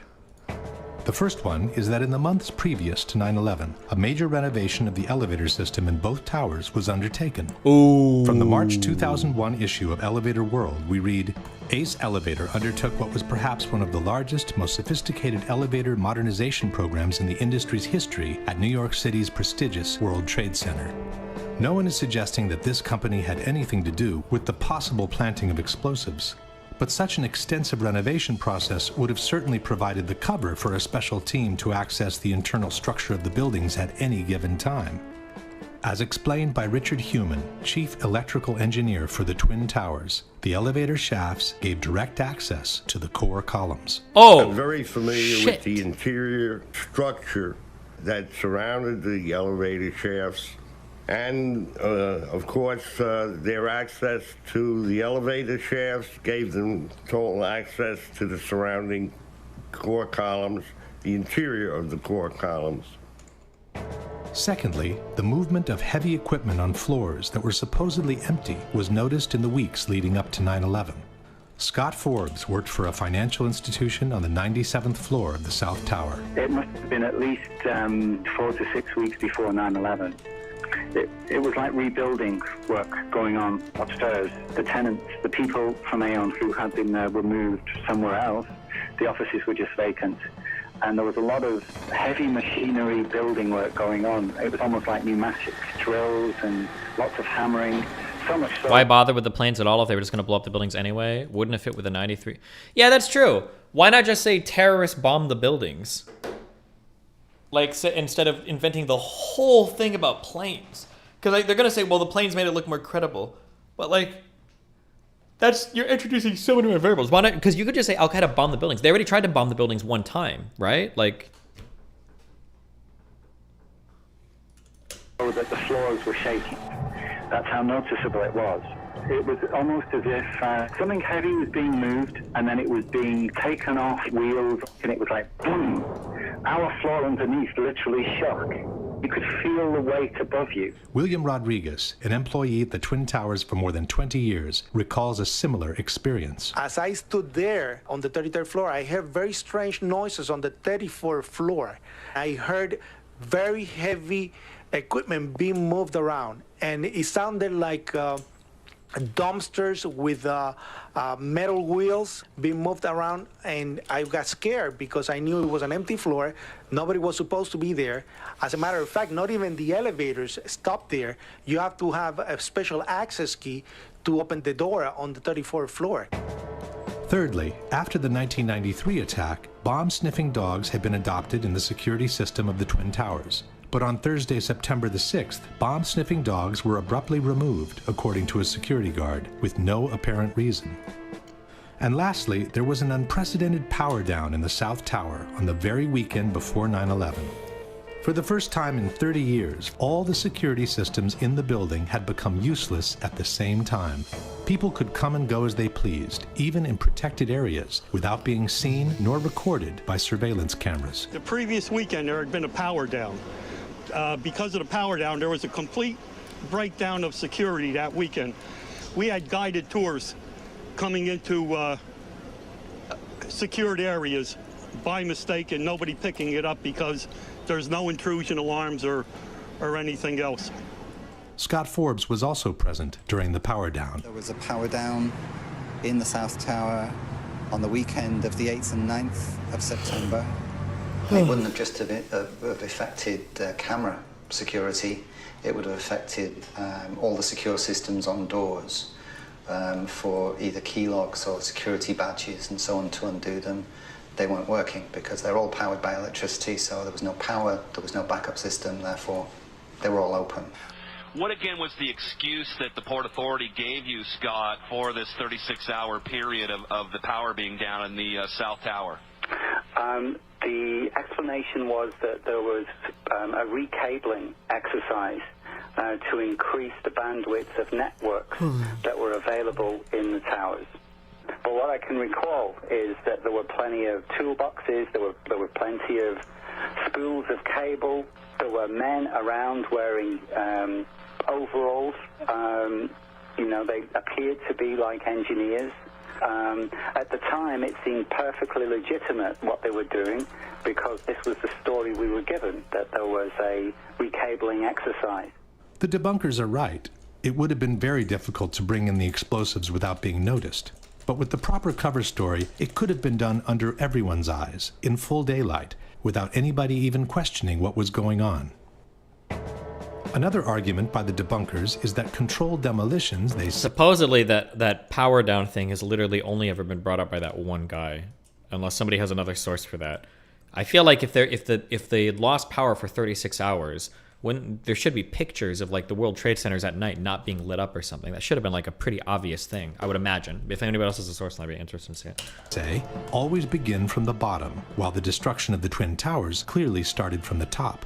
Controlled demolitions always begin from the bottom of a building. You cut the bottom columns and then the building falls.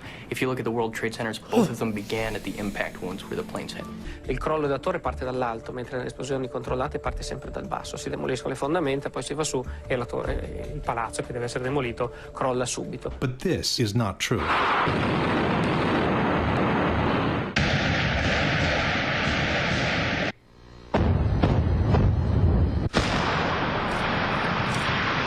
Every controlled demolition can be designed according to the needs. In fact, sometimes it's not a good idea to start from the bottom.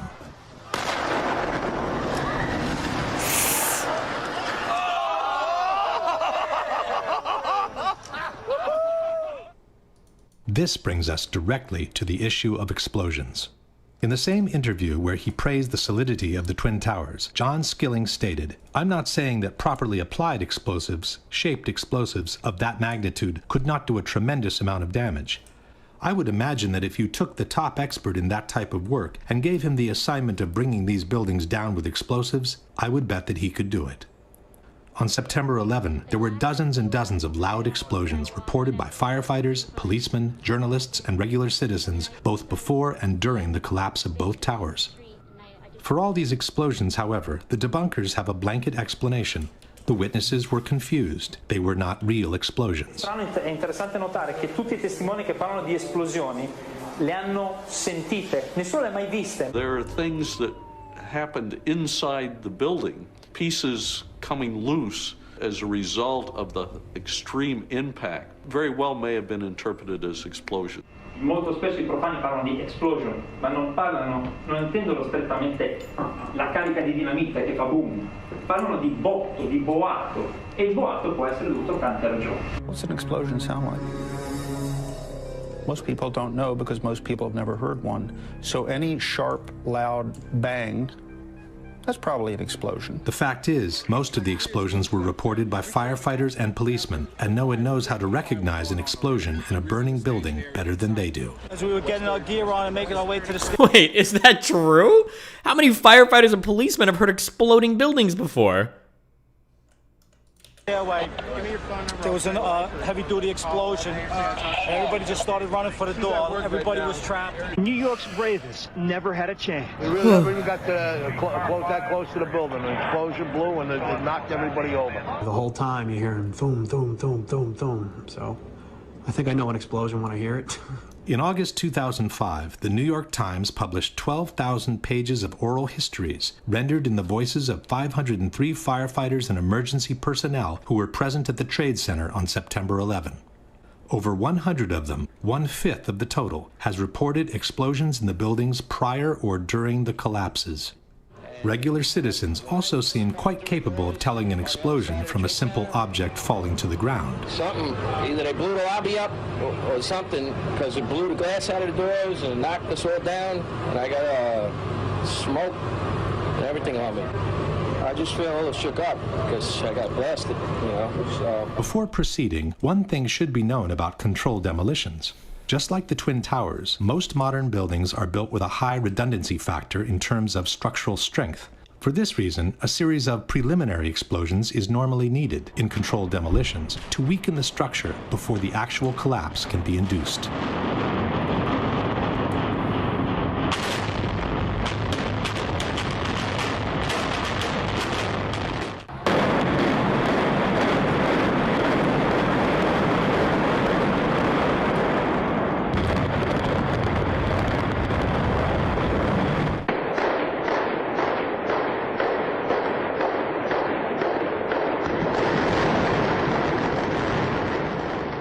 Obviously, in the case of the Twin Towers, it would not have been possible to set off the preliminary explosions all at once, just before the collapse. To make them less noticeable, it would have been wise to set them off at separate intervals, any time between the impacts of the planes and the collapse of the towers. For this reason, it's important to keep in mind the exact chronology of the events. 8:46, first impact into the North Tower. 9:03, second impact into the South Tower. 9:59, collapse of the South Tower. 10:28, collapse of the North Tower. 5:20 in the afternoon, collapse of Building 7. Ooh. Witnesses normally call first explosion the one that came with the impact of the planes, while they call secondary explosions all those that took place in separate moments between the impacts of the planes and the collapse of the two towers. We got that first secondary explosion really got us spooked because we were in the building. Then there was secondary explosions and then the subsequent collapses. We've heard reports of secondary explosions after the aircraft impacted. According to several witnesses, there was a secondary explosion that took place in the basement of the North Tower just before the plane hit the building. At 8:30, he says he was headed to level B4 in Tower 1, 4 stories below ground. I go downstairs, the foreman tells me to go to remove the containers. As I'm walking by the main freight car of the building, in the corridor, that's when I got blown.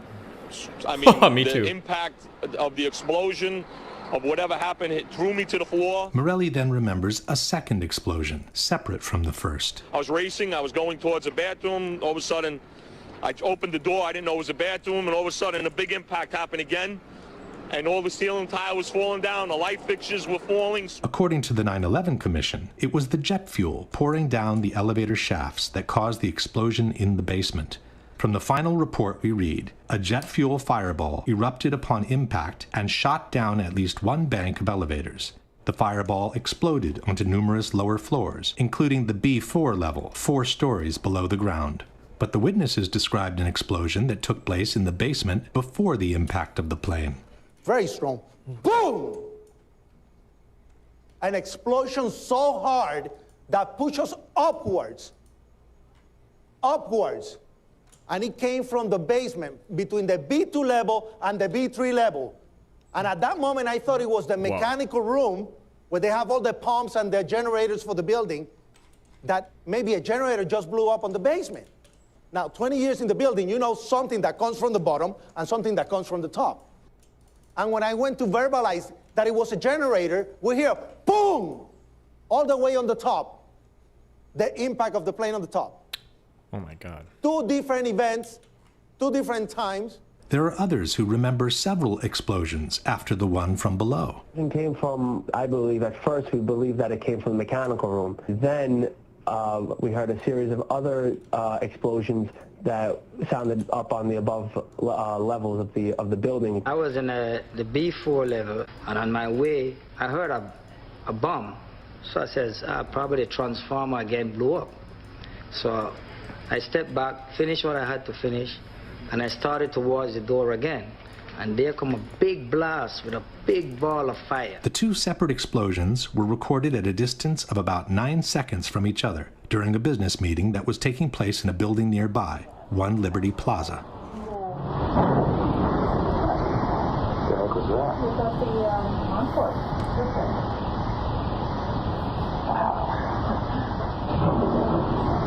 Sound like something crashed.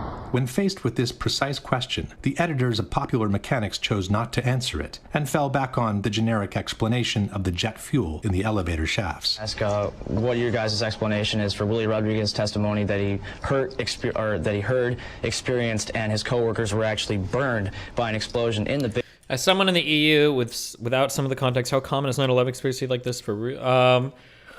I'd say it was probably common back in the day. My guess is going to be with the popularity of Trump and everything, with the people that follow him, they're probably more likely to believe in this now than they would have been in the past. I'm trying to think of who were the 9/11 truthers in the past. I thought they were left-wing in the past. Am I crazy? Like, I don't think Michael Moore was a truther, was he? But I feel like in the past, most 9/11 truthers were people who were like anti-Bush and stuff. But it might have been really far-right people too. I don't know. I don't even know who the far-right people would have been in the past. I'm not sure. Oh, Rosie O'Donnell might have been.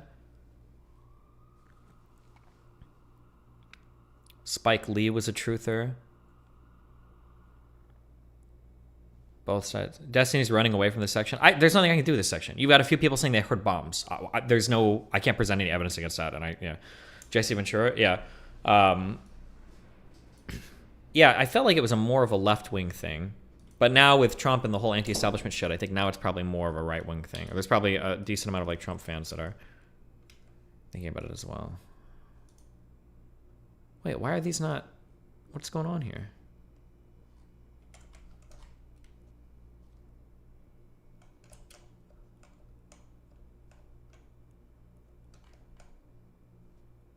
Why do I not have solar panels going down here?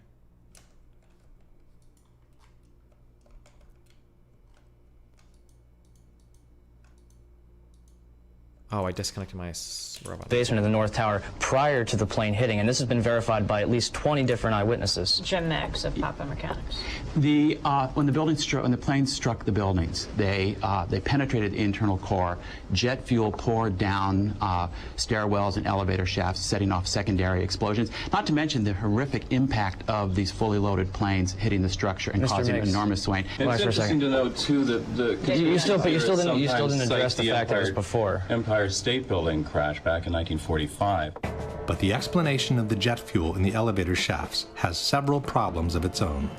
First of all, there were no regular elevators connecting the basement to the top levels of the towers. Each tower consisted of 3 separate buildings, built on top of one another, each with their own elevator system. There were only 2 elevators connecting the lobby to the 44th and 78th floor. But the plane struck on the 95th floor, which means the fuel could not have poured down these elevator shafts. There were only 2 banks of elevators that went all the way from the basement to the top of the towers, and they were mostly used by maintenance people. In one of these elevators was Arturo Griffith. Well, I was on my way from B2 to 49th floor. Not only didn't Griffith get cremated by this supposed ball of fire, but he also remembers 3 separate explosions. And there was a loud explosion and the elevator dropped. When the elevator finally stopped, they had an explosion that bring the doors inside the elevator. And then they had another explosion on the panel that threw me, against the wall. Most importantly, the theory of the jet fuel in the elevator shafts fails to take into consideration the volumes involved. Each tower had an approximate volume of 2,160,000 cubic yards. The planes that hit the towers carried an estimated 10,000 gallons of fuel each at the time of impact. 10,000 gallons is the equivalent of 50 cubic yards. This in-scale graphic shows what 50 cubic yards look like next to the volume of the tower.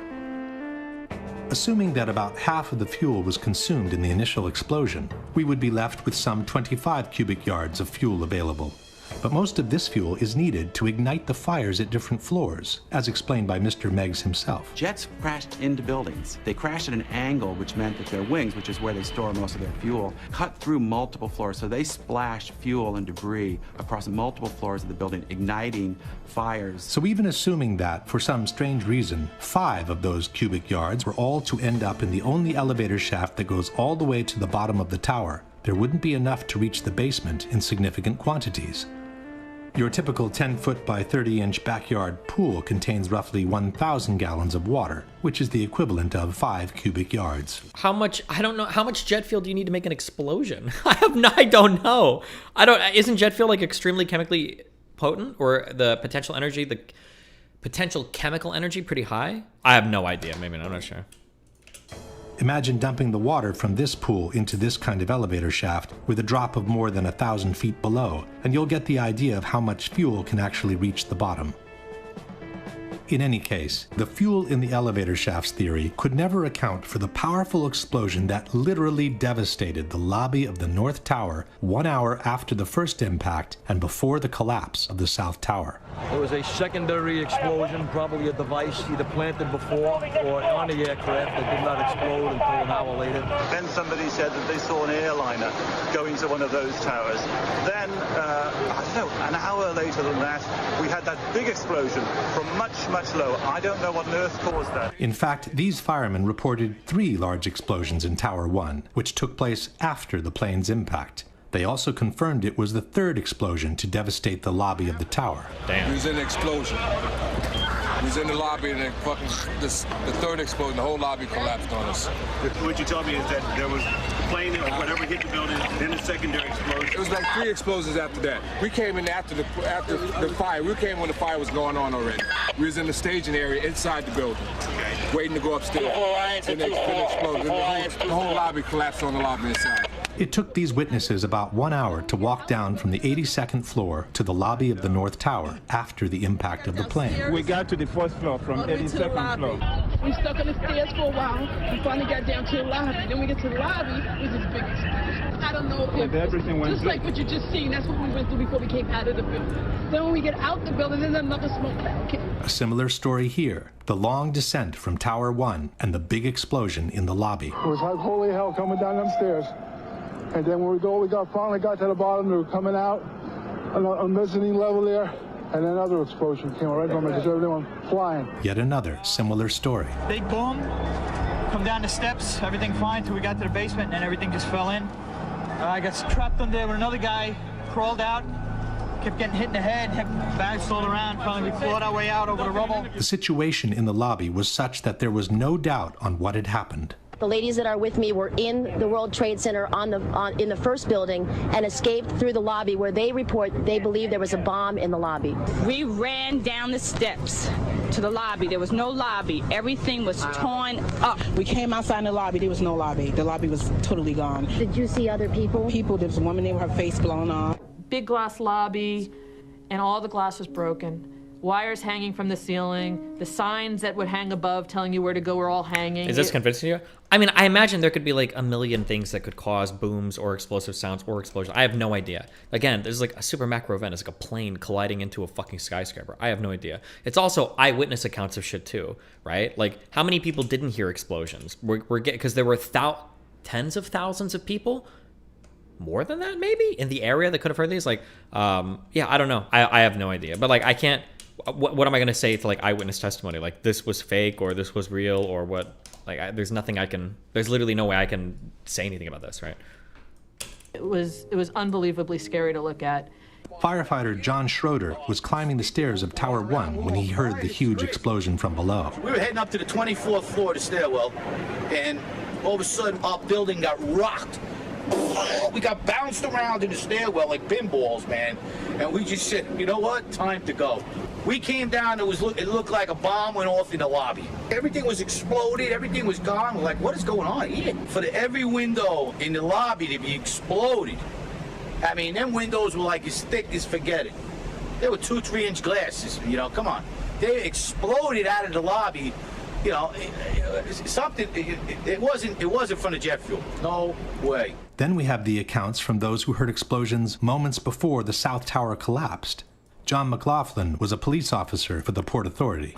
Were there any recordings anywhere of like these that you can verify the timestamps on? That would be interesting. If there's like a recording of like, here is at 9:50 whatever, then there was an explosion, and then afterwards there's a video linking this explosion to the tower going off, and the first one is unexplained. We heard a loud explosion coming from the area. Wasn't there one from that meeting? The meeting showed a sound thing that showed two different sounds, but the first one could have been the plane collapsing, or I'm sorry, the plane hitting the tower. We don't know which one was which. Building 2, and at that point, Building 2 was collapsing. We saw the top begin to blow out in a plume of smoke, and we heard the noise associated with an implosion. I was about 5 blocks away when I heard explosions, 3 thuds, and turned around to see the building we just got out of. Antenna tip over and fall in on itself. And then all of a sudden, 3 tremendous explosions, and everything started coming down. Then there was a tight sequence of detonations during the collapse of the South Tower, which many described as firecrackers. You heard a big explosion before the building fell? I saw it as it was happening, and it sounded as if you had 100 of those little black cat firecrackers and you lit them all off at once. That's what it sounded like. It sounded like the finale of the 4th of July. As the first tower came down, there were a series of explosions. It was like boom, boom. You could hear the echoes of the explosions echoing off the different buildings. The detonation started, and they went boom, boom, boom. They were a little less than a second apart. Below the fire, I saw from the corner, boom, boom, boom, boom, boom, boom, boom, boom, boom. Just like 20 straight hits.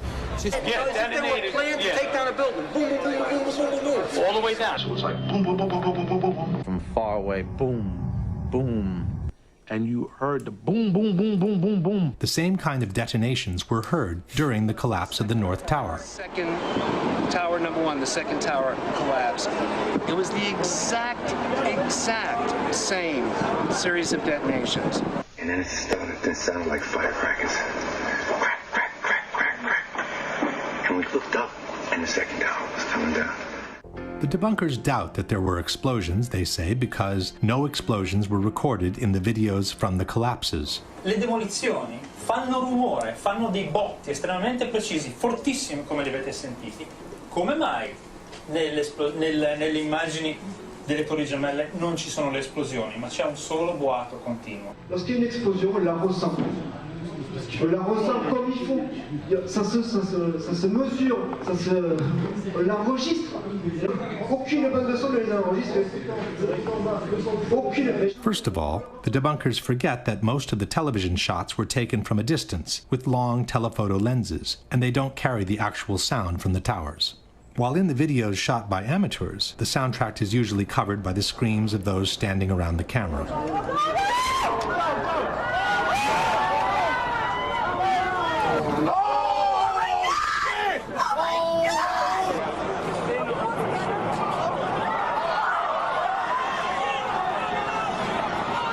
The sounds of the explosion wouldn't cut through any of those screams? Maybe not. I don't know. If I'm being charitable, maybe not. In any case, it's not true that no explosions were recorded Oh by shit! video cameras. Here we go. Here we go. Here In we go. this shot, for example, a series of loud concussions can be heard just before the collapse begins. On the left, covered by smoke, is the South Tower moments before the collapse.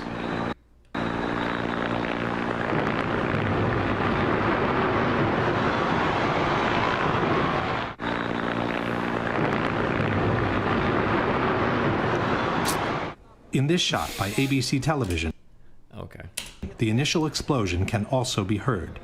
Listen carefully after the words FBI agents. Could it not be stuff going on inside the tower that's causing it to start to collapse? How would you be able to tell the difference? This is as close as we can get to the base of the World Trade Center. You can see the firemen assembled here, the police officers, FBI agents. You can see the towers. A huge explosion now raining debris on all of us. The explosion can be heard even better. Police officers, FBI agents. You can see the towers. A huge explosion now, FBI agents. You can see the It sounds like it's literally starting to collapse. Like that's like the building falling.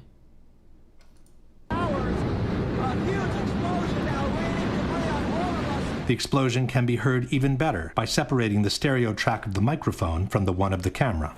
here, the police officers, FBI agents.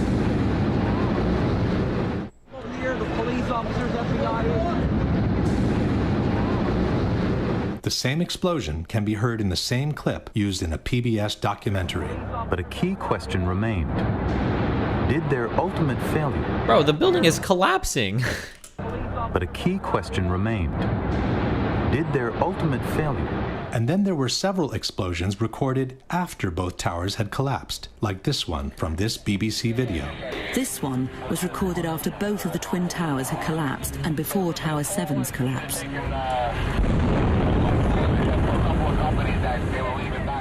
Amateurs also kept recording explosions after the collapse of both towers. It's now 11 o'clock. Still hear continuing explosions, but...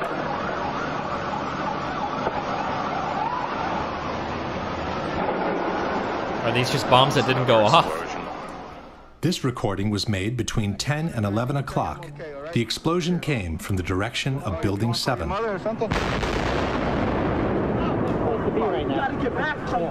At this point, couldn't transformers or pipes or other stuff have been bursting? Is that...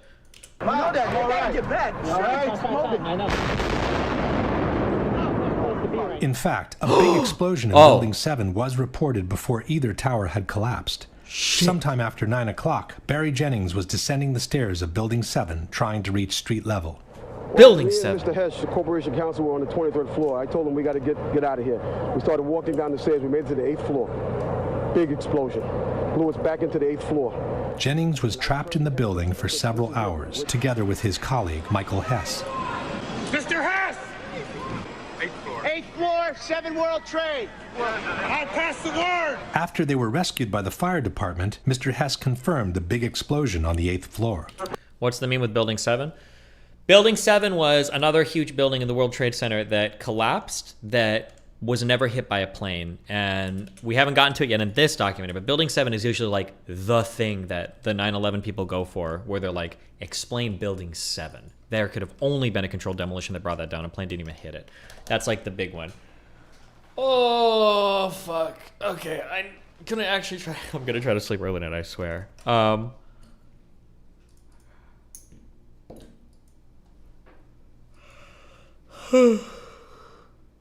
Or will I? I love you guys. It's been fun. We'll be back tomorrow. That's not how sleep works. Oh no, it will. Why would they want to fuck with Building 7? I think because that Jewish dude had insurance on it or whatever.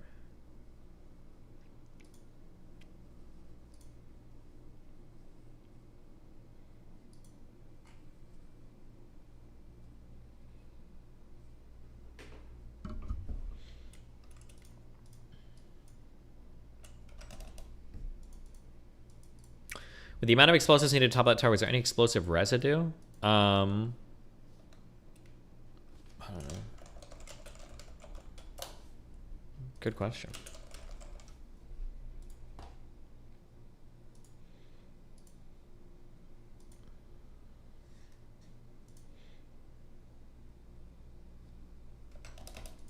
PSA, if you shoot a 50-ton plane at a building, and it stays there, building will eventually fall because it wasn't built to support a plane. Is that really what your mom said? What is this? I know there's the NIST report, Dave, don't. Infrared works by Gorilla. Sunny. Gorilla. Sunny. Gorilla. Sunny. Gorilla. Sunny.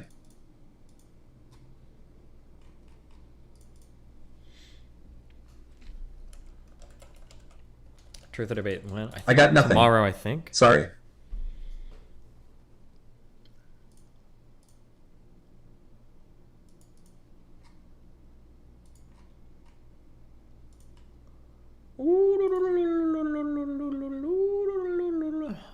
By testing submode GigaChad. True.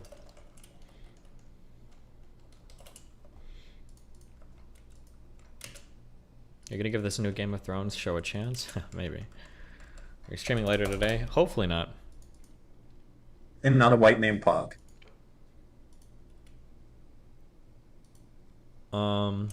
Here, follow my TikTok and my Twitter. If I get to 100,000 things, I'll dye my hair blue. I'm just kidding. That Destiny isn't like Jenga Tower. Or like dominoes. You don't need a whole lot of power to cause dominoes to fall, so by providing an initial trigger, you eventually produce much more mass to fall. Base. Alright. I gave you the right answer, Destiny. I have a bachelor's in physics, and you banned me. When a moving body collides with a stationary body, the velocity is split among the masses. Plus, with friction, the final velocity is always less than the initial.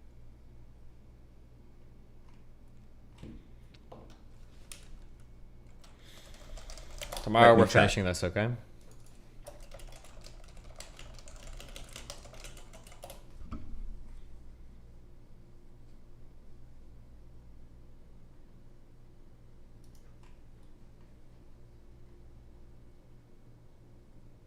Engineer Andy here. You need to find the drag coefficient by running a computational fluid dynamics simulation. For the Twin Towers, reconstructing the top floors for a guess at the drag head, and it has to today a huge margin of error. Wow.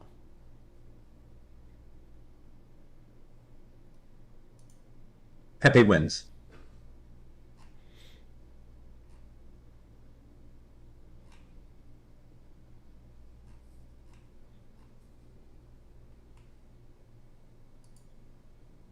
Are we good? Okay, listen. What doesn't make sense about the bombs is why go through the trouble of crashing planes into towers if you can achieve the same goal by planting bombs in the towers and framing Al-Qaeda. Yeah, I have no idea. I'm not sure about that one. That seems pretty wild, but maybe they wanted to be able to expand to the TSA and all that, I guess. I don't know. This whole documentary is a psyop to hide the fact that to make this thing a false flag, there only needs to be a link between the hijackers and the powers that be Pepe.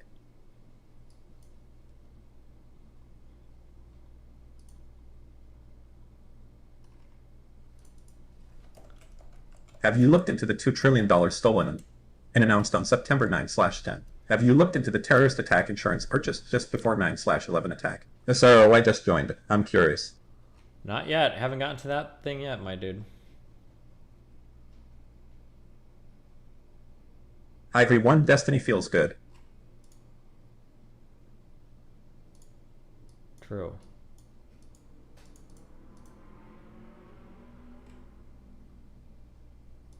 Alright. Is Lily streaming? Destiny, security doors should not open when they lose power. They should fail locked, not fail unlocked. Is anybody in the DGG universe streaming? Lily's not. Autistic Destiny's not. Melina's not. Okay. Hey Destiny, oh, it's have you seen this video from this YouTuber who got his videos stolen by Russia Today and is now suing both YouTube and RT in New York for copyright? The video is almost 2 HRS long, but it really seems like he's got a real case. Wow, I'll do it. Oh, Sneeko. Destiny, check out Progressive Collapse. On the seafront of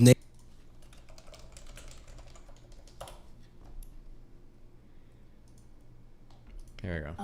I think being more honest. As someone with a degree in history, Oral histories are some of the least credible form of primary source. People recall things that never happened. People change how events went down based on who's interviewing them. People forget things. No, he didn't follow me on this channel, so I'm not able to host him. Right. Why would these people lie? What motive would they have to create a false story? BTW, love your streams, Westony. I'm not accusing them of lying. They might just remember incorrectly. Who knows? There's probably a lot of noise and crazy shit going on down there, I would imagine. But okay, have fun. River and cappuccino, cappuccino. Terminator, Invisible Man, or Good Female. All right. Hero Journey. Yep, gotcha. I'll see you guys later. Peace out. Okay. Go watch Counterpoints. Some guy said if the Twin Towers collapse and nobody's around to hear it, do the detonations make a sound? Nice one. And Unknown says Building 7 destroys your whole argument. Nice. If the Twin Towers collapse when nobody is around to hear it, do the detonations make a sound?